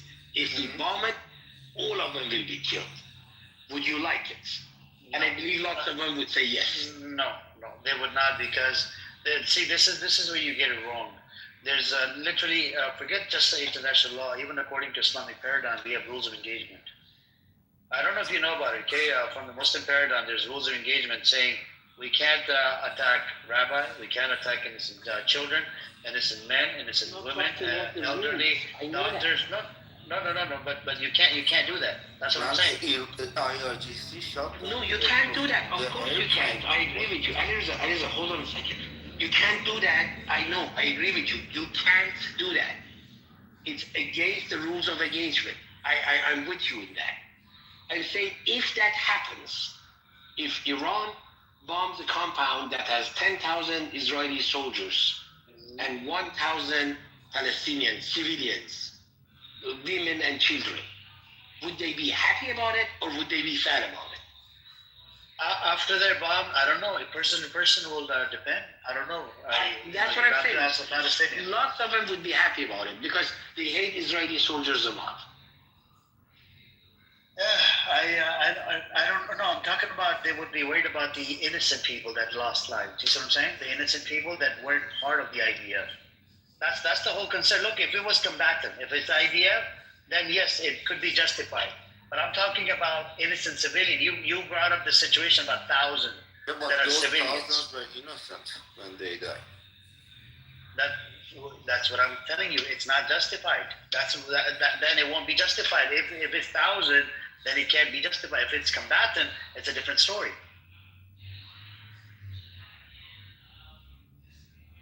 You understand the difference between combatant, somebody that's a combatant that I already said that. Let's play this mind game. About the battleship that I took it. So now you fall off in your own trap. I didn't go nowhere. I wouldn't say it's justified. Like you guys always say justified. No, I said the battleship is justified, was a combat ship. I said that exactly as you, but they were saying I am hypocrite because they speak Persian, they're Iranian. I was like, no, this is a battleship and it's a wartime.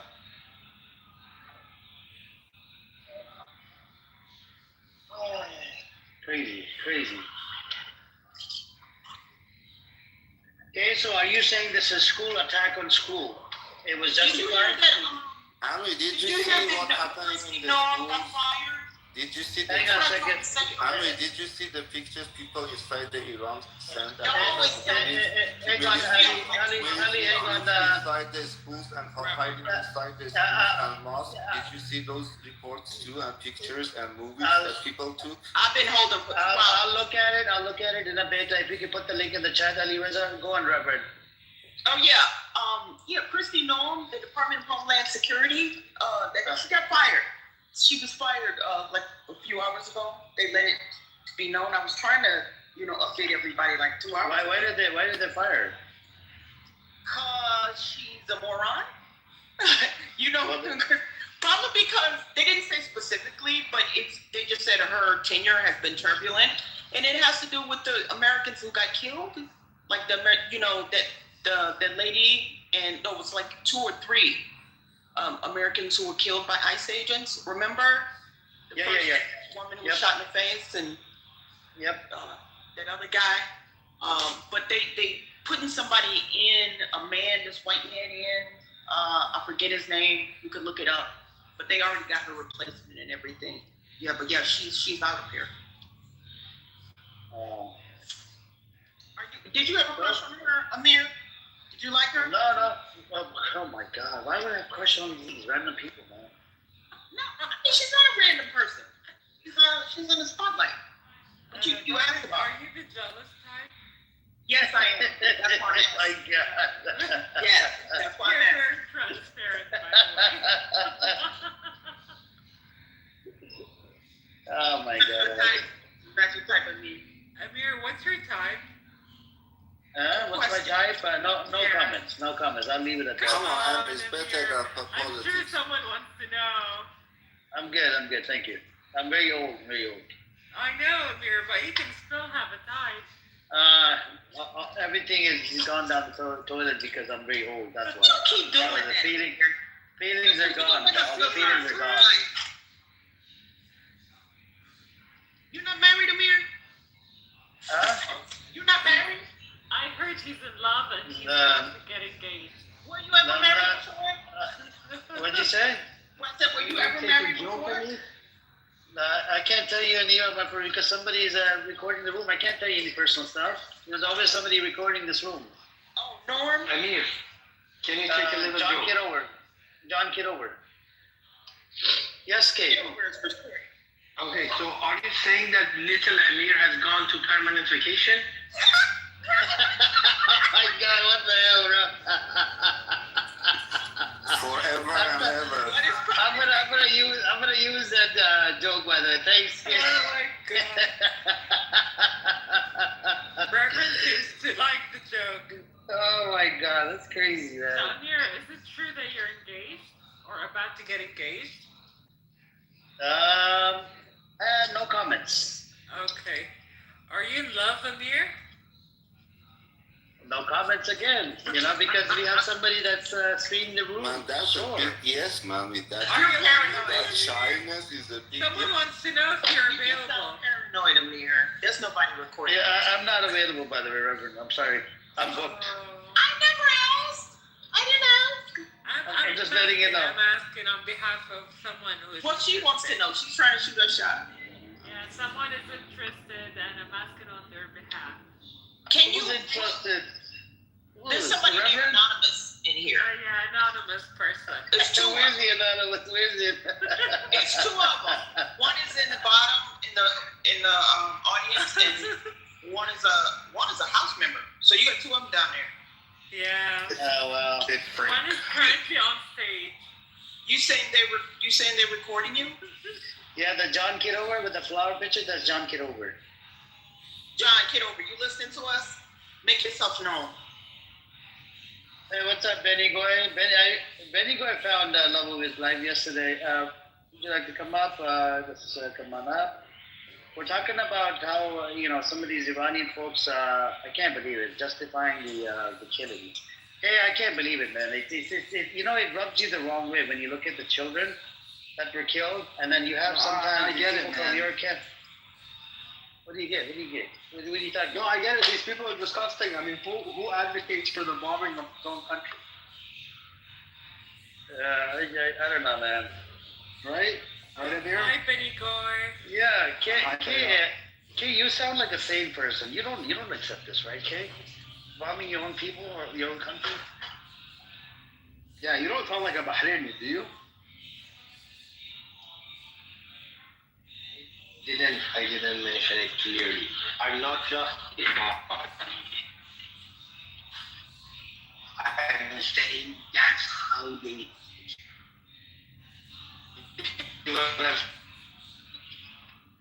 He's in the matrix for me. Can y'all hear him? somebody is like so poor and still an answer. Okay, your internet is horrible. And as Amir always says, stop stealing the neighbor's Wi-Fi. Hey, Amir, I want you to check out this guy named Hamza on YouTube.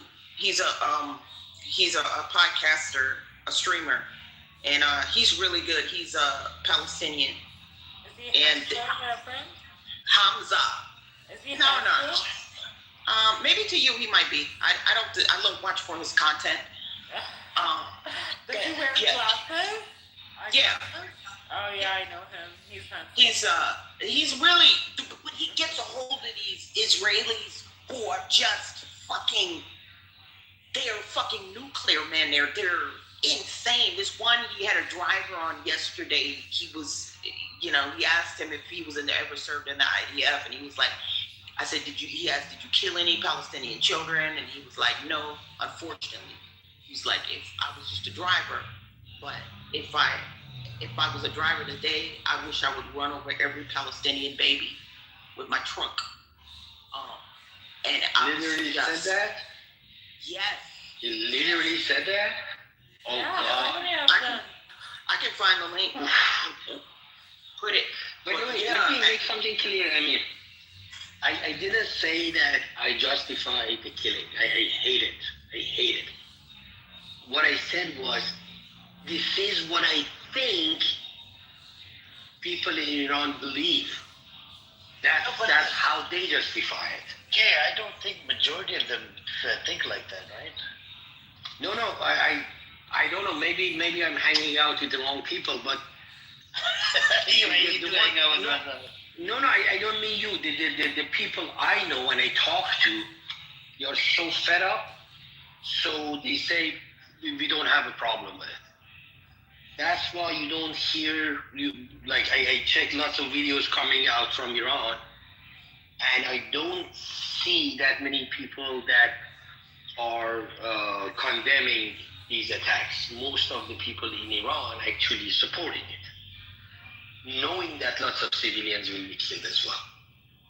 And Amir, I have lost family members in Iran-Iraq war. So we are very patriot as well. And no, my condolences to you, bro, and your family. My whole problem, Ali, is look, I've seen so many children getting killed, right, in Palestine and whatnot, and in Lebanon and other places, right? And then you have some people from your side, from your camp, the Reza Pahlavi camp. They come in and out every day, right, for the past I don't know how many days. And they, some of them they denied completely. No, it's not happened. It didn't happen. Nobody killed 160 children. They rubs you the wrong way. It pisses you off. Story. We are tired that every time we want to say. I understand, but it's two different. Ali, it's two different things. We get tied to the Palestinian issue. We are suffering. We are tired. Hold on. It's two separate things here. You have look. You want to topple the regime. I agree. Okay, that's your thing. But I'm saying at the same time, you could condemn and accept the fact that yes, what Israel did to your Iranian kids, they bombed, they killed 500 people. They did not. We asked them to come. Again, it's not an invasion. It's not. So if you ask them to kill your children, your Iranian children sadly, every war brings casualty. I answer to that. Even if we go on the street, they will kill us. So if the military comes to help us, it's better. We have less deaths. Nobody's coming to help you. Stop doing yourself. We have different opinions, but you cannot. Ali, do you understand? Do you understand what the logic behind it? No, you don't understand my logic. Hold on. You're asking American government. Yeah, hear me out, Ali. The opinion, you base it upon the facts or whatever sources you have. My question to you is, you just said, that you wanted the American government to do the attack, and in return that's justified. That's what you mean, right, about the children?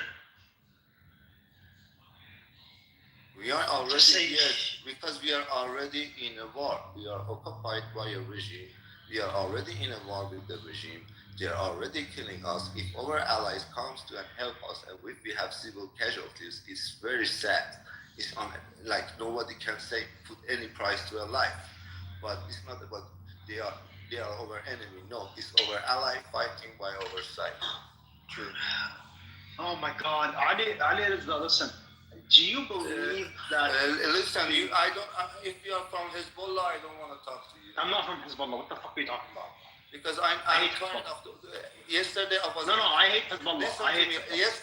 Hezbollah. I hate Hezbollah. Listen to me. I will explain why. Yesterday I was attacked on the street by two Iraqis because I was happy. He's not Iraqi. Bro, I'm not Iraqi. I don't like Hezbollah. I don't like the IRGC. And he doesn't like Saddam either. He likes Saddam? Saddam guy? He's not that bad. He's not that bad.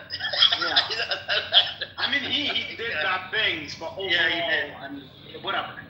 Listen, Ali, do you think that the American Israeli, because at this point, Israel just controls America's foreign policy in the region, do you think that their foreign policy includes the establishment of a safe, productive, it doesn't bring prosperous. It doesn't bring shit. We already. Dude, you didn't let me finish my question. Want to get rid of the regime. Dude, you didn't finish my question. You didn't let me finish my question, bro. Because I have already answered this question, man. Even not in. What's the question? What's the question? It won't bring democracy. It won't bring freedom. It won't bring nothing. But it will help us to get rid of Islamic radicals. Okay, and then what happens? It's none of your concern. No, it is my concern. No, it's literally my concern because that's what we're. No. Listen, man. What happens in Iran does not happen in isolation. It affects the whole region. It is literally my concern. I'm sorry. It is my concern. Why are you talking, dude, Ali? Why are you talking to foreigners on this stage, on this app, on the internet, and telling them, "Oh, it's not your concern what happens to my country, but you have to support me." No, it is my concern. If the United States guy asks me, says my elites, my opposition, I'm not American. I'm not American. Then go ask your government what they are doing. I'm not American, Ali. I'm not American. You are an Iraqi, yeah? You're still my neighbor. No, I'm not Iraqi. Why does it matter? Why? It doesn't matter where I'm from, actually. Iran is in your concern. Why? Because I'm from the region. In your concern, answer me. Okay, because I'm from the region, and what happens in Iran will impact the whole region. Who will want to choose is our right. It's not your right. I'm not telling you what's your right or what's not. I'm not telling you what to choose or what not to choose. I'm not gonna answer that. Dude, I'm not telling you what to choose. I'm not telling you what is not in your right. What I'm asking you, right, and you are up here on a public stage, on the internet, debating with people from all across the world what's happening in your country. So you can't tell me that if I ask a question about the future of your country as a direct result of what America and Israel is doing now is not my concern. No, it is literally my concern. It is literally the topic of this conversation. If you do not want to have this conversation with non-Iranians, then I suggest you click the button on the top right corner of the screen that says leave and get the flying fuck out of here. So I'm going to ask you again. So I'm going to ask you again for the end Oh my god, that was so good. Oh my god. Ali, he put you in place for real, man. That was so good. No, man, he changed his question. He wanted to. Because he works for the Ali, he works for the government. You have to be careful. He can make a change. For last 1 hour, we have answered these questions 1,000 times. No, you didn't answer my question. I have answered. So answered this question. you get rid of the IRGC. What's next? A normal life, a normal country like any other country. What do you believe so? We will bring it. Of course, spreading the human rights in the first place in the world. Really? Okay. Yeah, having rights the first. Dude, I'm not gonna sit here and talk to you about 5,000-year-old history. I'm talking about what's happening right now. What's gonna happen now? Because you are suspicious that you can do it, yeah. Yes, I am suspicious. Not because, listen, I'm suspicious, not because I lack faith in it. So you prefer the Islamic propaganda for that regime. I didn't say that. I didn't say that, Ali Reza. I'm asking you to think critically. I'm asking you to think critically. If America and Israel are spearheading... No, you answer my question. You're not answering my questions, man. You're not answering my questions. Can you mute this dumb whore? And normal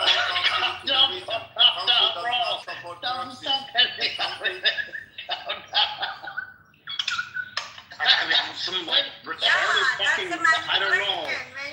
Oh my God. So right, I'm laughing. Hold on a second. I'm laughing at Benny Goy because he's been crushing out.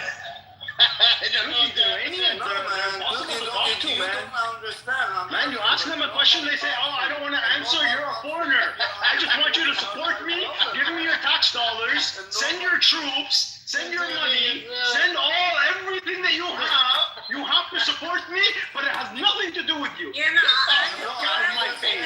You want to march in my street and ask my government to support you, and then you want to tell me I don't have anything to do with this? Ali, please look at Ali. Ali, it's a conversation between the two of you. And please answer his questions. You know the history of I've already answered these questions many times. You didn't answer shit. It's the first time I talked to you. I don't need to answer to you. I have already. See, you don't need to answer to me. All you want from me is my tax dollars, my military, my intelligence, my money. You want everything from me, but you don't want to answer. You don't want to be accountable? Who are you, Trump? Where the Answer your questions. I answer. Go ahead. Answer it one-on-one. Okay. So as you have agreed with me, and please, Madman, stay quiet. Yes, please. I've got something else, but please whatever. stay quiet, Baz. Baz, please stay quiet. It's between Ali Reza and Benny Goy, please. So, Ali Reza, you have agreed with me that this is an American-Israeli intelligence agencies are spearheading the regime change in Iran. And you have agreed with me, I think, that they don't have necessarily the best of intentions for Iran. I do till this part, yes. Beautiful. What do you think is going to happen if the IRGC were to collapse to Iran? Knowing full well that the Americans and the Israelis are the ones that are spearheading the regime change and are going to be the ones that control what could potentially happen into the future. What do you think they want for your country? The answer is that right now my country is streamed by Russians. I prefer Americans. Okay, what do you think the Americans are going to do? Knowing full well that they're being controlled by the Israelis. Anything, we need to try. We have been 50 years running by Russians and Chinese. Let us be 50 years under Americans. Let's see what happens. Okay, what do you think they're going to do? I don't know. Let's see what happens. You don't think possibly they're going to, I don't know, support separatists like the Kurds that they're doing right now? No, I don't. You don't think so. possibly? I don't. No, they are actually literally doing right now. No. Is supporting separatists and telling them. They did it in Syria and did it in Iraq. It didn't happen. Are you serious? No, they are not separated from the country. They are not separate. They are like USA. And they have practically separated. Listen, no, they are not the northern. separated. No, listen, the northern region in Kurdistan they are not has separated. become. They are like USA. They are federal states under the. They're nothing like the USA. No, it's nothing like the USA. Yes. No, they have their own military. They have their own. They have a high degree of autonomy. It's a different story, but this is it's not like Bro, the Peshmerga has their own military. They are not separated. They are not separated, and you see in the negotiations, it's a long negotiations going on. They want even the Americans want the Kurdish in Syria join the states. The American wants the Kurdish in Iraq join the states. That's why they want Iranians they don't. out, because Iranians, the IRGC is the one is not letting it. What? No. It's actually no. Don't tell me no. No, that's not true. That's a no. But the Americans were the one, dude. The Americans. Don't patronize you, okay? The Americans ruled over Iraq for 20 years. It was during this 20-year period. We have different history. We have different. What do you mean we have different? Okay, did America invade in 2003 or not? Did America? Okay, let's go through the history. Let's go through the history. Did America invade in 2003? Masma, shut the flying fuck up before I must you. I don't want to discuss Iraq because I cannot talk about Iraq. I'm not in the place to talk about Iraq. So let the Iraqi person comes here like Mori and talk about Iraq. You don't have to be Iraqi to talk about Iraq. Because I have no idea. Then why are you making claims? Making claims about my country, not your country. Okay, let's talk about your country. Trump right now is saying that he wants to send in the Kurdish, right, into Iran to fight against the IRGC. Understanding that you think they're gonna separate is over understanding. That's what he's saying. No, he's not. They're not gonna separate. He didn't say that. That's what he is saying. He didn't say that. What do you think sending Turkish, the Kurdish militia? Is different than what he said. What I think is different. What you think is I'm not talking about what you think. I'm talking about what he said. No, he didn't say that. He did. You want me to pull out this? Amir, I'm driving right now. Can you please pull this out? Yeah, what do you want me to pull up? He said about Trump saying that he wants to send in the Kurds. He didn't say he Sure. If I pull it, okay, Ali,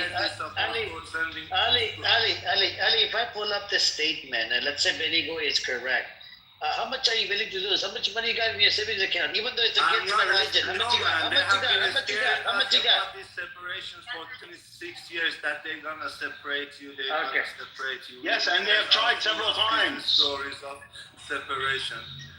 Man, all right, let me pull it up. Cannot make fear enough us. Oh, they're gonna separate you. No, they separate us.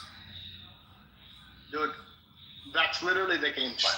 That's what you think, and what I think is different. That's what I know. No, now, you don't know. Not it's gonna be Ali. You don't know future. In Syria, the same thing. We don't know shit. Dude, in Syria, they did the same thing. So we have different. In Syria, they did the same thing. That was the game plan. Now, whether it's going to be successful or not, right, depends on the situation. I'm not saying that it's necessarily going to happen. I'm going to say that the Americans and the Israelis are going to try to make it happen, just like they are still trying to make it happen in Syria. just like they have tried to make it happen in Iraq. And, you know, the Kurds have a high degree of autonomy, borderline independence in Iraq. Just like the Kurds in Syria, just like the Druze in Syria, potentially even the Alawites if they had their opportunity. Yes, they have tried to split up these nations before. They have funded separatists before, and they have shown the intention to fund separatists already. The Kurds being the first ones, the Baluch being next, the Azeris potentially, the Arabs definitely. It's a probability, you think. Okay, we shall see. Time will say. It's a probability. Oh, can you concede, Ali, that you were wrong? There is a time matter. Do you think? We will see which one of us is true. It's a time matter. Do you think you could break a glass or something and say that you? No, I mean, you said it's between me and him. Then don't jump now. If you say. I put the link in the chat. Link in the chat. Ali, listen. Even if it's not successful, Ali, listen. Oh wow, listen. What I'm trying to say is that even if it's not successful, right? Even if they attempt these separatist movements and they fail, that will still cause a lot of problems for Iran. It will still set back the socioeconomic development of the nation for at least 10 to 15 years, as it's happening right now in Syria. That's their game plan. 100%. They're just some of these people, man. They're delulu. I mean, look at Maz. He's confused as hell. Maz, do you want to? I mean, she sounds like chicken musmos, you know. Come, bro. Stop being freaking dirty. What the hell are you on You know, about? we have a Maz is a chips brand, and it has the salty. Maz, so my question. So I choosing to know that I can be hot, but in the same time I can be angry and attack you. Yeah, There's no. Honestly, I don't even understand what you're saying. I don't either. I got some updated information about what you asked about first.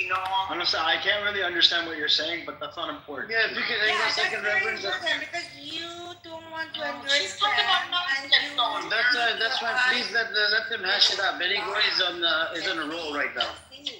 Don't keep your eyes blind and talk instead of me with that suffering when you don't understand my suffering.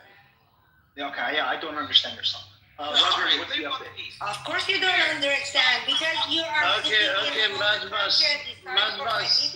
Musmos, please be quiet. Alright, let's So I found out that Christy Noem, she got fired because she spent $200 million on ads for herself. That's why fired her. Yeah, No, but do you believe that that's the real reason why, or that's just the excuse that they gave? $200 million, that's a lot of bread to be blowing on yourself. Yeah. Sure, fair enough. But do you think that that's the real reason, or is that the excuse they gave? What would be the other reason? I mean, what would be any other? I don't know. I haven't looked into it, but I'm always skeptical when these high-level people are fired, and then they give some reason like that. I never believe that the reason is what they gave when high-level people get fired. Yep. War, did you want to speak? War, we haven't heard you speak. You want to speak? You want to say something, War? I cannot right now, but I can later. There's a lot of traffic. War mother. I thought it was a lady. Anyways.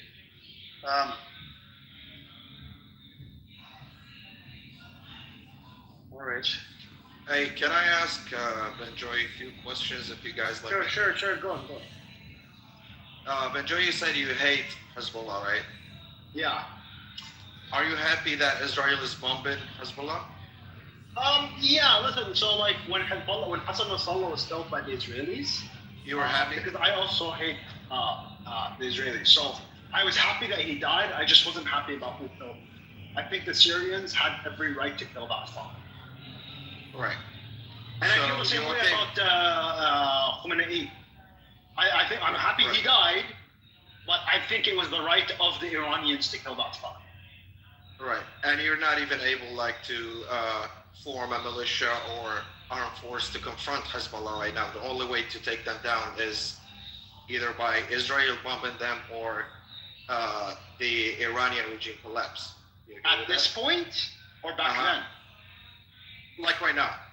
No, right now the Syrian army can take them out. The Syrian army has been strengthened and the Hezbollah has been weakened. Right now, the Syrian army is more than capable of going and eliminating. If they really but want. I'm not sure if they really want to do it. I'm not sure if they want to, and it would cause a problem with the Lebanese army as well. But they are capable of doing it, yes.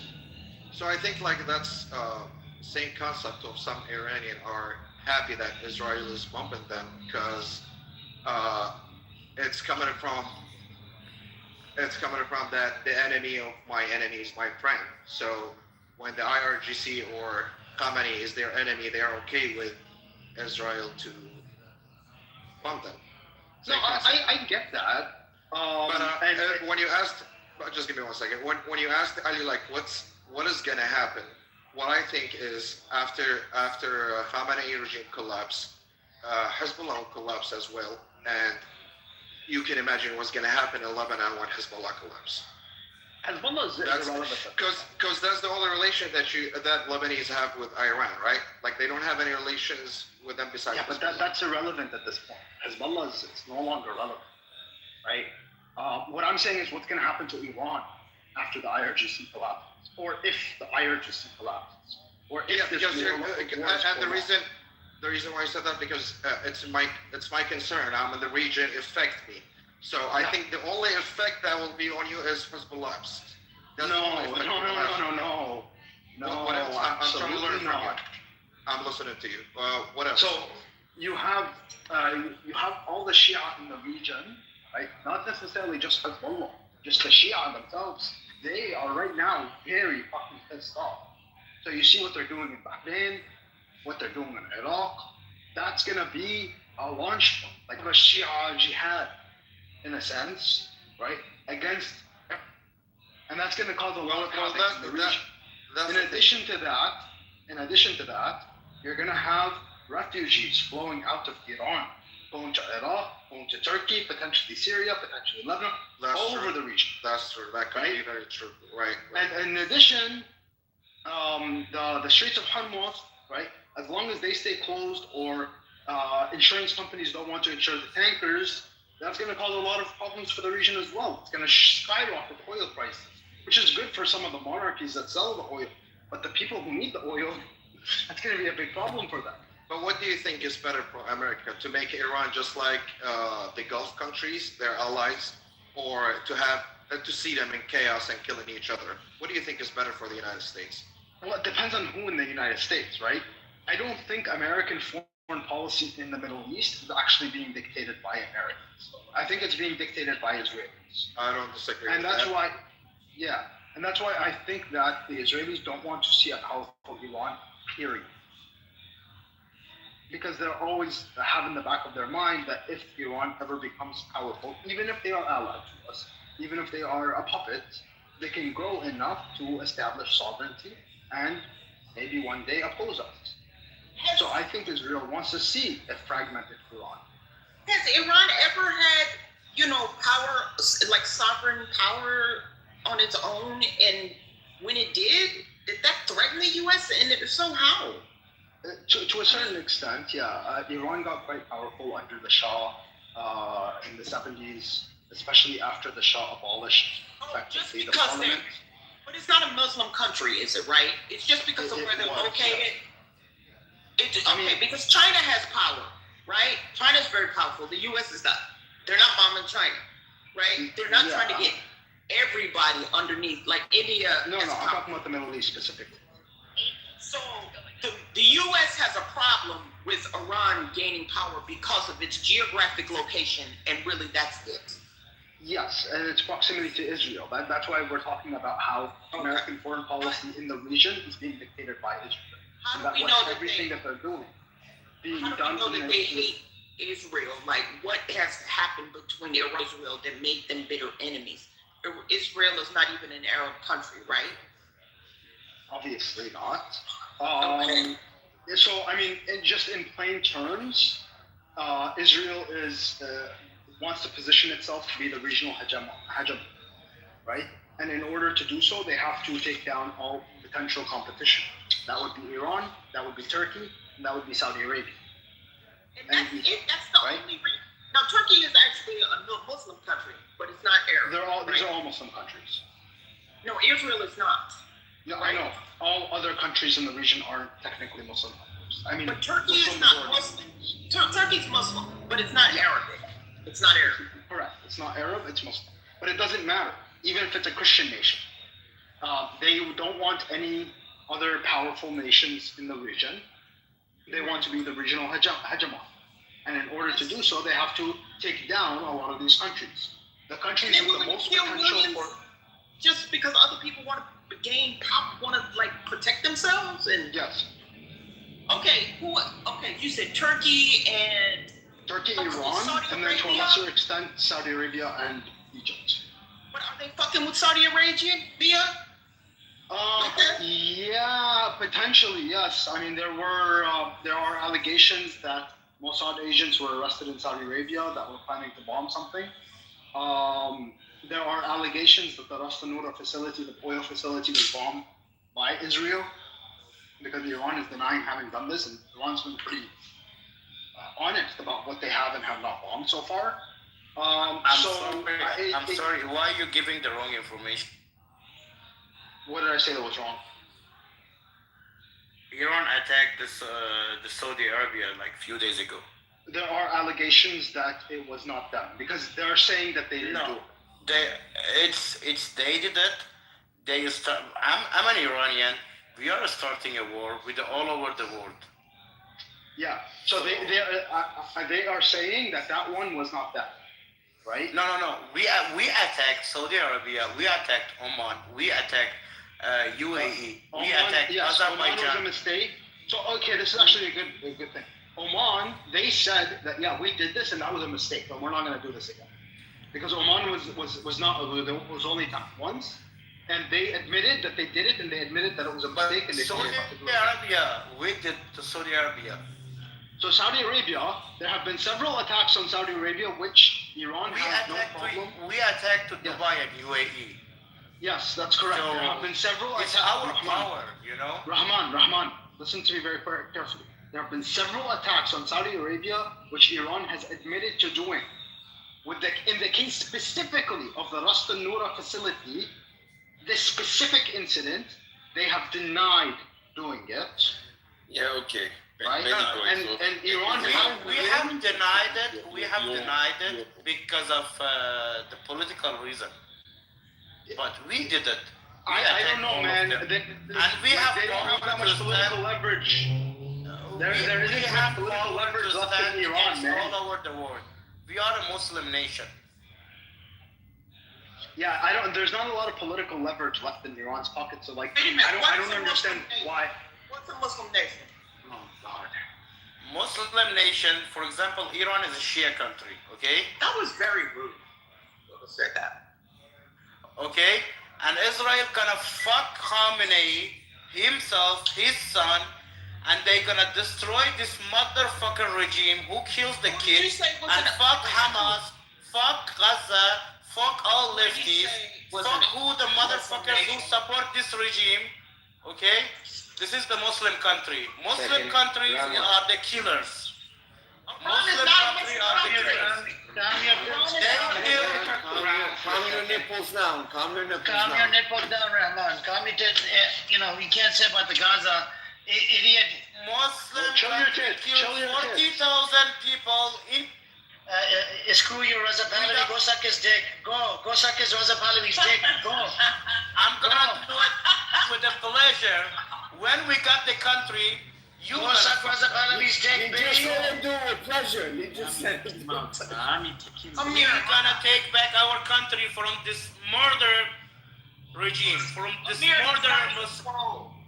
You troll. You gotta mute him. You are a fucking troll. No, they're saying that in the chat. If you're a troll. You're Reza Pahlavi, a dick sucker. With the pleasure, he's our king. We love with him. With pleasure, oh my God, and this guy really loves. we kick all mullahs. Okay, just mute up. It's somebody. The mic is on somebody else. Yeah. Now. Okay, mute up. Wait, mute up.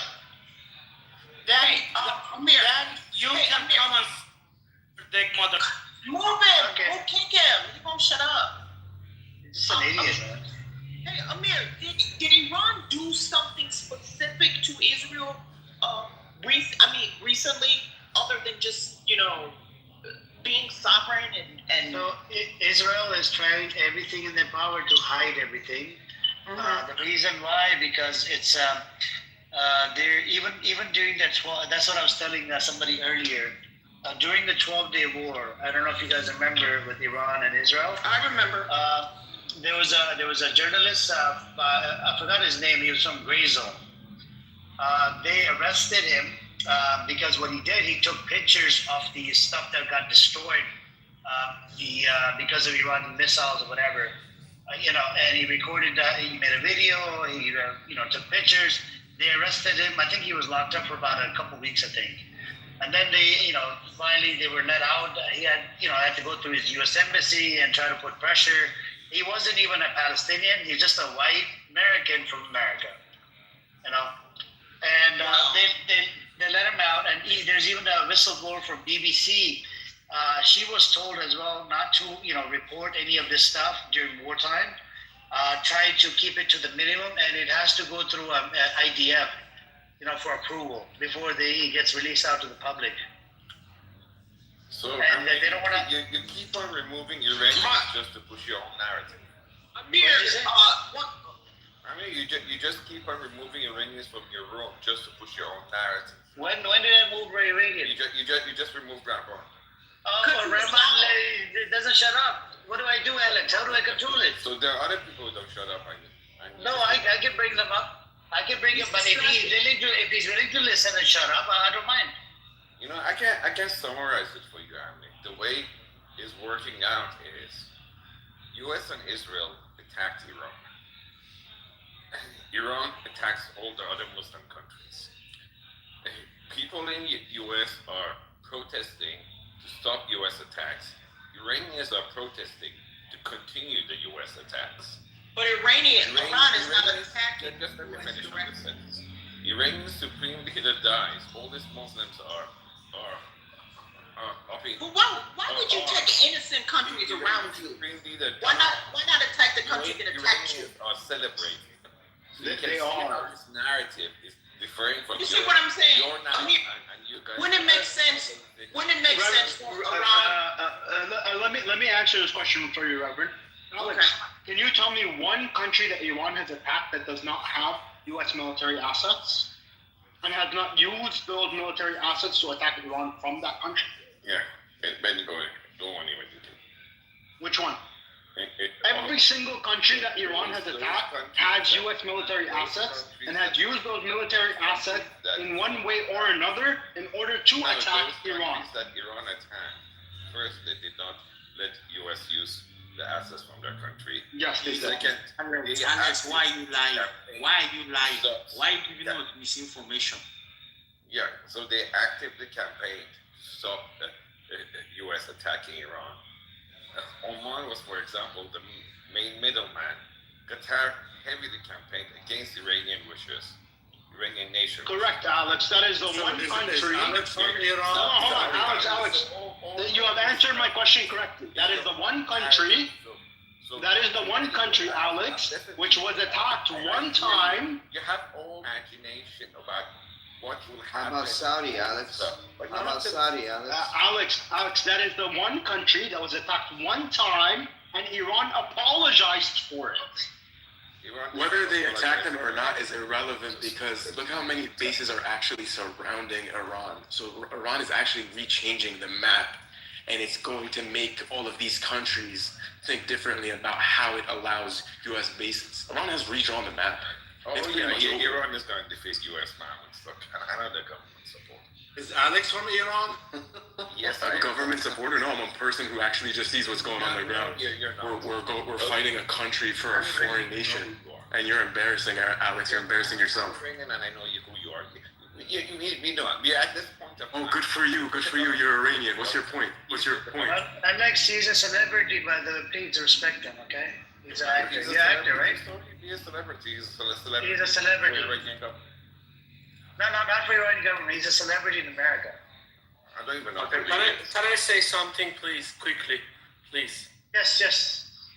My name is Sorab, and I'm from Isfahan, Iran. Any moment I can disconnect. Just please.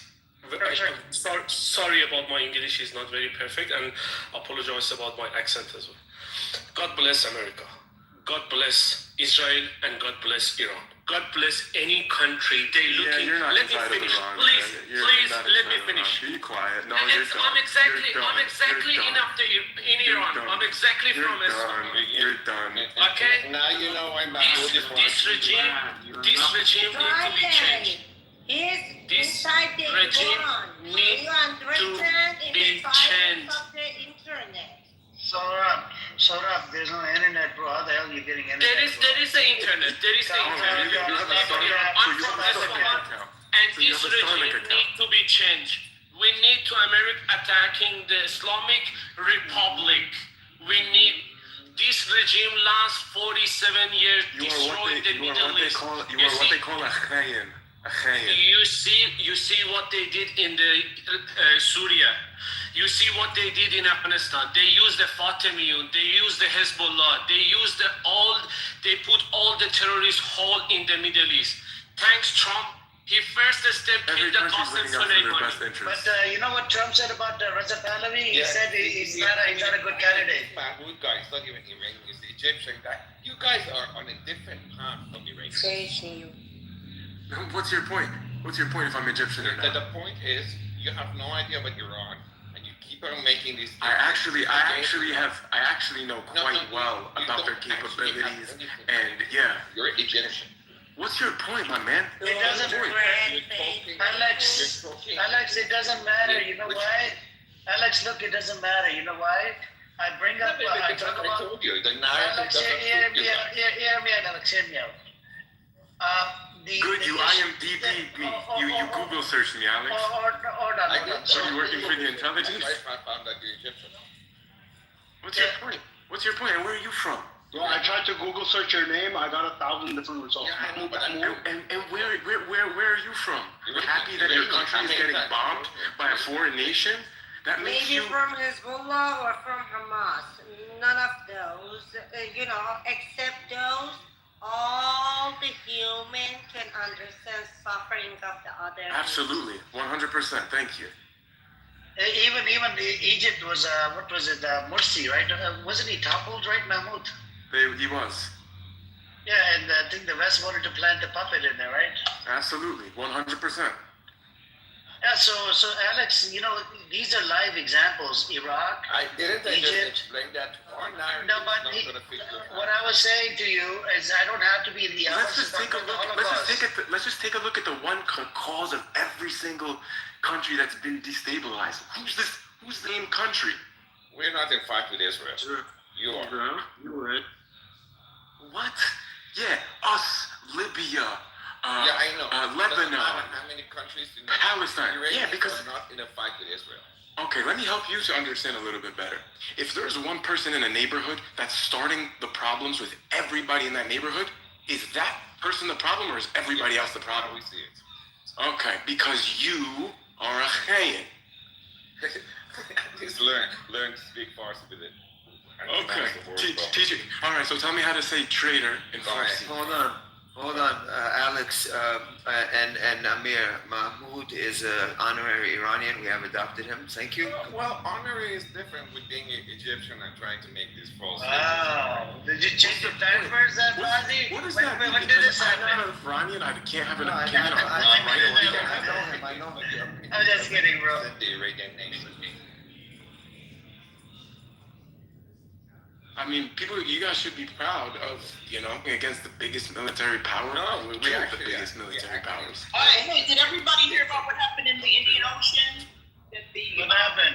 Iranian ship was hit, and they're Yes, calling. 80 people were killed. 80 people near Sri Lanka. Yeah, and you know what happened? India lured them in. This is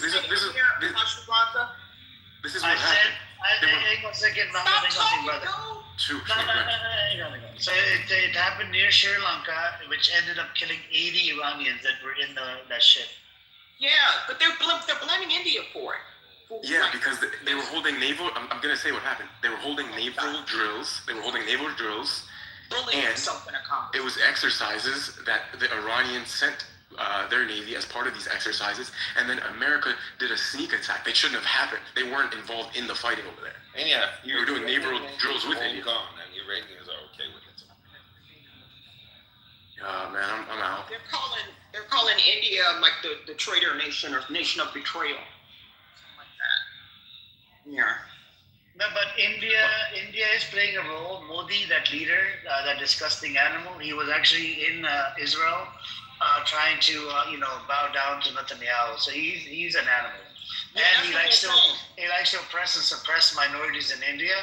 And he's a Islamophobic cunt. And he hates Christians, hates everybody except for. And do you know this whole Hindutva RSS movement was inspired by the Nati? No, I didn't know that. Yeah, the RSS Hindutva, that idiot supports. Then Israel shouldn't then. Netanyahu loves all the anti-Semitic people, even the Christians. The Christians wants to butcher them, slaughter them, or convert them to Christianity. But he loves them. What do you expect? That's your issue. Yeah, I thought the American Christians you have this thing with Israel, and you keep on bringing Iran into it. We're not part of that. Just basically let us out. Alex, the whole Middle East is going in flames. Look, this room is not about it's connected to Iran. Because hold on, the whole Middle East is going in flames. Bro, do you understand the whole Middle East is going in flames? Well, look, as far as I'm only concerned, it's about Iran. They're the bad actor, and it's going to change too. Liz, are you from Iran?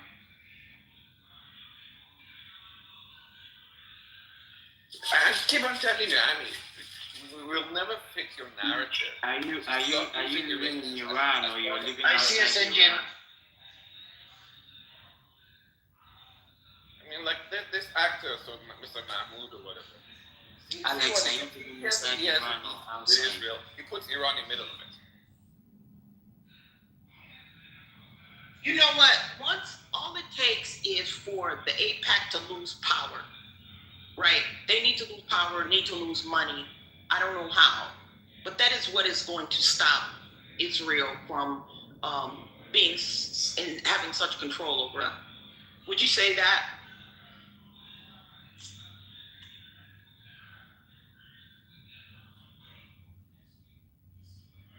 So Mahmoud, I understand you're a celebrity. There was no offense to you, but I'm telling you, your perspective doesn't match us.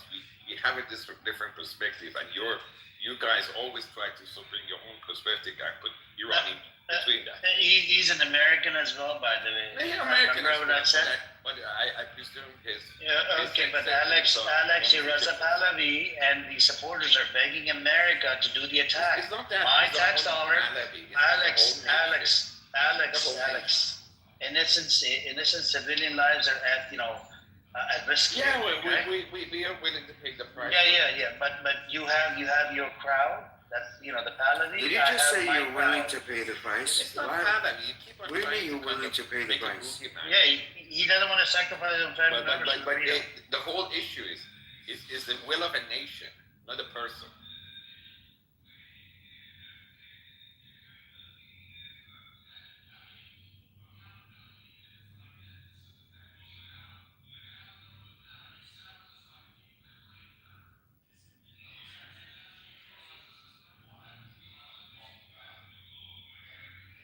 Is anybody speaking? Oh. Let me check out this Mahmoud's guy's sort of like credits. I don't know. Don't worry about his credits. You said you're willing to pay the price? Yeah. Who are you to say that about it's people not, on the ground? when I say we, it's not myself personally, the nation. No, they're not willing to pay the debt. Of course, because they're supporting this. And now 6 days through the war. No, don't label me, bro. I'm telling you, you can't speak for people wanting to die on the ground. No, you sound crazy. Look, you sound crazy. The news is coming out. See, the people people's opinions is coming out, whether it's why Starlink or get a VPN or whatever. The news is coming out. People are telling us what's happening on the ground and what is the reaction of the people. So it doesn't matter. That's not what I feel. That's not what I feel. Keep on denying. That's not my feed. Yeah, it's not. Yeah, you can keep on denying it. It's like the same thing that. I'm telling you, it's not my feed. That's not what I that's why. Because that's the, like when you had the 40,000 massacre, all these people denied it. So what? I didn't deny it. I didn't deny it. I cannot see at this point. No one can go to Iran and make an accurate survey from Gallup and bring it to you. So in the meantime, you want people to just die. You're willing to pay that price. In the meantime, you can go on different sources. Every single news from Iran, people are supporting. That's not true.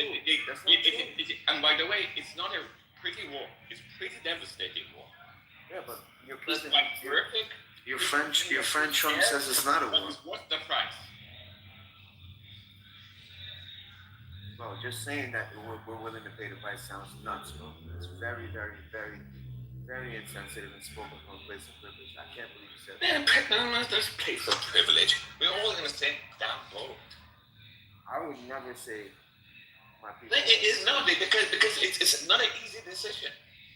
We had to choose between being killed by this barbaric government, killing us by hundreds of thousands, and willing to take 1,000 or 2,000 or maybe 3,000 casualties, and we're doing it.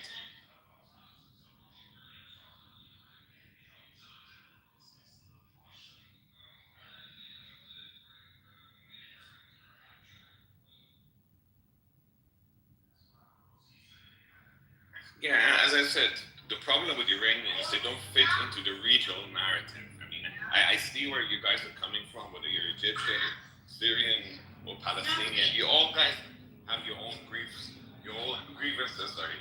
and you all have your issues. But really, for one moment, just step back and say, like, maybe they're not part of it. Maybe they have a different agenda.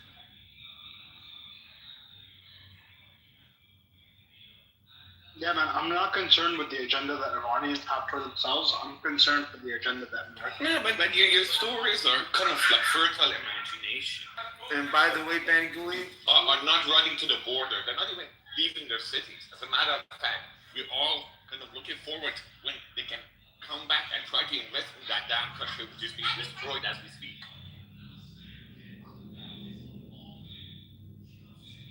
Iranian exceptionalism, like it's mind-boggling. Honestly, you really think you're like a special breed of people?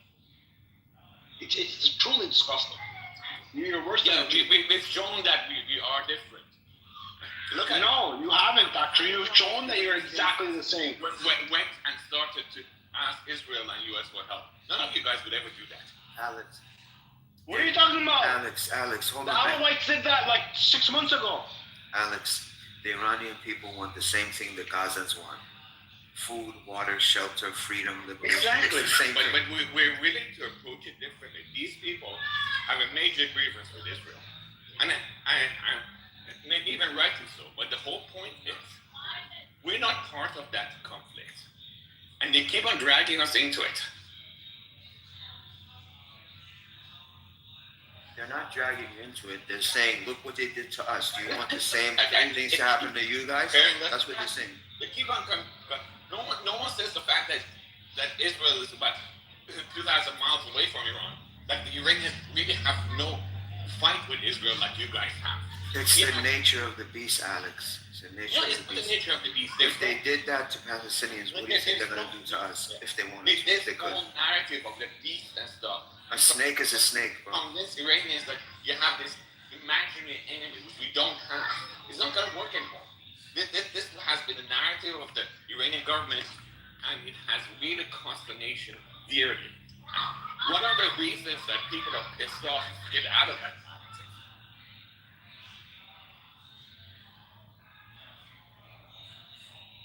I guess there are plenty of snakes in that cave. And I kept on trying to say that time. So once the Iranians get free and stuff, don't consider that as a danger to your being or your cause. Your cause is, you have a cause, you have a legitimate grievances, and people will sympathize with you at the human level. And once again, I emphasize the word human level because at the government level, no future Iranian government is going to pick a damn fight with Israel. We actually probably going to be allies with them. But that is because that's the national interest of Iran. That does not mean that we are kind of ignoring the suffering of the Palestinians or the human toll in Palestine for that conflict. That falls under the Iranian NGOs. I'm pretty sure that the NGOs have a better view of it. At the moment, no. At the moment, Iranians, this whole fight with Israel is costing Iranians. 47 years of hostility with Iranians has ruined a country. Sorry, 47 years hostility with Israel.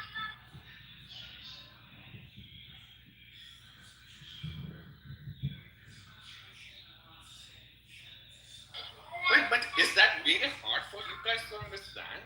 Is it difficult? And why should you be afraid of it? I mean, to be honest, as an Iranian, I'm mostly kind of sentiment. Iranians have nothing against us. We kind of enjoy their company when it goes. I mean, look at when Iranians go to Dubai and stuff. There are 400,000 Iranians in Dubai. We have nothing against us. We like to have their company. We like to be friends with them. With the Iraqis who actually invaded us.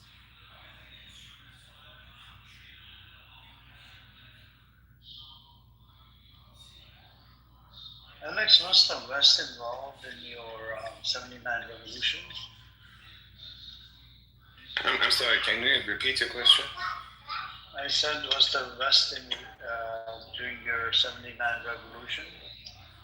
Yeah, they kind of, the Western world, see, the Iranian Revolution of '79 was really kind of, I mean, it ended up with the Islamic government, but the kind of fundamentals is what was the leftist view in Iran and the so-called anti-imperialism, anti-stuff. So it was a thing. Alex, did all the family members, like, did they steal something from Iran before they left? No, Jimmy Carter. See, that's one of the things that Jimmy Carter, Iranians all hate Jimmy Carter.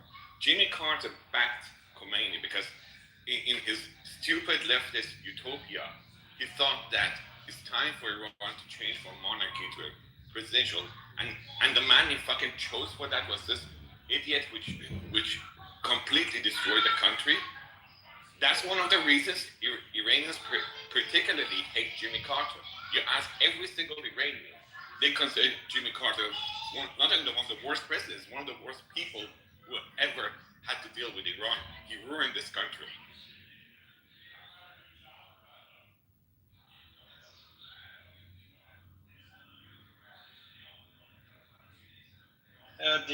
Is a buyer there? Buyer, did you want to speak? Yeah, Brivella. I just had some comments that I was concerned about, but I had wanted to speak about the difference, but I think that was resolved because there was this assumption earlier by the other guests, the difference between, because my brother is Muslim and my family is, but I'm not. And to make a distinction between the Arab Muslim and Islamic. But I think that was clarified. Okay, cool. You see, Amri, the other thing is this Muslim dance you guys have. You always think there's some kind of a big Muslim nation. We don't feel it that way. And that's not what I said, though, right? Oh, right there. Don't try to self-correct me. I'm quite astute. I'm not correcting you. I was talking to Amri, actually. Okay, thank you.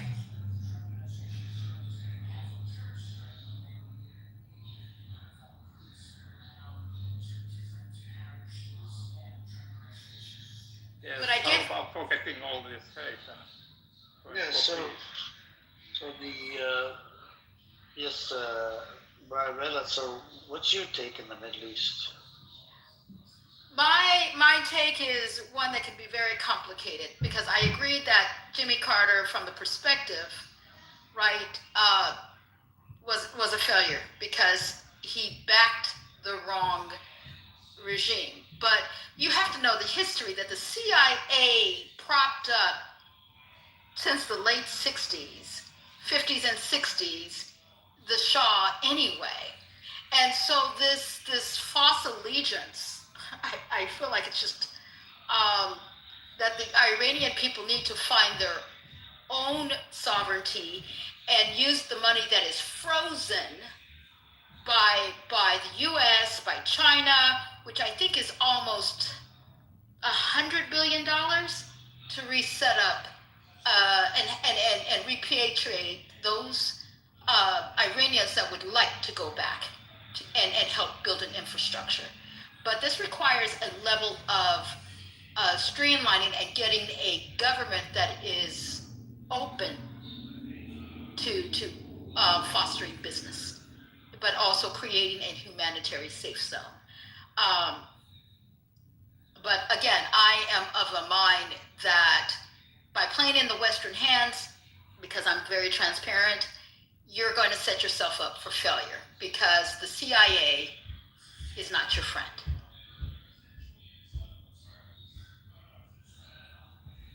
Whether you think America is helping you or not, they're not.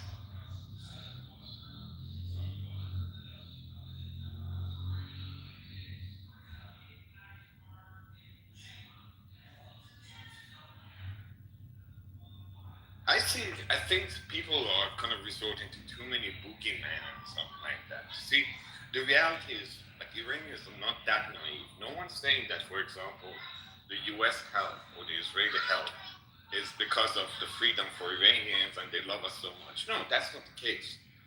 What is really happening is we have aligned interests, both with the Americans and with the Israelis. And even then, I think that the view of the Israelis and Americans is completely different because Americans are seeing it as a more global strategic event to change the Iranian government. Israelis see the Iranian government as an existential threat to their being. But it doesn't matter. What they think about their own national interest happens to also align with Iranian national interest. And that's what we plead to them, and that's what we're seeing today. Okay, so I'm confused though that if one regime exists for the total annihilation of your regime, your infrastructure, because of course you have the ethnicity of the Persians, we got that, but you still have an Islamic Shia regime, correct? So that has an Islamic branch. So are you saying just eliminate the Islamic branch and still align with the Israelis with the best of your interests and intentions? That sounds counterintuitive. I'm just What part seems to be the contradiction for you? I think it's a contradiction when you're ignoring the fact that if you look at a Venn diagram, the overlapping, you've got different populations, and yes, you've got the Persians that may not all be Islamic, because you definitely will have some Jewish Persians that are still living there. You still will have Baha'i and several other communities. But we're not even talking about religious. But what I'm saying is the country of the nation state has nothing to do with religion. No, but what I'm saying is, why align yourself? That's what I'm trying to understand, because the national interest of Israel is not aligned with It is. First. Okay, please articulate. You speak of all of Iran, so. 1 second. Amir, 1 second. Alex, 1 second. Amir, we have, there's news that just came in. The aircraft, the ship, Abraham Lincoln, the American ship got, it was shot. Strait of Hormuz. Yeah, Strait of Hormuz just now. You saw it? Did it sink? Hashmi was here earlier, he told me about it. Yeah. Okay, if you guys spoke, sorry. It's Abraham Lincoln ship, it stunk? I'm checking right now, but I just saw that it got attacked. Let me check. I'm sorry to interrupt you guys. Go ahead. No, but I'm interested in the Abe Lincoln. Cannot sink a sort of aircraft carrier. That's just almost impossible. I don't know what you guys are hoping for, but that's not reality of the world. No, it just hit with. It was just hit with drones. Yeah, they can send drones there. They shoot them down, and even if one drone goes, those ships are unsinkable. Yeah, it is impossible to This is, sink. I'm not relatively arguing. old news. This was at least yesterday when they were allegedly hit by drones. They've already made public statements saying they're investigating. I know you're not. I'm just saying that apparently that aircraft carrier has withdrawn and removed itself by at least about 500 miles away. So it's either it was hit, which they're basically, or that it became too close for comfort. So either way, it does seem to imply a bit of vulnerability there, which many people have predicted, by the way, that it might be vulnerable to drones. I don't think he's not whatsoever. But if they might be lives lost, they're not going to admit that. So it's definitely interesting.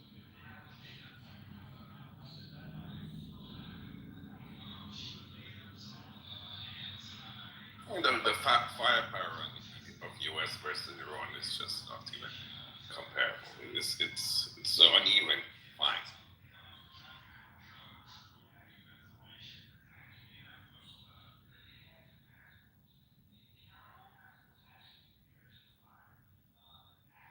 The main thing is the U.S. has also power, and they're kind of systematically dismantling the Iranian government. U.S. and Israel is both together.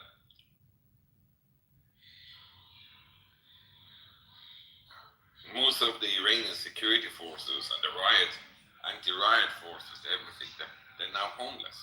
They're still camping in the streets of Tehran, and or trying to go into the mosque, into the schools, everywhere, because they're trying to find shelter. Today we just lost a sports complex because 12,000 of them had gone into that sports complex, using that as a temporary shelter.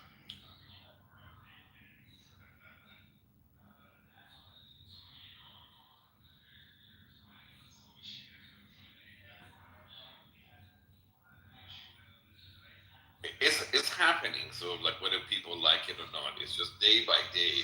So this guy is pro-Israel Zionist propagandist, claims to be Israel, blah blah blah. So just take everything he says with a pinch of salt. You can generally ignore him. He's right that Israel wants to destroy Iran. Absolutely true. And the US. Okay, that is your view. Yeah. Everybody knows this. And what's worse though is they're now apparently hit 20 schools. So some of the pro-Israeli types yesterday were trying to have this ridiculous narrative that the Iranians of all people struck their own school. Beyond belief they would think that would be true, based on evidence of one tweet with a random photo of some missile going off course in the sky. They used all that to try and claim that the most obvious truth was not true, which was the US or Israel hit that girls' school on the first day of their attack. But now they've hit 20 more schools. So how does that sit with these people? Yeah, Alex. The Iranian government hit all 20 of these schools as well.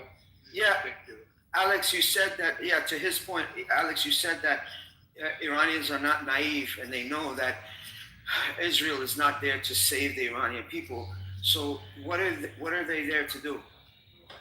As I said, so for Israelis, the goals are different. Right, they're there to they're there to eliminate the threat. Yes. Okay. So government. Yes. Okay. So if they're doing that, why are they bombing schools and hospitals and killing innocent people? And yes, they are, bro. Yes, they are. It's up to almost 1,400 deaths. The Americans, the Israelis could have targeted. This could have thing. I don't want to hear. They used to say that with Gaza. If Israel wanted it, they could have. I'm just saying, don't use could have. No, I want to use it because it's an important point to make. They could have sort of destroyed Iranian infrastructure. They have refused to do that. They're not actually going for civilian casualties. That's one of the reasons the people in Iran are willing to back it. They have some kind of a comfort. In a way, it's too much of a comfort, but they see the Israelis and the US bombings, to be precise, hitting. What is the biggest fear amongst Iranians is who lives in your building or who lives in the building next door, because it has turned out that many people that they didn't know, or the neighbors, ended up being security forces, people that no one even suspected, and that is now the biggest fear. Like, okay, I'm okay with that, but what happens if one of my neighbors is for example a security force, and these people are the targets? So that is one of the fears, that we don't actually know who our neighbors are. But meanwhile, no, they're not going after civilian casualties. It's a PR war. And definitely neither Americans nor Israelis want to engage into anything of trying to having civilian casualties. Yes, the school happened and they made a big deal about it, but that was not deliberate. How did they hit 20 more schools then? It depends on the schools, as I said. Schools, not one school. Schools, hospitals, hospitals. No, they haven't going to hospital. But even that, at this point, the security forces are trying to take shelter in any buildings. They're using stadiums, they're using schools and stuff.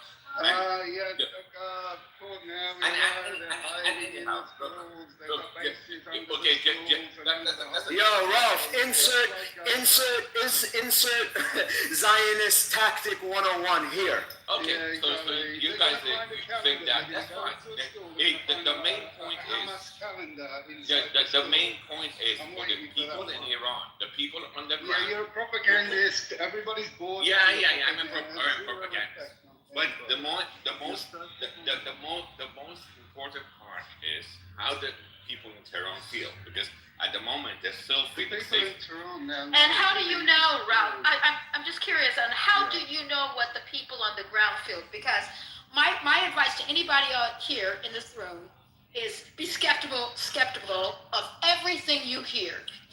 There's going to be one side. Because the difference is we have contact with Iran and Tehran in particular, where I go. Yeah, just because you have contacts, you're going to be biased.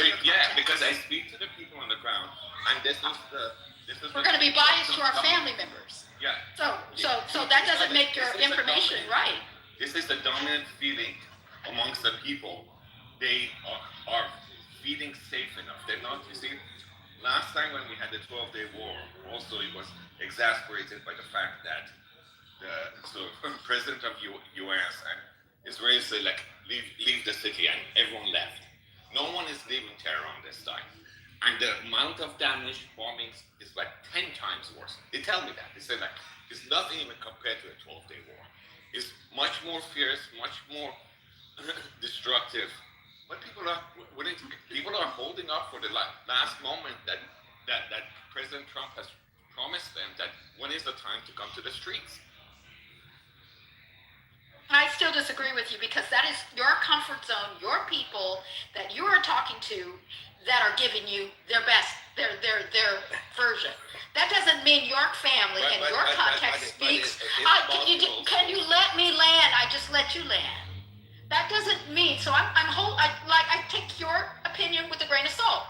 You know, you need to hear the other. You need to hear the other side, and where the two merge, that's where the truth is. There's one side, there's there's side A, there's side B, and the truth is somewhere in the middle. Unless people in the forum, there's no other side. Unless there's truth. The truth is somewhere in the middle. No, and you're giving me your opinion. The other side would be only valid if people in this forum have direct line of contact with people in Iran on the ground. And I personally have, many Iranians have, we have a circle. We all have our own circles. We all are exchanging information. And our circles are much more wider than anyone in this room. But they're your circles. Remember, it's not circles. Look, catch yourself. When you have a city under siege, everyone in that city has the news travels across the city. So I personally speak to like 5-10 people. My friends and family, they speak to another 5-10 other people. Out of 90 million. Okay. Good. No. For starters, I have to admit, I don't have great contacts in other cities. In Tehran, I have a lot of contacts. and the Tehran is the one being bombarded the hardest because by nature it has the most government buildings and most of the security apparatus, most of the government functions is out of Tehran. So they have been bombing Tehran fiercely. So yeah, I have it from the city, which is mostly on the attack. And at the end of the day, when it comes to it, Tehran has to fall for this government to go. So it's not about getting other cities. Tehran has to fall. The capital has to fall. And the people in Tehran are waiting for that moment because once they can come out the street and capture Tehran, that's the end of it.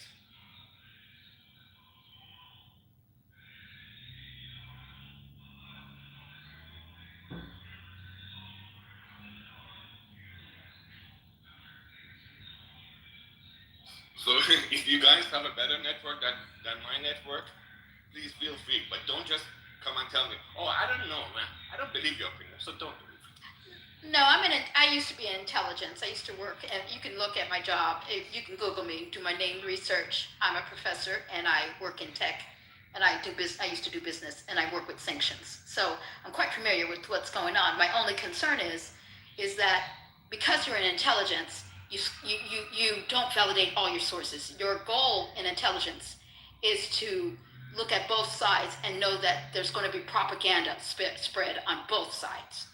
So that's all I'm saying. We're not looking at both sides. You question your sources. You're looking at one side, which is the people on the ground in Tehran who are living. The airport being destroyed, it's not a one side or the other. It's just it happened or it didn't. And I think the consensus is yes, the airport was hit. However, it's just a reality. Both sides are taking enormous amounts of damage. These are from all the mainstream military sources. Yeah, we call the situation as an Armageddon. It's literally like an Armageddon. It's a vast amount of destruction beyond anyone's imagination. But yeah, we're all aware of that.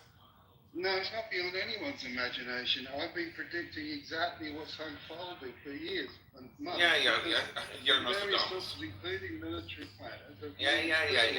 But the funny thing is, we predicted your narrative is a distortion and doesn't align with what's actually You have a beef with Israel. Let's go for it. It's not a Bible. No, it's none of your business. All right, cool, good.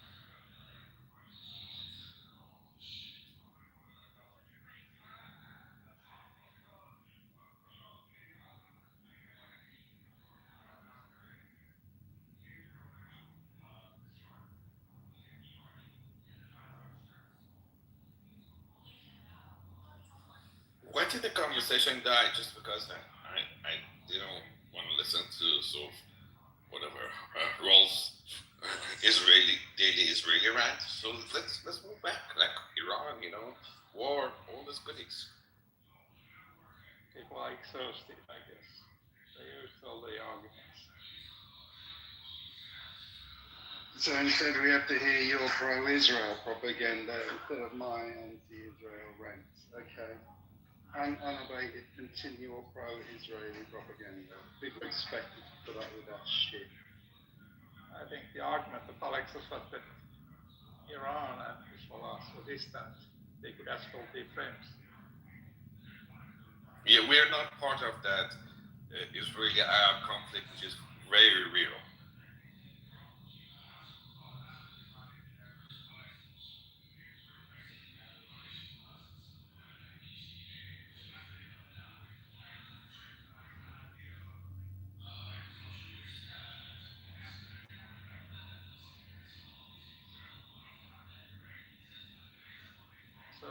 Israel be happy with a peaceful Iran? I'm sorry, can you repeat the question? Would Israel be happy with a peaceful Iran? Oh yeah, well, that would give it great joy for them. I mean, for 47 years, they have this irrational government who keeps on threatening them, and it turns out that they have amassed a arsenal of at least missiles, and they wanted to even build a nuclear bomb on top of it. So yeah, they're going to have a sigh of relief.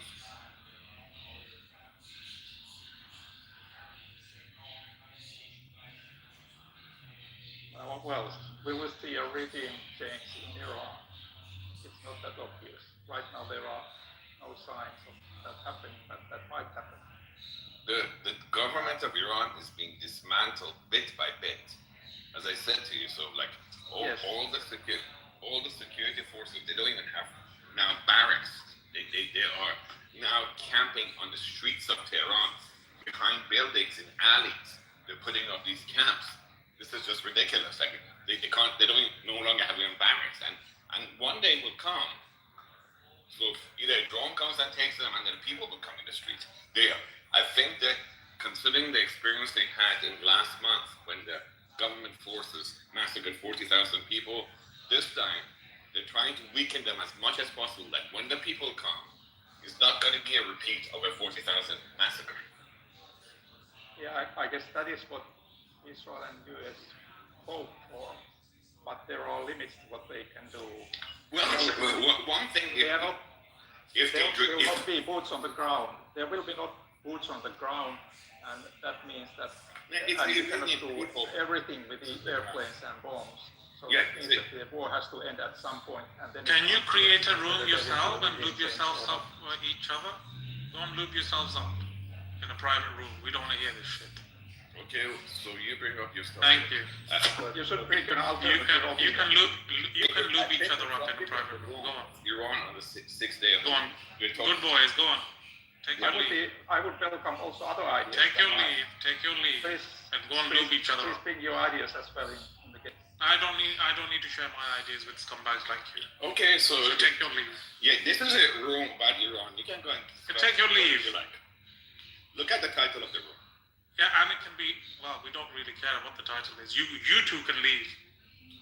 Seriously, who are you? I'll tell you in a minute. Please do. You can tell us when they've left, General. Hang on a second. Tell us when they've left, please. Don't delay. I want to ask Briar, you said you worked with intelligence? Long time ago, when I was working in Haiti and overseas in other assignments, but I don't work with them now. I'm in tech. I understand, but when you see this, originally Trump, he didn't say that this was about regime change. And then all of a sudden, he's talking about regime change in Iran. What's your take on this? It's about regime change. It was about the regime change from the jump, right? From the jump. See, because the history of, it was only until Ayatollah Khomeini and at the fall of the Shah, they had a very rich history with the Shah, a period of 30 years at which they were able to communicate with Israel and Iran. So it is logical that when you have a government shift that's based largely on religion and had their hell bent on sponsoring other terrorists in the region to bring down Israel with the goal of hell bent on defeating you, because that is part of a certain prophecy, et cetera, et cetera. The intent is regime change. It's not always about the oil. It was definitely regime change. And you know the British were deeply involved in the whole history of that, from Mossadegh before to the Shah, and you know how he was regarded as a tyrant himself. You're aware of that, right? Yes, of course, but isn't that the game of the CIA and other people? It doesn't matter how, it's about the political purpose and what drives U.S. interests, right? Exactly. Yes. National interests. It's about national interests. And exactly. And well, in this case, though, Israel has much more extremist objectives than the US and the Europe. We have more conventional imperialism, but they have a more extremist religious passion for quest in the Middle East. Would you agree, Congressman? I would say it's about their self-preservation nation. So whether or not I call them extremists, it's about protecting as a nation state, as a sovereign state. I don't like the fact that they're as another sovereign state attacking another sovereign state. But if there's ground intent to foster regime change, then you always got to look at intent. Yeah, Brian, also bear in mind, and this is a part which really doesn't fare well with these people, is Iranians actively campaign for that. We really kind of worked hard to convince the US to get involved. Alex, not all Iranians, okay? Look, Just say you're 10 people, 20 people that you know. Of Iranians. Stop the cap and don't say, we Iranians, we don't say that. Once again, it's the wish of the majority of Iranians. The campaign could not be done. You're not speaking of majority of Iranians, bro. No, that is a sentiment. Now you don't accept it, that's fine. No. Okay, provide sources, go. No, but and there's no survey, and I'm tired. Okay, there's no sources. Yeah. We're not gonna play that game anymore. For Iran, there are no sources of exact statistics for Iran. So Alex say based on my research or based on that's what you have to say, bro. That's the fair way to say it. That is not the message I'm saying. The message is the Iranian nation wanted that. The diaspora, in particular, the ones who had more agency, they could actually come to the streets. They could kind of petition. We even took 1.5 million Iranians outside the country come to the streets on a single day as a protest and asking for this to happen. We have been campaigning really hard. Unfortunately, people in Iran have no agency because they have no access. But we have done that. We are proud of it. The nation is supporting it. And we're going to move into the countdown and we're all hoping for the best. This game of bringing sources and surveys out of Iran, they've cut down the internet now for 120 hours or something. These people, this is what they do. This is how they act. So no, we don't have exact surveys from inside Iran. This is, you either believe us or you don't, but at this point, it's a moot point. I mean, I'm not really I can tell you, as people, as one of the Iranians who's in touch with Iran, is following closely, discussing that with other people, this is how it is working out. You guys don't want to accept it? Good on you. I mean, I'm not here to convince you. We have a much larger agenda to achieve. And it's pretty perilous agenda because first the government has to go down. We don't actually know who's going to be the next leader. We even kind of trying to figure out what Trump wants. I mean, for example, Amir, who has all this disdain for Pahlavi. No one even knows if Pahlavi is the next one who comes or if Trump agrees with him. So we are all kind of anxious to know. We don't actually know the exact roadmap either. Pahlavi at the moment is the only name which is known to the Iranians. There's no other name to know. No. But let's see what happens and what Trump. But Trump has made it clear, and even if I don't trust Trump because he's kind of a bit fickle, I'm pretty sure the Israelis do not wish to see this government in power by the time this campaign is finished. This is a one chance in a lifetime. The amount of money. And then to say before this war, it also became obvious that regime change wasn't the only goal, but well, for 47 years, no one has actually had a regime change goal in Iran, and no one had the. Israel has had plans to. Are you so fucking real?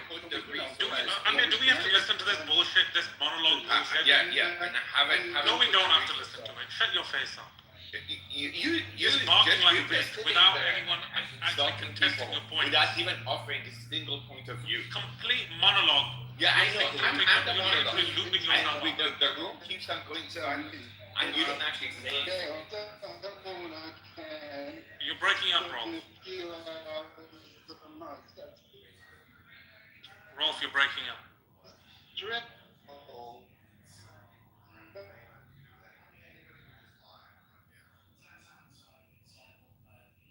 I think what the Israelis want was never in question. They have always wanted the same thing.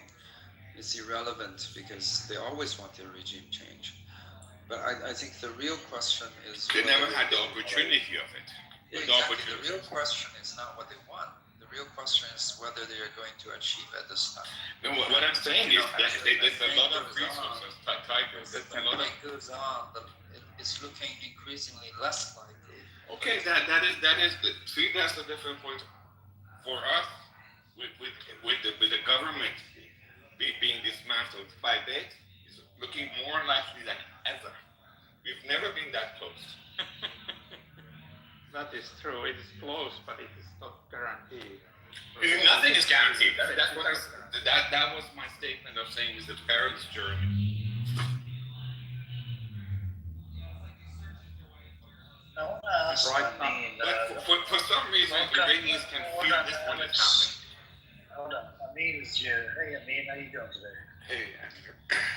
Thanks for bringing me up. What's your take, Amin? What's your position in relation to this whole thing with the Taliban and IRGC and centrists?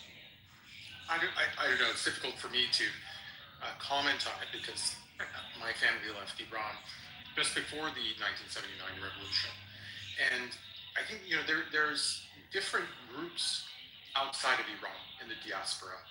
There are people that have come and gone to Iran that have like a sort of a bit of a tension with the existing regime, and there's people like myself and our family and people that I grew up with that are, if we went back, we would be arrested immediately, and so on and so forth for being from a different, religious minority. Well, yes.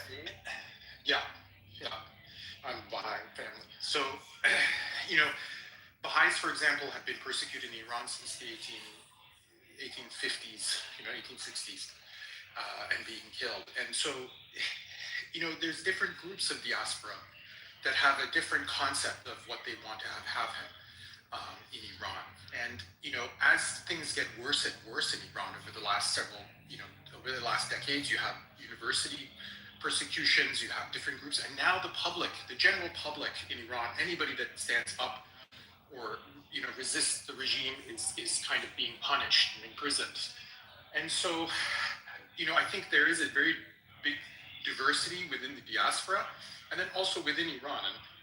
And my want is always to connect with people in Iran, be they even fundamentalist Muslims that view me as a heathen and apostate and I should be killed.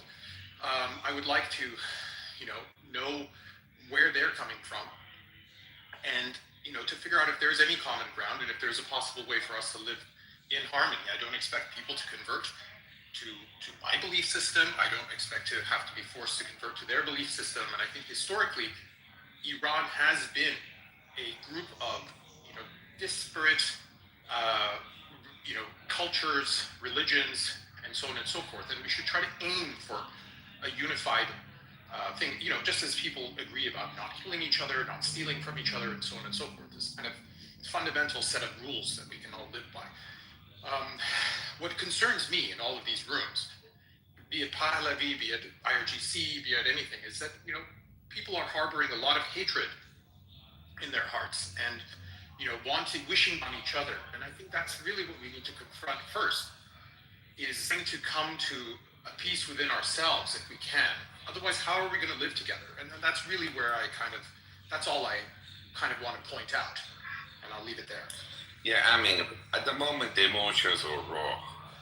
What, as the Iranian expression goes, the sea of blood between us and the IRGC, just simply because of them committing the biggest massacre in Iranian history just a few months ago. And by the way, for the people who don't know, so I don't know how many of you people know about the Baha'i religion.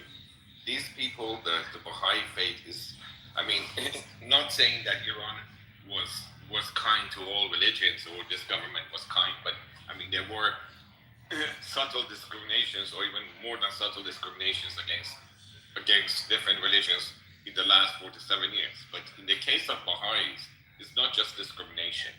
They literally persecuted these people. And by persecution means they confiscated their livelihoods. They basically banned them from education. They killed them. These people really, really suffered under this government. They are the worst case scenario. Yeah. They're a black spot in Iranian history, what this government did to these people. Sure, and it's interesting also because this is a religion that started in Iran. So, it's kind of, when you say emotions are raw, I mean, for Baha'is, this has been happening for a very long time. And so, in many ways, I'm not as raw because I was born in this madness from a very young age. And I think it's important for us to kind of stay as, for those of us that are not in Iran, to stay level-headed if we can. And this is what I appreciate about Amir's room, is that he's kind of trying to keep a calm discussion going on about this. And I think we have to be calm. I realize that many people are very shocked about what's happening, but this is standard practice in Iran, just the way they persecute any group that is, problematic and that stands up to the regime or wants change or wants rights or whatever it is. No, to be honest, what happened to the Baha'is, so barring the so-called political opponents of the government, especially the so-called armed political opponents of the government, they've never done that to anyone, what they did to the Baha'is. Baha'is really, as I said, it's a dark spot in Iranian history, what these people did to you guys. Yeah, I mean, sure. Anyway, so Amir, just to answer your question, I mean, I don't know where I stand. I don't want Iran to be disrupted into many smaller states and balkanized is the term that they use. I do not want to see that happen. I think that's not a positive thing. I think Iran is what it is for a reason historically. It has some geographical features which create the shape of where it is, mountain ranges, bodies of water, so on and so forth. And I think historically we have been a lot of different groups, and I'm hoping that integrity is maintained. I don't want to see it carved up into a lot of different pieces, but at the same time, I don't want to see it maintained as such an authoritarian state either. So, I mean, whether or not I agree Israel or the US is doing, I don't think anybody should be killing anybody. But I'm, a bit maybe naive, growing up that way of being very peaceful in my heart as much as I can be. I do recognize that humans don't necessarily respond to that. So I'll leave it there, and then, I got a question for Amin. Amin, are you by any chance son of the Dr. Abbas Amanat? He's my uncle. Oh, I see.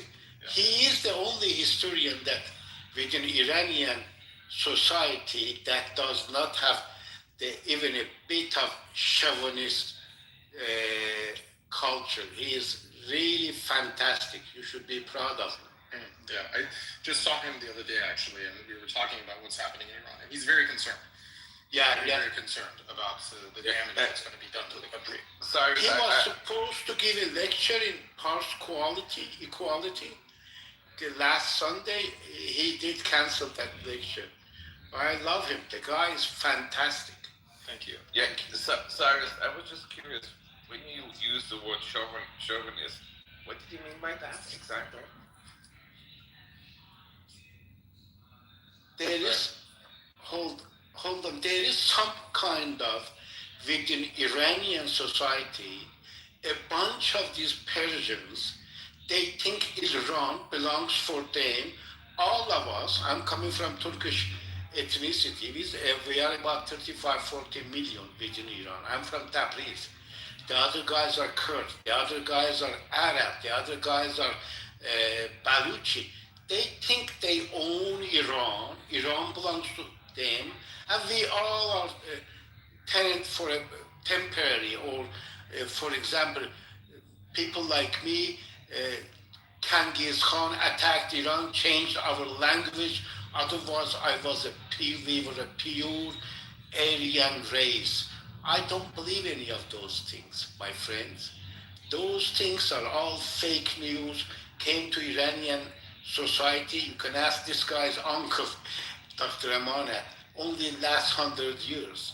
They were trying to create some identity, Hoveiyat, to Iranian people. I don't deny that there is no Kurush Cyrus king. It was existing, but so as other kings in Iran, they were all killers. You understand that? No. Yes. So if you guys, okay, if you guys would be kind enough, just search in the Google who killed Cyrus King. He took his army. He was trying to attack Uzbekistan. Uzbekistan's queen was in Persian we call at the time I cannot recall. Seriously, on especially the queen of she said her son that sent him the Kurush Cyrus king a message that why are you trying to occupy us? Why are you trying to we submit no matter what? Whatever you want, come and we will give it to you. He killed that messenger. That Tahmuras, her name was Tahmuras. In Persian we call Tahmuras. In English probably a little sound different. Anyhow, the Tahmuras made a huge army. They defeated Cyrus King. The interesting is they cut his head.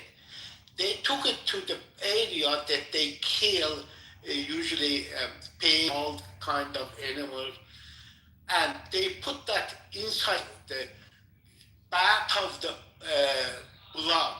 And while she was putting there, she said, "You love blood, that's where you belong." So bottom line is, he was like any other king, like Genghis Khan, any other king. But unfortunately, they tried to, through Iranian modern history, they tried to make us, oh my God, we were during the king of Cyrus King, we will even have a cell phone. They make up so many stories. I am sick of that mentality. I am an Iranian. I'm not separatist. I still want to be part of Iran. But Iran that becomes federalist of Iran, the Federalist Republic of Iran. This new movement has started with Pahlavi. It holds to the bazaar, a bunch of idiots. They have no what they want. This is really, I'm concerned about Iranian situation. But he will never become king. He is more than welcome to come and become president, but he will never become a king. Thank you, guys. Thanks for that. It's pretty interesting. I certainly appreciate, your perspective as being very, very reasonable and moderate and willing to listen to all sides, even though you obviously your family has been persecuted. I always like hearing people who just don't become vengeful and obsessively partisan, and that you want unity. And I get the sense that most Iranians think like you, that they ultimately would prefer to have a stable country and get along with their fellow people and resolve the differences. And everybody here recognizes that the Islamic regime is extremely repressive and tyrannical, but I don't think there's a single person who would disagree with that. I'm really curious about your uncle, if he's this well-known historian, super interested in that. If you if you wouldn't mind giving us his name, I don't want to be a stalker, but I wouldn't mind looking up his name. It was not my uncle. It was this gentleman, Amin's, his uncle. Yes. If you type in Google Abbas Amanet, this gentleman's last name, you will see a lot of lectures from him. It's unbelievable. Yeah, I was talking to Amin actually. No worries. I just didn't want to pry if. No, he's a public figure as well known. I mean, both my uncle Abbas Amanat knows a lot about Iranian history. He teaches. He's a professor of history, Middle Eastern history at Yale University in the U.S. And then, of course, there's also Abbas Milani, who's another very well-known historian who teaches at Princeton. I mean, I like your perspective, man.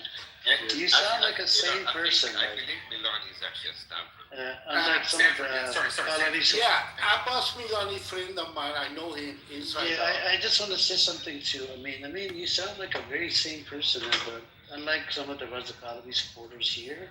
Yeah. They Hey, make bro, stop crazy dissing Raza claims. Pahlavi supporters. I'm one of those. You need to relax, Amir. Amir, Abbas Milani, he teaches in University of Stanford, right in our neighborhood. We have another one. Well, when did you convert to Raza Pahlaviism? Hold on. He used to be a lefty. Now he has been 100% pro-king. Cyrus, can you please hang on? Cyrus, I know you want to talk, but can you hang on for a second, please? I have a solution. I need you guys to listen to me, okay? Sure. So, after, all these military attacks, what the plan is, I've been asking what the plan is to, get rid of the IRGC. I finally figured it out. So we're going to be ushering in about 200 to 300 Spirit airline flights into Tehran. And all the IRGC members, about 500,000 foot soldiers and about 500,000 Basij, are going to get on these Spirit airline flights. And they will be able to go to a variety of destinations, okay? And then the more important thing we got to think about is the 10%. Hold on 1 second. I'm not done yet. Excuse me. I'm not done talking. Alex, please allow. This is your Raza Pahlavi supporter speaking. Come on. He's not even the 10% of the population. He supports Raza Pahlavi. Come on. That supports this regime. The question is, are we going to use Zyklon B chambers, carbon monoxide chambers, to exterminate them? Okay, so that's the only question. We got to figure it out. But that's it. That's it. That's all I wanted to say. Is we have a plan. Guys, I do apologize about Taco. He is immature and little idiot too. Those days are toxic and people are, it's gone, way gone. I got you. Yeah, he's very toxic. But I really appreciate your perspective. Well, now look, I am trying to. So this is a neutral ground for either Raza Pahlavi, IRGC Central, right? The problem I'm having it's so hard for me to understand this. If somebody, brings up any points, even from IRGC, even though they don't support IRGC, but if they do bring up some logical points that IRGC points out, they're like, oh, this is an IRGC point. You're an IRGC supporter. Yeah. Like, where do you go from here? And another question I wanted to ask you was, under the Shah, the grandfather, the father, was there more casualties of getting more persecuted, your people, the Baha'is? Whereas, in today's... No, so the problem is the history of the Baha'i conflict in Iran and the presence of the Baha'is. There were two groups. The Baha'is started out as Babis initially, and they were somewhat more aggressive, and they actually attempted in sort of 1840s, they attempted to assassinate the king of Iran at the time. And I'm terrible with the facts and the details, so I don't have exactly who it was that they killed, but they tried to kill. And so Babis, as a result, were severely persecuted in the late 1800s, and about 20,000 of them were killed. And so when the prophet of the Baha'i faith came along, Baha'u'llah, he said that you're not allowed to kill anybody. You're not even allowed to kill. You're not even allowed to kill in self-defense. What year? If somebody's persecuting you as your religion. What year was that, by the way? I'm sorry to cut you off. What year was 1840 something. That's when he came. That's when the Bab came. The Bab came in 1844. About And then 150 years ago. And then when did he pass away? Because I know they locked him up. They executed him by firing squad, and interestingly, What year was that? I don't have the dates. It was shortly after. It was not very long after. It was like 1849, 1850, something like that. All right. Something like that. Yeah, around same amount of time. And so, the story of the Bab is a very interesting story. And interestingly, for the Shia Muslims, the Bab claims to be the Mahdi. He claims to be the hidden, Imam. And so, a lot of Muslims and a lot of Muslim clerics at the time became Babis and then eventually became Baha'is. And so this very much disrupted the Islamic control in Iran because people were becoming Baha'is and Babis. And so then the persecution really began because they were seeing people converting. And my family background, my Abbas Amanan, my uncle, he comes from a Jewish background.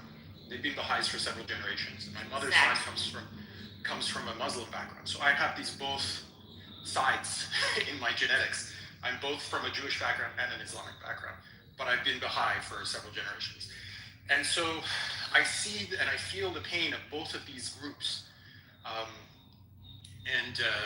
Anyway, yes. So, but in the more recent history, at the time of Reza Pahlavi Sr., Baha'is were not as persecuted in Iran. And it wasn't until 79 that when Khomeini came in, then Baha'is started to be persecuted very severely again. So that's the answer to the question. Thank you. So just to make it Alex, can you learn something from Amin? He's a more sane person that I ever came across. Okay, Seriously. Fine. I mean, just one sentence. Can you learn something from him? Can you please? Baha'is, the Shiite religion. And Taco and Mazi, but Taco is something. No, I just want to say one thing. He supports Reza Pahlavi. I can't deal with him. I mean, just to public information, the Baha'is to the Shiite religion is something like the Mormons to the Christian, or something along those lines. I would say a lot of people looks like more of Unitarian Church versus Orthodox. It's a new religion. It's a completely new It's more like the Jehovah's Witness. That's what they always compare them to. One of the most progressive women in Iranian society was Baha'i. Her name was Gulratul Ain. He was the first woman in Iran. He took hijab off. She took hijab off. Right. Islamic. Tahireh Gulratul Ain. She was a Babi. Absolutely. I mean, I think she got married to him. Am I right? No, they never met. Oh, they never met. I see. They just corresponded with letters. I have heard many lectures. In fact, the Abbas Milani's sister, Farzaneh Milani, gave a wonderful lecture regarding that Gulratul Ain a few years. But I mean, I will say this.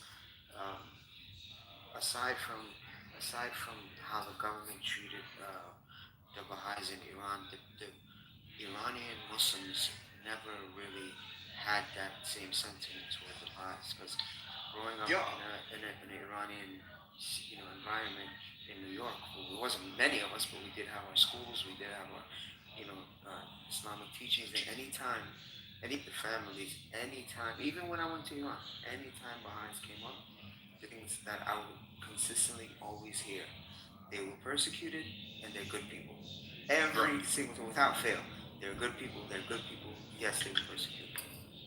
I mean, it just depends on the circles that you travel in. Some Muslims are, Iranians are very progressive about Baha'is and have an understanding of who they are. But there are many that have, taken this propaganda that, the Baha'i faith is, comes from England. It's like a British kind of conspiracy. I mean, those days are numbers. Yeah, and then there's also that it's a Zionist thing because the Baha'is are in Israel. So, yeah. But who knows? I mean, the propaganda still exists. I spent quite a lot of time in Haifa and with a lot of Palestinians that lived in Haifa and still live there. And they obviously had their problems with the Zionist entity. They had their problems with the Israelis, but they never, not one time, complained about the vibes, and it came up. It wasn't like it wasn't. So because the temple's smack dab in the middle of the center of the city. Yeah. So it came up, but that's what I'm saying. One thing I will,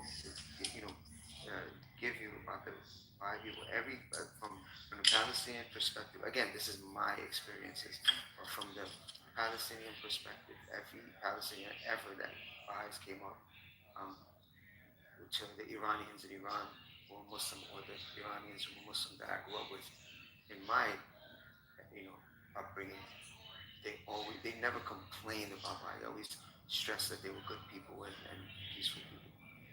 That's kind of you to say. Appreciate that.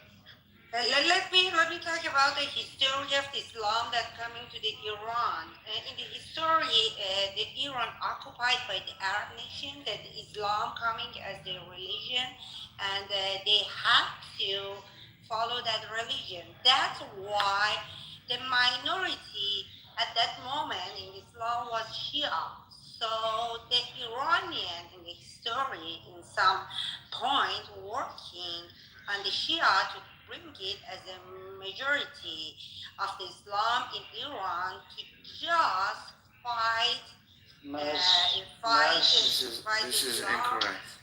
Do you want me to correct you on the Islamic conquest? You can access to everything, So you can just put it there. Because you're a bullshitter, man. You're just bullshitting at this moment. Growing in Iran. Okay, do you know that Iran was Sunni for many, many, many years in the beginning? It wasn't Shia first. It was Sunni first. You know that, right? It was Sunni and the Safavid trying to make it the majority as a political, system to separate the Iran religion from the Arab religion as Islam, another kind of Islam. They also had a conflict with Turkish Empire. They want to distinguish themselves from the Turkish Empire. Generally, they are all Sunni. But let me give you one statement regarding my friend, Baha'i friend Amin. In all of the Iranian intellectual environment, which I go more often, I have always defended, talk on behalf of what has happened to Baha'i.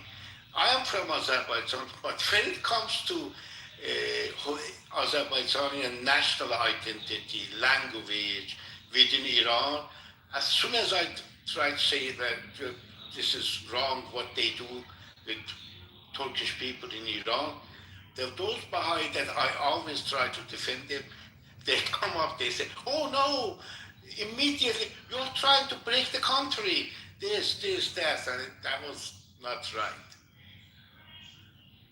Sure, and again, I don't want to make this about the Baha'is, frankly. I mean, I think this is about Iran and the future of Iran. I think just trying to find a place for all peoples in Iran is what I would hope to find. And again, Baha'is will have an opinion that is personal to them. I mean, we don't have a cohesive, set of opinions that we all agree on, other than world peace and unity of mankind, and unity of religion, and so on, things like that. But it's a very simple set of principles that we kind of agree on.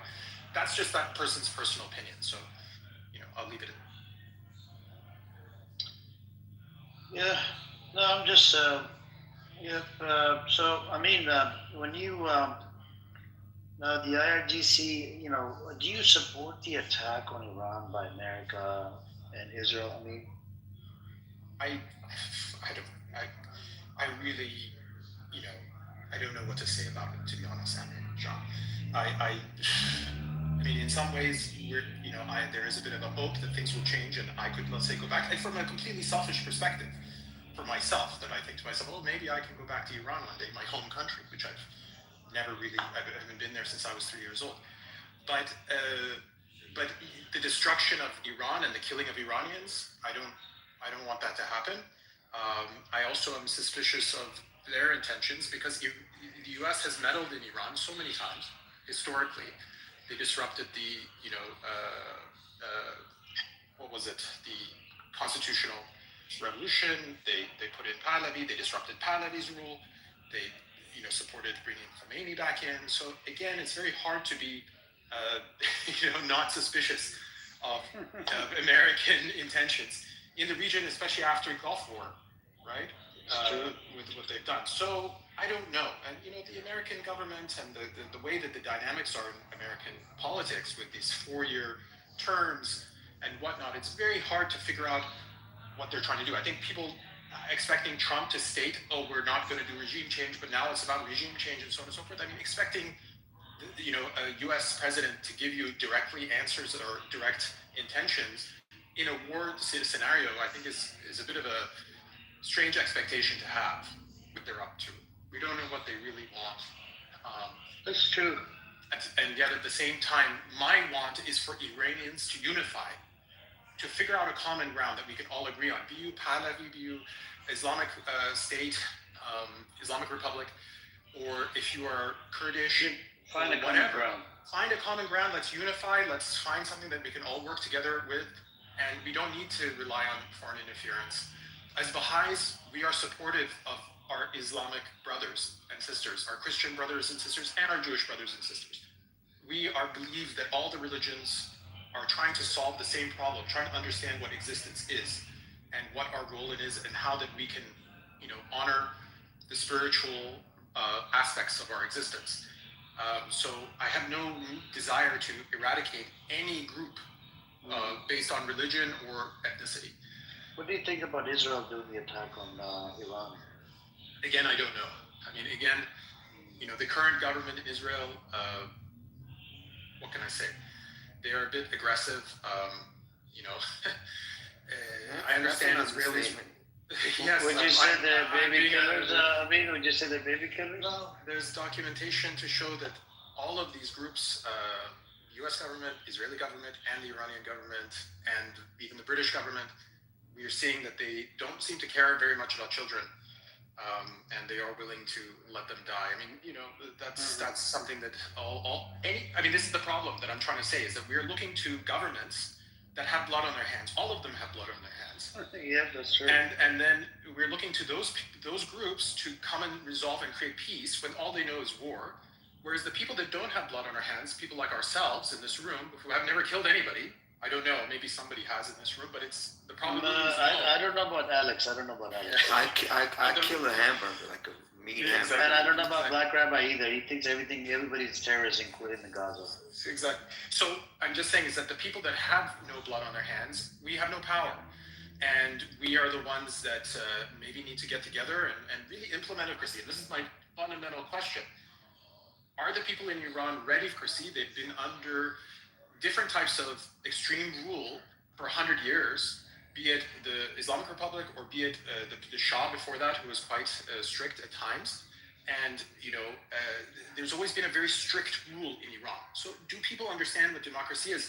We're not Europe that had 2,000 years of the Greeks and then the Romans and then a variety of different types of rule and democracy in Europe, and people had Magna Carta. They had all these other things that developed over hundreds of years, that the society and the population understood their role as a citizen and an individual to be able to be part of a democratic society. Iran does not have the same experience. We haven't exercised and flexed those muscles. People don't understand what it means to self-determine your governance. And that's something that I think we need to work on, and we need to develop that muscle rather than deciding who's bad. I think they're all bad. I think all these governments and anybody that has a concentrated form of power, that has access to missiles and guns and planes and everything like that, all those people are problematic in my judgment. They're relying on force and intimidation to be able to control people. We need to look at who are the people that are working peacefully. Right? Do you agree with that, Alex? Alex, why are you different than Amin? Why is Amin sane person? Why? Learn something. Bro, learn. This is a fine example of a good, true Iranian. By the way, and not Mazi. Mazi is wishy-washy. He's just a New Yorker. What do you mean I'm wishy-washy? I agree with everything. I'm just kidding, bro. I'm just joking. I have a question for Amin. He's a New Yorker, bro. East Coast versus West Coast. I've got a question for Amin, yes, if you have a moment. Do you know what Befahmid means, Rolf? Sorry, say that again? Befahmid. Befahmid means if you please go ahead. Oh, okay. It's a very polite way to say that. Yeah, and Farsi, yeah. I learned a new word. Okay, so some of the people in these rooms have a similar viewpoint to you, but they're more frustrated with the inability to solve the problem peacefully, right? Most people agree that the current government is extremely authoritarian and a brutal regime, regardless of their religious affiliation. Even many Muslims really, really do not like the current regime, and they regard it as a certain faction that is too extreme and too harsh. And so many of these people have tried to organize, they've tried to have peace rallies, they've tried to negotiate, they've done everything they feel in their power, and every time they get blocked or persecuted, and it seems the regime has such a strong hold over society, there's no solution they can come to, so they start resorting to saying, well, we have no choice. We've got to have outside help, and we can't be patient anymore. How long are we going to wait? Are we going to wait 50 years, 100 years? How patient do we have to be? So I'm putting that point of view to you. How do you feel from their perspective? How would you discuss this with those type? Right. So again, I think what the fundamental problem is there's a lot of opacity in terms of what is happening in Iran and what the structures in Iran are. IRGC has embedded itself, this kind of war machine that exists in Iran has embedded itself 47 years into defending the Islamic Revolution. Now, people are saying, okay, we want external help. I think that's optimistic, and we're seeing it right now. We're seeing that, yes, they're bombing Iran, they're bombing as many sites as they can, as surgically as possible. But there are underground bases. There's all sorts of things, and historically, Iran has been a defensible position, right, in the Middle East. So you have a country and you have a region with that's on a plateau. It's on a plateau to a certain degree. So it has this advantage of height, and it is somewhere that can be defended, and it also has agriculture, right? So fundamentally, you can't necessarily put the country under siege in a way to starve them out, because they can survive, right? Iranians can survive. The Arab world has a bit more of a difficulty because they have less agricultural resources, and they're reliant, they have oil, but they don't necessarily have, large areas of fertile farmland. Unfortunately, Yemen, which at one point was extremely fertile, has become less so in recent years. And so it's a difficult country to invade. I mean, it's similar to Afghanistan. Afghanistan's extremely difficult to invade, and historically has been very, very hard to penetrate. I mean, this is the problem with Iran too. Alexander the Great comes in, Genghis Khan comes in. They kind of get converted to being Iranian. Do you know what I mean? Like, you come there and that's it. Like, you show up and you're kind of like, okay, people are like, Iranians have our entire culture of ta'aruf and politeness and all the complexities of Iranian protocol are designed around defense. We are self-defense built into the culture. You see somebody, you say, thank you very much. You put your feet together, you bow your head, you put your hands on your chest, you bow your head down and expose your neck in a sense that this is the standard position an Iranian will take when they say hello. It's completely like, just if you want to kill me, go ahead. And so we are put in a position, we know how to deal with invaders. We've dealt with invaders for thousands of years. Yeah, including my people, the British, unfortunately. Exactly. Exactly. Yeah. Right. So the British came in, and the British actually used this kind of two-faced complexity of Iranian culture against us, in the sense that British knew which lies they were telling. Iranians sometimes lose track of our sort of playing with the truth. And so anyway, but still Iran remains. The British came in, BP came in, took some oil, but it lasts a short period of time, and then it reverts to something else. And I think to a certain degree, the Islamic Revolution and the revolution in Iran, if you look at the body of Iran as a physical body, it's like almost like an allergic reaction to like Western imperialism. And so to sometimes I view this, kind of extremist state of Iran as a defense mechanism against becoming westernized severely, because people didn't want to see the country's culture and identity slip away and turn into what it was turning into in the 60s and 70s. So again, I don't know. I mean, I think it's optimistic to think that just with external support from the U.S. government and Israel, that Israel has incredible intelligence in Iran, but again, it seems to not be complete. They did not have a complete picture of what they were dealing with. So again, I think there are very few people actually know what Iran's defensive capabilities are, and again, there is just a fundamental geographic defensible position in that country. So yeah, I'll leave it there. Well, hold on. The question is still, what do people... So here's the conundrum, right?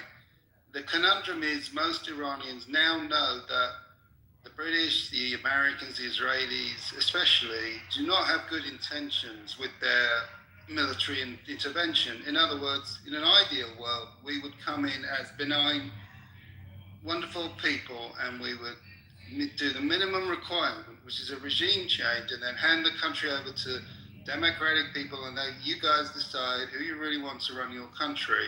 The problem is, the only reason we're really intervening is for our own interests, right? And especially in this case, for Israel's interests, they want to weaken Iran, who is no challenge to them whatsoever. And so many Iranians are stuck between a rock and a hard place because they're aware enough to know that our agenda is against the best interests of Iran in the long run, but they're frustrated with the regime. So they're trapped in this dilemma. So if I had told you a prediction, if I could see in the crystal ball and I could say Iran is going to end up just as devastated as Iraq or Syria, and then you decided, well, okay, I don't want to risk that, for example, then what's my plan going forward? If I want a peaceful internal solution, how long am I prepared to wait? Would I be willing to wait 50 years for things to just calm down and that evil regime to just crumble from within? Because repressive regimes always collapse in the end. They don't last forever. So that would be my question. Okay, so the answer to my answer to this, it's not something I think Iranians want to hear. And I'll tell you as concisely as I can say, I think Iranians need to look within themselves, not as a group, as individuals. The number of times I've been on Clubhouse and listened to rooms and people saying, oh, these people are terrible, they're killing children, we should eradicate them all. That to me is a type of a strange cognitive dissonance. You're complaining about people that are murderers, and your solution is cleansing of that group, of killing of that entire group. That to me, again, shows the fact that we're not ready for peace. Because so many people have so much hatred in their hearts. They're bloodthirsty. We have to quell our own bloodthirstiness first, and then move forward with something constructive. This is not how democracy works. Democracy does not work by eradicating groups of people. That's not how, that doesn't make sense. But that's the solution that the majority of people present. If we can calm ourselves a little bit, there are some horrendous travesties which have occurred. Terrible things constantly. The mature and the sort of forward way of looking at it is to say, okay, yes, these terrible things have happened. Justice must be pursued, but it's not up to me to go out and kill those people or to call for their deaths. I can call for justice, whatever that looks like. We can document what has happened. We can provide the evidence. We can say these are the terrible atrocities which have been committed. But we have to create peace inside our own heart first to move forward. And this is something that I don't think anybody's working on. I do not think people are working on creating a type of peace. It's very difficult for people to not be reactionary to these sort of things. I mean, we see these horrible things happen, and it gets our blood up, and we get very angry. But it's I don't know. It's like that discussion between the monk and the samurai. I don't know where this is. It's one of these sort of Confucius things, and the monk says to the samurai says, "Well, I could kill you," and then the monk says to the samurai, "It's like I can make you kill me." Do you see what I mean? Is it? I can create hatred in your heart that causes you to kill me. So the monk, without a weapon, is able to manipulate the samurai into killing. And so this is when the samurai realizes that the monk has almost greater power than he does. So it's important to realize where your intentions are within ourselves. If we can create a peaceful intention with ourselves, an intention of unity, to work together, to solve the problems. Like, let's say tomorrow Iran is up for grabs and we have a democracy. What are we going to do with the country? What are we going to do with the income from oil production? What are we going to do? How are we going to solve the water crisis? How are we going to feed everybody? How are we going to do all these things? How are we going to educate our people? How are we going to solve all these problems? If we're so angry that we're going around murdering each other and killing that group that killed that person and so on and so on, it's just an ongoing cycle of murder. We have to stop that. And, that's my answer to you all. Do you think that, you mentioned that a lot of people on this app, for example, are calling for violence. Do you think there may be an over-representation of the more extreme type of persons, and that the more moderates are quiet, they don't make such a fuss? And also, do you think some of them are actual literal agitators? Maybe. I mean, I think if you're driven to get onto this app and be on it all day, I mean, I'm doing it out of a sense of trying to understand the different positions, because I have such a lack of information. Right. I was born in the UK, went to Iran a few times, revolution happens, and I ended up in Canada on the west coast, which is about as far away as you could get from the situation. Right. Short of going to like Hawaii or something, or New Zealand. But I don't really know anything about what the reality is in Iran. And actually, the question I have, the reason I raised my hand is, if they say internet is down in Iran, I wanted to know, is there an internal internet in Iran that's still functioning? That was my question for the Iranian people. Yeah, so I mean, the answer is, first they have what is called the intranet, which is basically if you want to order food or whatever bullshit you want to do. As far as really connecting to the real internet, there are two options. There are certain VPNs which are selling at premium price, and there's also Starlink, and that's what basically I get connections from people. Either they're buying those expensive VPNs or they're buying the Starlink. Right, and I know Starlink is being suppressed in Iran too, because you can detect its presence. I think that at this point, the government has been so distracted by other things. They cannot really. But the problem with the Starlink actually is that for people who do, for the friends of mine who do have Starlink, the issue is that they use the same kind of they put kind of distortion, waves or something. The same method that they use for the sort of like satellites for TV receivers. They're using that on Starlink. And the plan is, so the Starlink, that distortion is actually working, which I am personally surprised that I didn't expect that the signal from Starlink would be the same as the signal for a TV, but they're using the same method, and the Starlinks are coming to a grind. Got it. Okay, well, I mean, again, to answer Wolf's question, who knows? Who's on Clubhouse? I think there are some people that are agitators. There are some people, but I think generally the majority of people I see in the rooms I go into are just genuinely passionate about the situation in Iran. But the diaspora is generally biased against the regime because we're the diaspora. We're not in Iran. Obviously, we're going to. I know you've been outside the country too much. If you think that diaspora have a beef with this government, we're the ones with the least beef. They're the ones. Well, now we are. Because we're not being murdered by them. Exactly. No, not only that. Even we never kind of live the nightmare that they live on a daily basis. Right. The ones inside Iran, they're 10 times more angry than we are. That's. I think but they weren't like that 10 years ago. My friends in London that would go back to Iran, come back and forth. Yeah, we all tolerated it. They put up with it. They tolerated it. Yeah, we all they weren't as tolerated angry. But 10 years, the 10 years is a lifetime in Iranian history for how this country, in terms of levels of poverty, levels of crimes, everything has changed in the last 10 years. The whole sanction regime came in around 2012, and then they got a bit of a reprieve in the, I don't know, something around the 2018 stuff. So yeah, the 12 years, it's a whole different ballgame. Yeah. And people have become more and more angrier, and the government has become more and more repressive, because then we had the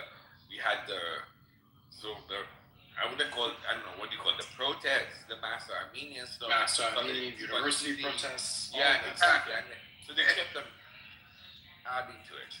Let me ask a question from Armin, if you don't mind. Armin, based on your expectation, do you think there is a potential Iran's future government to become a federal government, like Republic Federal of Iran? Do you think we have reached at that level of intelligence or political awareness, or still no, we all are Persian and somebody can even change my language? Yeah, I mean, I don't know to answer that. I have nowhere near enough knowledge or information about how governments work or Iranian society. So, but I can just say vaguely from outside, when I see Iranians, I kind of wonder if we're ready for something that is a democratic government. I really do. I really am concerned that it's not within our current skill set to be able to do that. I mean, with the diaspora, absolutely not. Yeah. Because we can't even have a clubhouse room that's civilized. Everybody's just screaming at everybody else every 2 minutes, and I find it very disturbing. No, what is your uncle's perspective regarding this? My question. Exactly. What your uncle thinks about diaspora? I'll ask him when I see him. Oh no! Come on! You know that already. I don't know. I cannot sort of honestly answer that question. Okay. So. By the way, I think Iran has lots of civilized people, and it has better chances of becoming a nice country for all the people than most other countries. There's a long tradition of history there, and people believe in it. So, if they so decide, it's totally possible. Absolutely. More than in many other countries. Absolutely, Drew Hoja. I think the thing is that we have to get the voices of the people. I think Iranians globally are an incredibly educated, very reasonable, very thoughtful group of people. I mean, it's an ancient culture, and those of us who appreciate our Arab neighbors have always looked at the Arab world as well as a very enlightened group of people. Iranians are full of a very enlightened group of people. And, around the globe, there are enlightened people. But are those the people that are going to be driving the bus in Iran? Or is it going to be a group of bloodthirsty, vengeful people that want, their own form of justice? We have to get the right people we have to support the right people, and we have to become the right people ourselves.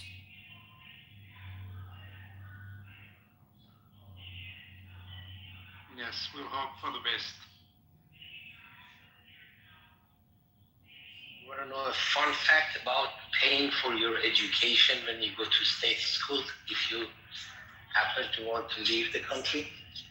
Would you be interested? Yeah, go ahead. Tell me. I went to a state school in Iran where it was free. There was no tuition, no nothing. But they made us sign an agreement that I'm supposed to stay in country for the length of my study, whatever it is. 4 years, you have to stay 4 years and work in the country. So your degree would be released. Basically, that's the debt. It's not that work for the government, work in the country. And if you don't do it and you want to leave, then you have to pay for your education. So I did my bachelor's degree and I decided to leave and migrate to the US. So I went I'm going to buy it. I'm going to pay for the education that I received for free. Just take a guess that in US dollars, for one of the best universities in the country, I don't mean to brag about myself, how much they charge me for going to school for 4 years in one of the best engineering schools in the country. in US dollars? Come up with a number. 10,000. Take a guess. Okay, any other guess? 40,000. $140. Wow. Basically, they wanted me to go. $140 for 4 years of education in one of the best engineering schools in the country. 140. That's, if they could do that, if the people who get educated, they know that they have a future and a say, I think that that's a big step forward.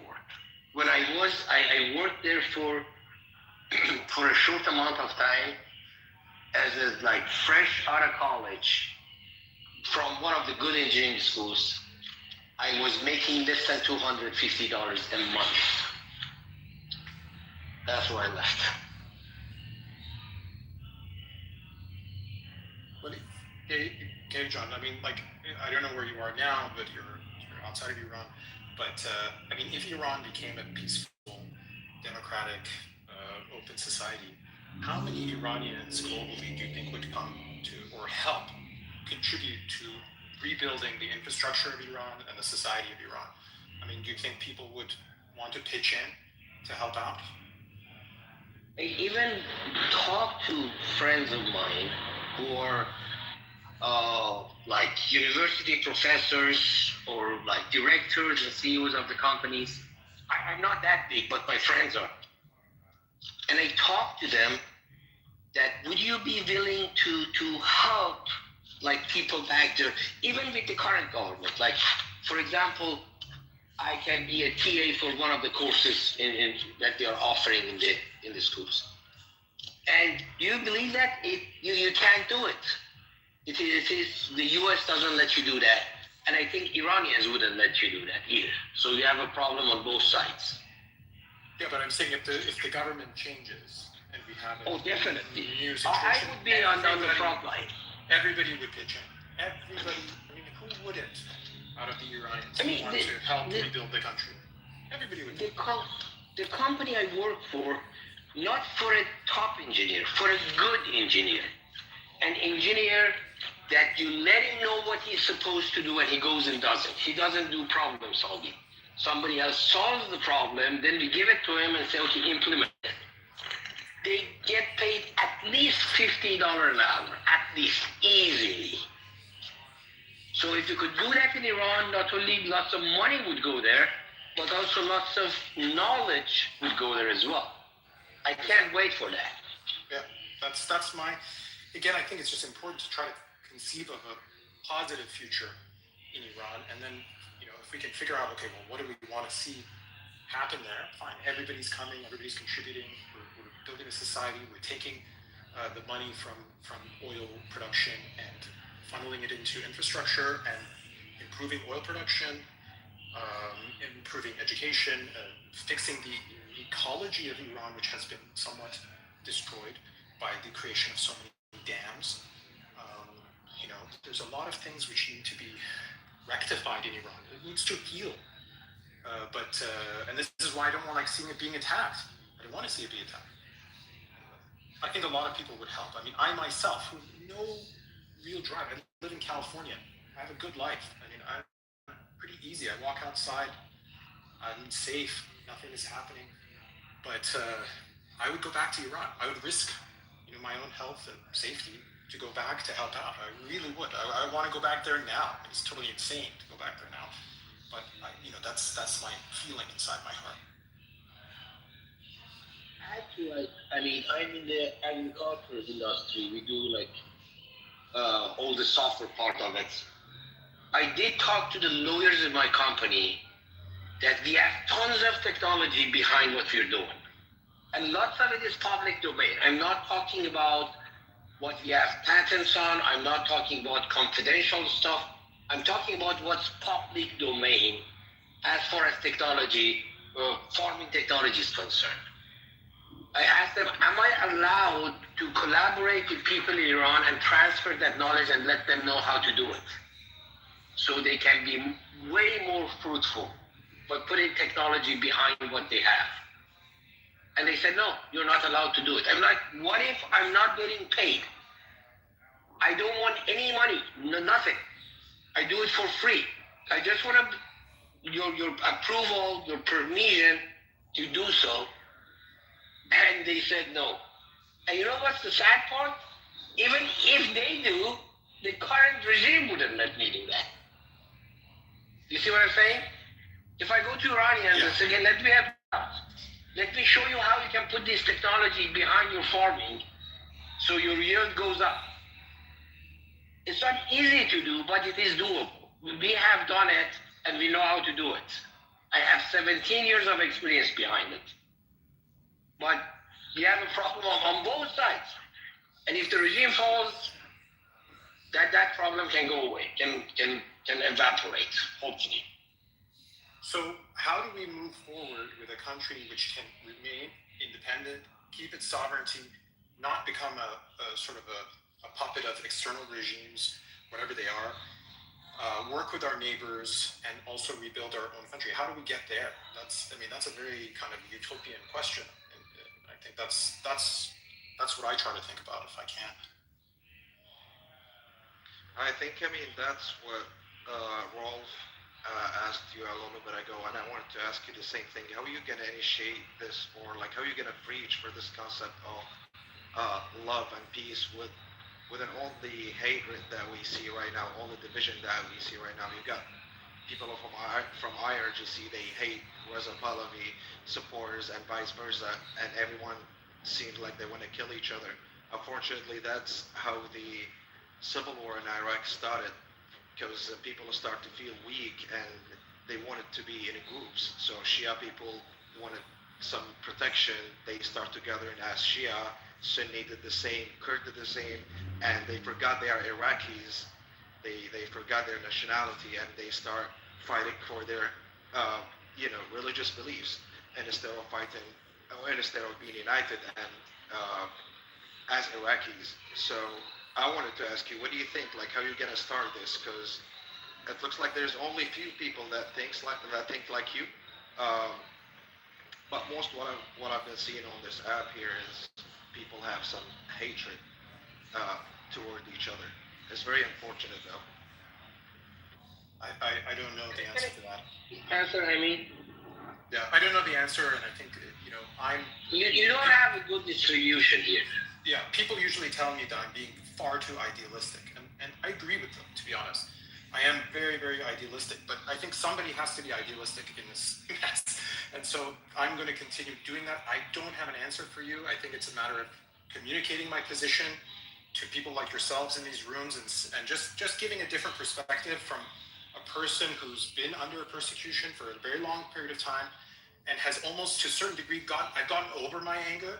Do you know what I mean? After many, many years, decades, I have processed it. I've gone to therapy. I've talked to other Iranians. All of these things, I've gone over it, and I understand where people are coming from right now, because when I was a younger man, I was very angry. And I did, I wanted to join the military when I was coming out of high school. All of these things, and my parents discouraged me from doing that, and I'm really glad that they did. And so I took a different route to conquer that anger within myself. And for other people, it's going to take time. And I don't know how we can get there. I mean, we can maybe illuminate the path to Let me offer a possible example. Firstly, I want to say I applaud your position. I think in a way that if every single person in Iran had your position, then no matter what faith or ideology they have, it would resolve in the end.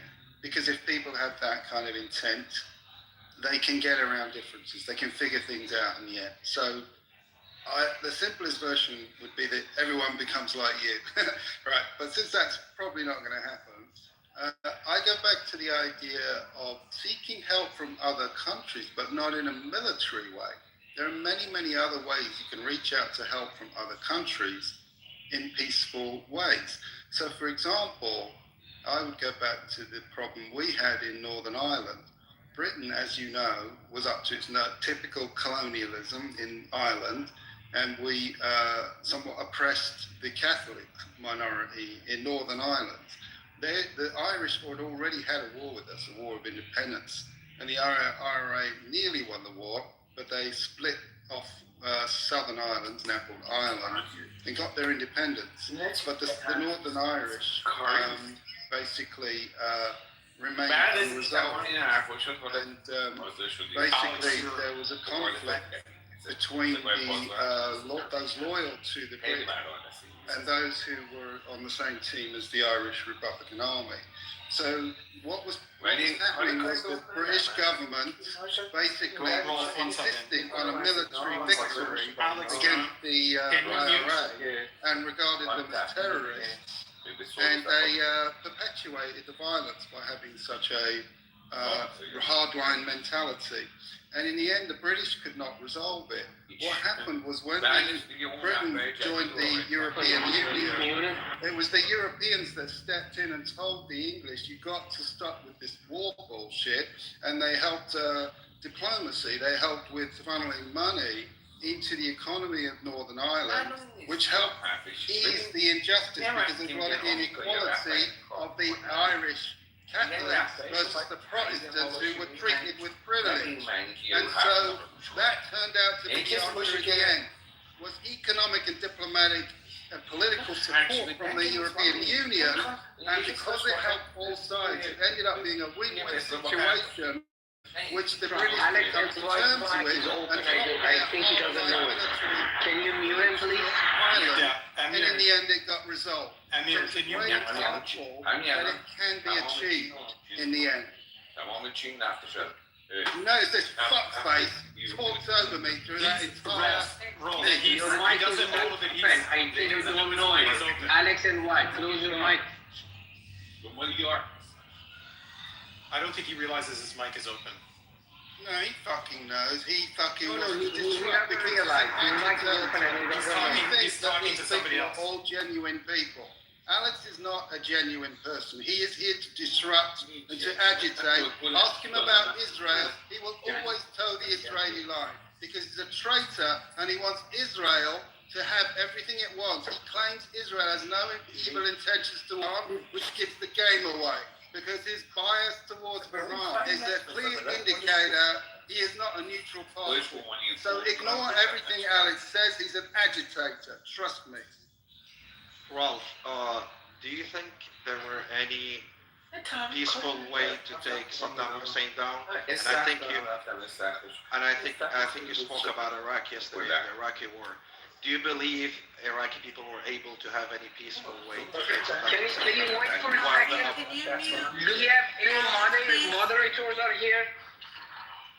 Yeah, if there's any mod, yeah, they didn't mute him. Okay, so Ralph, do you really think Iraqis were able to take Saddam Hussein down by themselves in a peaceful way? No, this is the point I'm arguing, is that by the international community stepping in through various diplomatic, economic and other means, they can help facilitate a transition. They can help gradually weaken the influence of a tyrannical regime, not through just sanctions, which is what we typically use that harms the public, but through various pressures. There are all kinds of means the international community has. We can pass UN resolutions. We say, we want to help support the education of various people. We help economic programs that assist various groups, not necessarily political activism, but just healthiness and welfare of people. And every situation is different, right? Ireland was in a lucky position where the Europeans were a unique case, relatively, historically. I'm just saying that ultimately, historically, all repressive regimes, in the end, none of them last forever. And it's obviously, I'm not expecting people to put up with horrendous conditions. That's their choice.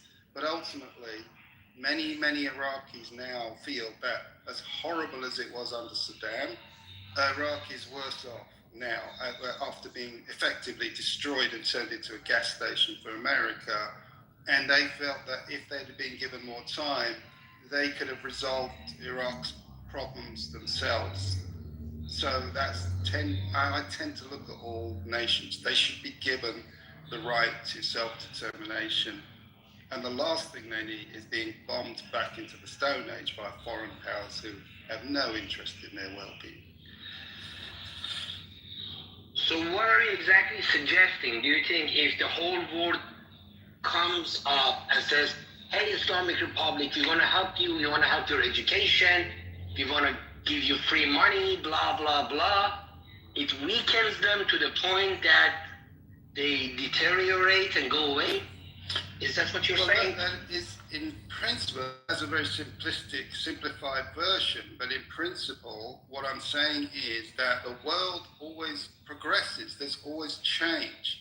And if you look at the way China operates, it operates in a very different way.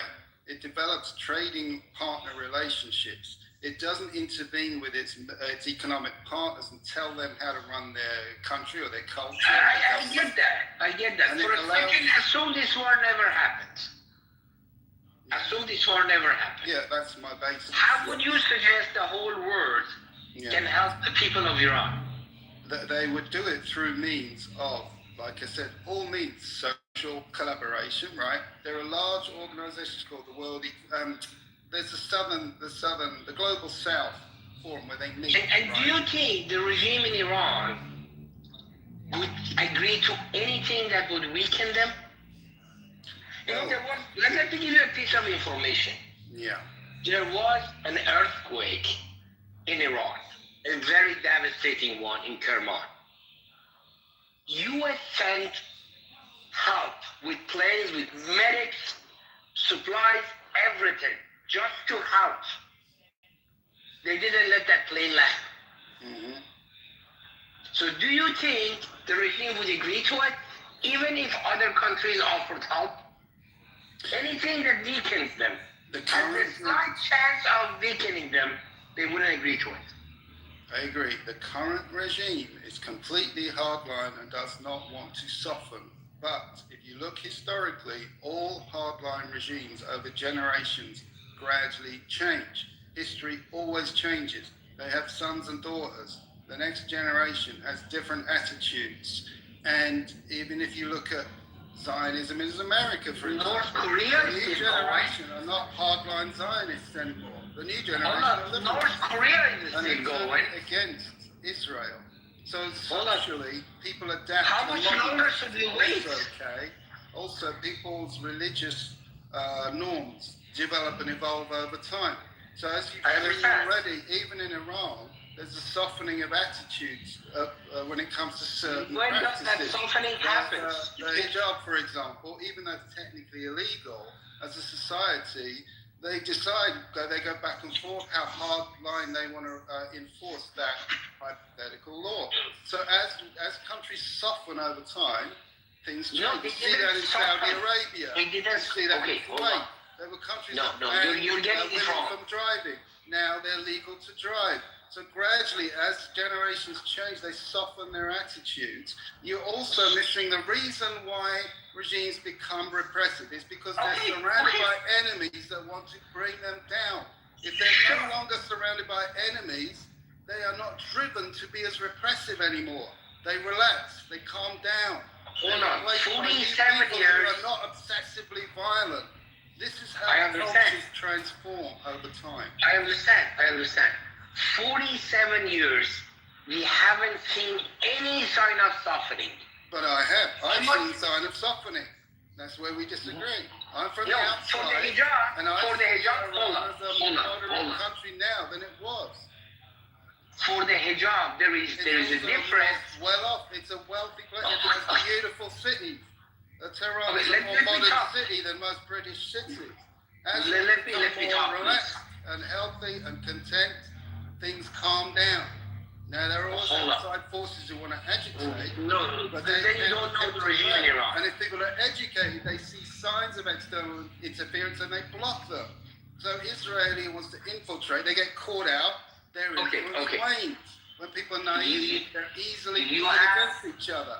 But through news and social media, they become aware and they are less prone to being subject to divide and conquer. They can get around these things and say, oh, we see through the lies now. maybe we shouldn't be enemies anymore. We can be friends Okay. because we know who our This common isn't a enemy is. monologue. When they Let me wake up talk to too. realizing their common enemy You're is enemy, actually guys? Israel, they're more likely to unite and seek a peaceful solution. That's how things Okay. work. No, that's not how things work in Iran. Hold on a second. I have been listening to you. Where people are just completely irrational. No, They don't follow hold on. normal human nature. It's Hold on, you I special, let it you. can't be resolved. But everybody else in the world, it can be. Is it a monologue? They're on special. Okay, I get it. Well, then go ahead, have your walk, because we're ready to blow the shit out of you. We're going to destroy your nation. You'll get what you want. Hold on. So relax, Hold on. okay? Your wait is over. We are destroying your country. We're going to flatten it. The and one we'll who's break not it relaxed apart, is okay? you, who doesn't let me get talk. What you want, you can relax. Amin's the one who's stressed out because he wants peace. You want violence, you're going to get it. Are you going to get it in spades? We've already destroyed 20 schools, okay? We've only just got started, trust me. Let me know when you're We've done. destroyed your airport. We're destroying your ships one by one. The plan is to sink your navy. You're going to end up like Syria without a navy. We're going to run amok with terrorists and factions like the Kurds, just like Syria. We're going to fund terror groups like ISIS to run rampant. Can I answer? Commit horrific atrocities in your country. All of that's coming thanks to us, the British, the Americans, and the Israelis. Can I answer now? That's what we're going to do. Let me, I have an answer for this gentleman. Yes, you guys have No, I have been waiting to answer it. Please don't jump in. Don't jump in. I have been waiting.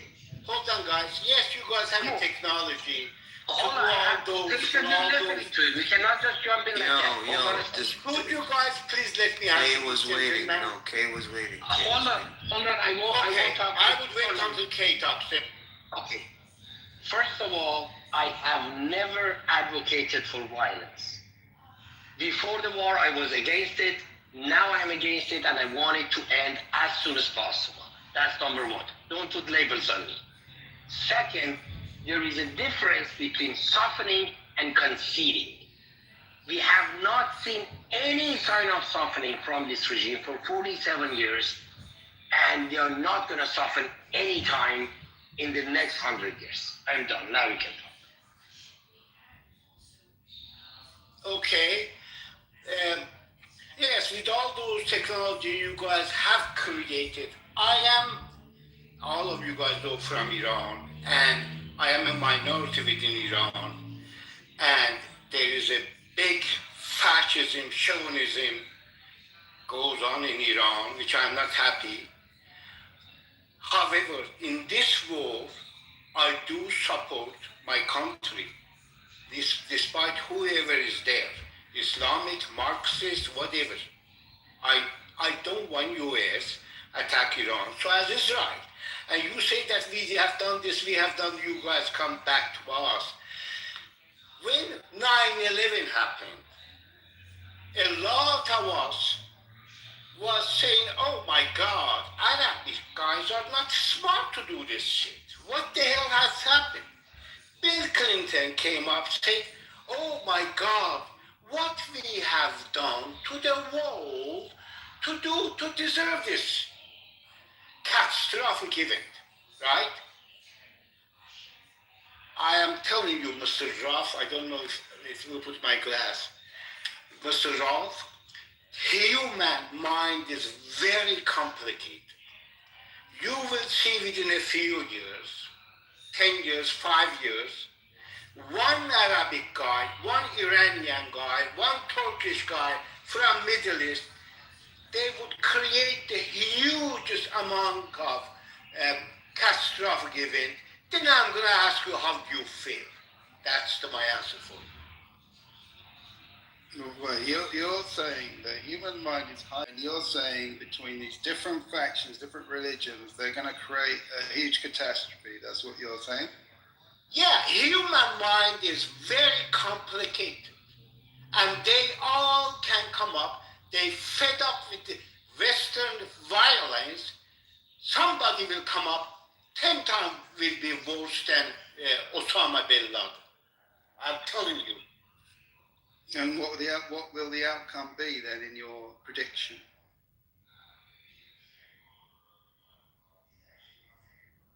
outcome would be, then another Bill Clinton will come out and say, oh my God, what we have done to the world to deserve this shit. That's all. Okay, so you're saying it's blowback. That's what they called 9/11, the CIA. So they called that blowback, meaning it was what the West deserved for all of our interference in various countries and so on. That is exactly what I said. Exactly. Right. You got it right. Yeah, that makes sense. And the West should be smarter and they should understand how much revenge they are building up against them. There's so much animosity around the world against what the Western powers are doing to them. They deserve reprisals. There should be vengeance against the Western powers. Britain deserves it. America deserves it. Israel deserves it. The French deserve it. All the horrible atrocities we've committed across Africa, the Middle East, Asia, the famine we caused in India.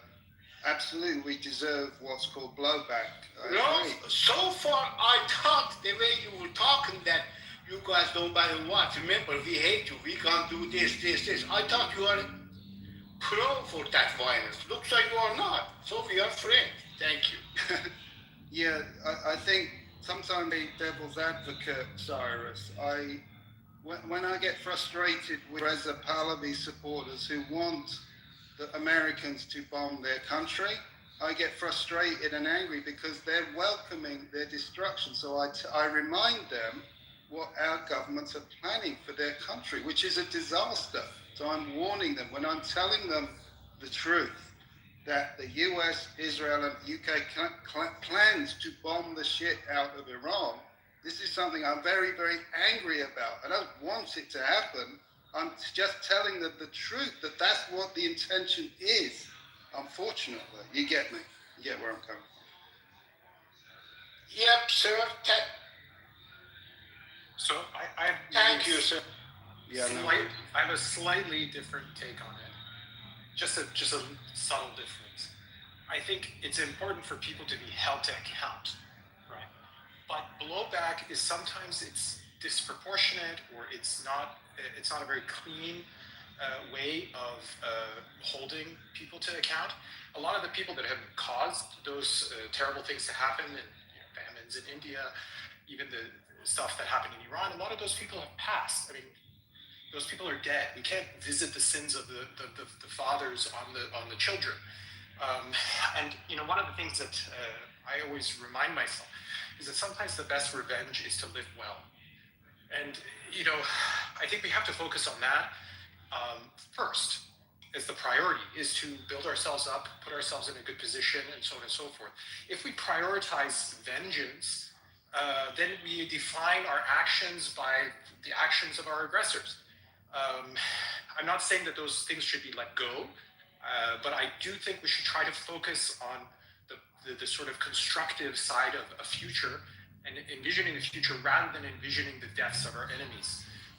So anyway, that's just a subtle difference, but I just want to put that out there. Well, we're actually think about the Pakistani secular boots on the ground, aren't we? Sorry, we're in complete agreement. I mean, when I say what I say about we deserve it, I only mean morally it is justified. We do deserve it morally, but obviously I hope that doesn't transpire because, I'm like you. I believe in peace and harmony between all peoples. No matter what we've done in the past, we have to move forward into a future that resolves these problems because, again, any form of blowback will lead to the cycle of violence repeating. Even if the blowback was justified against the West will harbor revenge all over again. So the cycle never ends. So I'm with you. I mean, we have to break this cycle of violence and retaliation. This is a very, Jesus-like mentality. Somebody has got to finally put down their arms and stop the reprisals for that cycle to end. So I'm in full agreement with what you just said, just to be clear. I think it's important at this point to distinguish the United States from the West. It's almost like they're not they're certainly not, their objectives do not align with that of Western Europe or the Commonwealth at this particular time. So it's interesting to bundle together Europe and the United States as a sort of big thing in the West. I think this, if anything, this continued blockade of Hormuz would have pretty serious consequences for Europe, not so much for the United States. I wonder if that could actually draw Europe and the United States into conflict. It's possible. Well, and China and Japan and other regions that rely on the supply chain from that area. So I think Japan's some huge percentage of their energy comes through the Strait of Hormuz. Yeah, I agree with you, Yannick, about your point that the United States is less and less aligned with Europe right now. When I say the Western powers, I primarily meant the Anglosphere, which has its own agenda, and the European continent is gradually drifting apart from our agenda, the Anglo-American agenda, and you just highlighted a perfect example of that. In fact, I think it's even worse. I think the Americans want to ultimately undermine and wreck Europe. They've moved on. They no longer see them as a useful ally. They're much more concerned with Israel dominating the Middle East for their own ends, their alliance with India and resolving China and dealing with Russia as a superpower. They literally, I think, see Europe as just old news, old hat, and if anything, partly their enemies because there's such a Zionist presence in the American regime that they harbour their old hatred for Europeans as well, ironically, even though they are all Europeans. Yes, it almost seems that the attack. It almost seems that the attack on Iran has been a 5D chess move of the United States against Europe. It does seem that way. I think there's an element of that, but it's not the primary factor, right? I think the much bigger factors are allowing Israel to have complete dominance. Second, the Western version of the Belt and Road Initiative, which I always forget the name of it, INC or something, and opening up a flank, the southern flank of Russia to help the next stage, which would be to balkanize Russia. So I think they are much bigger factors. The fact that they're fucking over Europe in the process is just extra bonus for them, I think. I have a question for fascists. Do you support the attack on Iran, fascists? No, I don't support the attack on Iran at all. In fact, I'm actually hoping for the downfall of the West with this attack. And I'm actually hoping for, if I'm being perfectly honest, for a continued blockade on Hormuz so that process successfully unfolds. And I'm also holding out for the Iranian Revolutionary Guard to use their missiles wisely in order to seal that objective. Okay, so we heard all this kind of creative ideas about how US is going to go down, but at least for someone who's involved. I think if we're talking 5D chess on the world stage, Europe has to go down, will be threatened with being taken down, and this will cause a problem between Europe and the United States. Bear in mind, the United States have aggressively proposed moves on European assets, whether that's Greenland or Canada. I mean, when I say Europe, I do mean the West is really much now Europe and the Commonwealth. The Commonwealth nations, there are 56 member states around the world, and then of course you've got the European Union. And it would be amiss to not align the two. Europe and the Commonwealth are very closely aligned. They all emerge from European nobility power. So, I mean, look at the case. French frigates are now being sent to Cyprus to defend. Sorry to interject, and if I may ask you, do you think that America is like the puppet of Israel? This is why it's happening? To protect Israel? No, I don't. And I don't think that this is a distraction from the Epstein files or anything like that. I think that on the global stage, the United States has to compete with the Sino-Russian alliance, and they also have to compete with the other superpowers at the moment emerging. I mean, even consider the South America. The U.S. foreign policy depends on Israeli foreign policy, and Israeli foreign policy because Netanyahu I'll has get been to that. trying to. Sure. I'll get to that. It's just that I think that there's a more complex game here that's taking place. I think the whatever Israel needed, it was convenient for the United States to make this attack because it is inadvertently an attack on Europe. I think they could play the narrative where, okay, we were helping out our Israeli Jewish friends, but let's face it, at the end of the day, the United States didn't really have a great deal to benefit from this conflict in the region itself, other than to cause problems for Europe. Let's think about it like this, right? Trump comes out 2 days ago. Yeah, but the U.S. didn't do it. It's Israel that did it. I know. Just it's a convoluted, and it is. Look, we have to bear in mind, right? The narrative isn't linear anymore. The geopolitical narrative isn't linear anymore. We are literally looking at a game of five-dimensional chess, and 5-dimensional chess really does seem crazy because when people are trying to observe a linear progression of geopolitical outcomes, anybody talking 5D is going to sound insane. Okay, it sounds like a crazy proposition, but I think you have to, think about this, like the Venezuelan oil, which was secured a month ago. So when Trump took out Maduro, he was obviously securing Venezuelan oil in the event that the Middle East oil supply became a problem. So we can almost estimate from this point of view that the American plan is based on the idea that Middle Eastern oil will be cut off. Okay, so if Middle Eastern oil is going to be cut off, what does that mean? Well, it means that Europe is probably going to be having a problem. Well, what else does that mean? Well, Europe and the United States have been posturing over Greenland recently. Europe and the United States have been posturing over Canada recently. Canada is a Commonwealth nation. I mean, it's probably pretty clear to me that the United States, in the context of climate change and in the next 50 years and what's going to happen on the planet, it's pretty important to start shoring up. Okay, so can I kind of come in since in the Arctic end because they're going to be the habitable zones. I'll keep it at that. But I just think there's a 5D chess game happening here, and I think there's a lot to this. So I think it's when we consider the West, I think what we're actually observing isn't even it's not a war necessarily on Islam. It's not even about helping Israel. It's not even about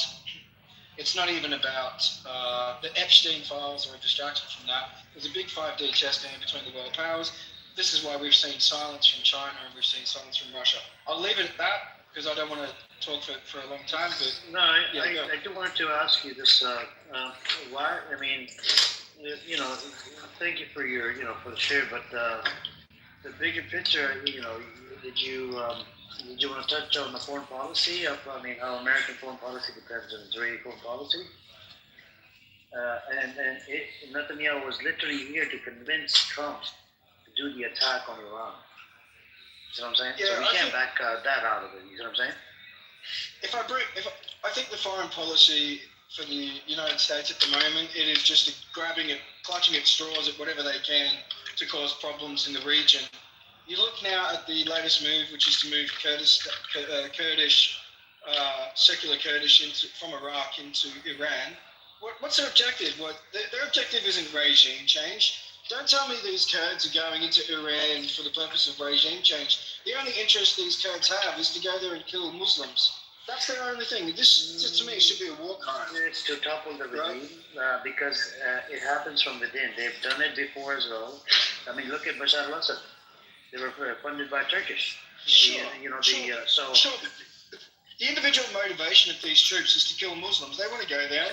They're in their minds, they're like, well, religion is the worst thing in the world. Islam's a bad thing. We want to go there and kill as many Muslims as we can. No, We've just been given the green light. It's not about. There's a lot of Kurdish that are Muslim as well, by the way.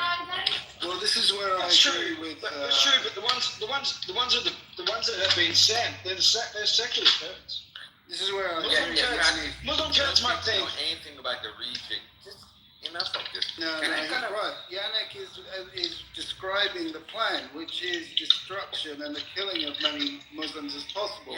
The regime change is being done alongside it, so both are true. Both things are true. There will be a regime change, but it'll be a chaotic regime change, intentionally to avoid stability. But the main goal is mass death and destruction and to balkanize the country. So Yannick is right about all this. He's only quoting what the known plans are. Yeah, but it's not about, I don't think it's about killing Muslims. I think you got that wrong, man. It is. It's from statements from the Israeli government. Why recruit Kurdish There's secular? a lot of Kurdish that are Muslim, by the way. Even the secular one, they claim to be Muslim, by the way, some of them. Yeah, that's right. But they're sending the Kurdish, we love pitting Shia versus Sunni. That's how we kill Muslims. That's what Israel does. They are trying to reduce the population of Muslims in the world, and the method is by creating internecine wars between different Muslim factions. That's what Kissinger said about Iraq and Iran. I hope they kill each other. The Israeli government has said again and again they want to Can we get other voices in here, Rolf? Hang on a second, please, Rolf. Hang on. Alex wants to go first. Hang on, Meg, and then you can go after Alex. Go on, Alex. Yes, we have all these people talking about Iran. They have no bloody clue. They have no bloody clue who the Kurds are. And they're all on this anti-imperialism, anti-US rant and all this shit. And I'm kind of getting sick of it because simply not because I have any personal against people in this forum, but this whole leftist movement has definitely personally affected Iranians because these leftists are on their own bloody narrative and agenda forever. They want to take US down, they want to take Israel down, they want to take all this shit down. The reality is a whole different... The paradoxical thing about the Kurdish soldiers who are being sent from Iraq into Iran at the moment, they're actually progressive, left-wing, secular people. I mean, that's what it's just one of those classic. That's what you. Well, it's just one. That's what you. It's just. Well, just let me finish. It's just one of those classic examples of your enemy and my. We share the same enemy. Go ahead. What kind of stupid argument is that? Anyhow, the reality is a whole different world we have. I mean, I understand this. Europeans want to consider themselves relevant, and the whole thing that the whole world is. So that the world is orbiting around them. That's not the reality. The U.S. has passed that. Yeah, this is true.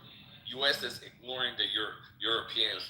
There's no doubts about that. And that's because the Europeans have lost their influence in the world. As far as if anyone goes and looks at the official security doctrine of U.S., they do not. Their main competition in the world is China, not the Europeans. Yes, parroting exactly what I just said. Thanks for confirming what I already fucking said. So carry on blathering your stupid Yeah, Ralph, you're the genius. But I actually work in the markets. You're just an idiot. Look, when it comes to the world that we live today, is the economic world. What you have today, Alex, if you can land as soon as possible, I gotta give it to Meg because she's been waiting. Okay, so I spoke for like less than 30 seconds. You cut me off. Go for it. No, go ahead. Finish what you're gonna say. Because you interrupt an argument. It really annoys people and loses my chain of thought. There's no argument. You're just speaking. No, I am actually making an argument against. You talk all day long, every day on this app without ceasing, and you're claiming you don't get to speak. You talk incessantly, and you never move the needle. You don't bring any new information that changes our understanding.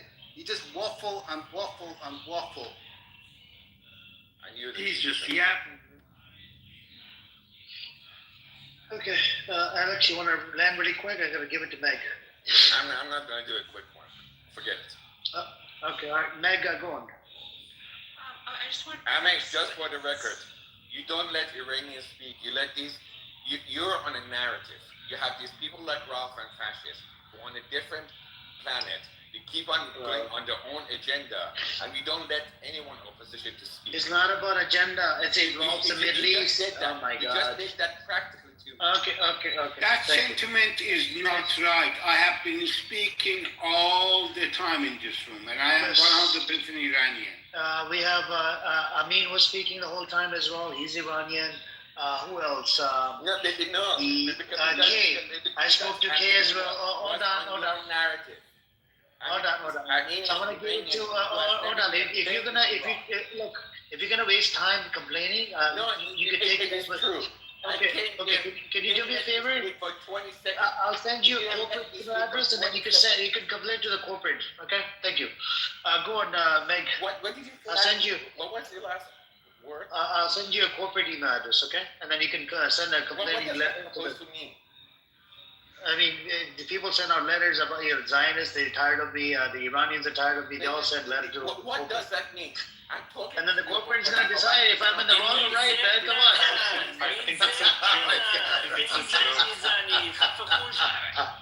That really doesn't fix anything, though. Really, does it? I mean, the thing is, so you're talking about the Kurds, and this is about it's what you're missing is so the ones that are coming in are actually it's not a certain thing, but it's not something that Iranians are with whole arms welcoming. It's not something the U.S. is whole arms welcoming, because there are some factions of Kurds that actually are looking to be separatists, and that's something that both Iranians, that's something that everyone has, except for the separatists, hope does not happen.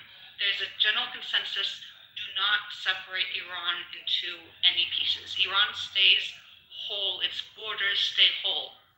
It does have a significant Kurd population, which goes across Iraq, which goes against Syria, which goes across Turkey. So there are Kurds. Hey, I'm sorry, I have a question for you.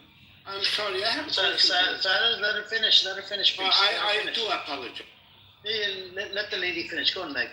And so some of them are separatists, and that's not what anyone wants to do. The freeing Iran from its regime now is a goal, but having it fractured and splintered, no, that's not going to happen. So I don't think that you're talking about a Kurdish militia coming into Iran. I don't think that that's going to be welcomed, but there needs to be some sort of train someone or other who needs to help the Iranian people, because it is up to the Iranian people to overthrow. And it's not up to Kurdish outsiders. It is up to Kurdish Iranians. It really has to be a Kurdish Iranian, an Iran of any, my background, cultural background, anything that is, any of the kind of small groups in Iran that have stayed there, Iran stayed solid, any of those, they're the ones that need to rise up. The trick is, how can they be armed so that they have more of a chance? And the answer is not, I think, Kurds from another country, because they can be those separatists. So if they are not the separatists, well then that is one thing. However, I think there's a pretty good chance that they could be. And so in that case, I would not encourage that. However, it's still, what to do is still something that people are trying to figure out. I don't think people thought that Iran would respond this way, and so people are trying to still figure things out. But no, Iran's not going to separate, and I don't think it's a good idea to send in outsiders, because it really needs to be the Iranians for Iran. However, that is a problem because they're unarmed, and even though there are large amounts, it still is a power dynamic that's not equal. So this is all I had to say. So, Cyrus, what was the question? Yes, question is, do you believe that within Iranian society, basically we have a strong cultural poverty? I am from northwest of Iran. I am from Turkish part of Iran. I'm from Tabriz. All through the Iranian society history, in fact, last 100 years only, all those jokes, all the street, a stadium of 100,000 people, they call ترکه تو شنیدم یونجه برات خریدم کرد خره من کرد خره من. Do you think it's the poverty? Do you think that poor Kurdish people in the other side, they have been trying to find just within Iranian society little bit independence? Do you think they are separatists? Do you think the people from Baluchistan, all the money has last 100 years when Tehran, the benefit of oil, Tehran, Shiraz, Isfahan, Mashhad, Yazd, Kerman, Tehran, Shiraz, Isfahan, Mashhad, Yazd, Kerman. Do you think that these people living in a very racist culture that nobody is as good as Iranian? Do you think that's... No, and that's certainly not what I was saying. It's not a question of no as people. And people, they have a right to be separatists, right? If the black man in America, he doesn't feel he's an American, he doesn't feel his culture, his identity is not recognized, then probably he has every right to fight back. And that is a feeling that I know people have, and that is something that we had a civil rights movement in the 60s that got equal rights. It's still not perfect. The treatment is still not necessarily equal. However, it did not divide the U.S. They didn't cut off a state and make it for black people only. Just like there needs to be, I understand that Kurds, there is a population of Kurds, but is the answer really to cut off a part of Iran?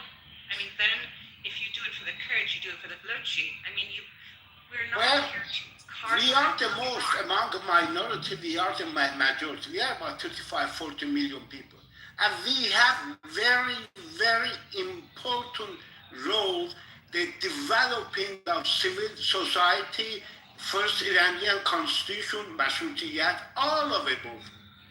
Okay? And you guys, Iran has coexisted with all of its minorities as Iranians. As long, exactly as you say, as long as we all are Iranian, the propaganda, we all Iranian, but let me get all you right, victimized by Persian, beautiful Persian language, you can be victimized because of that.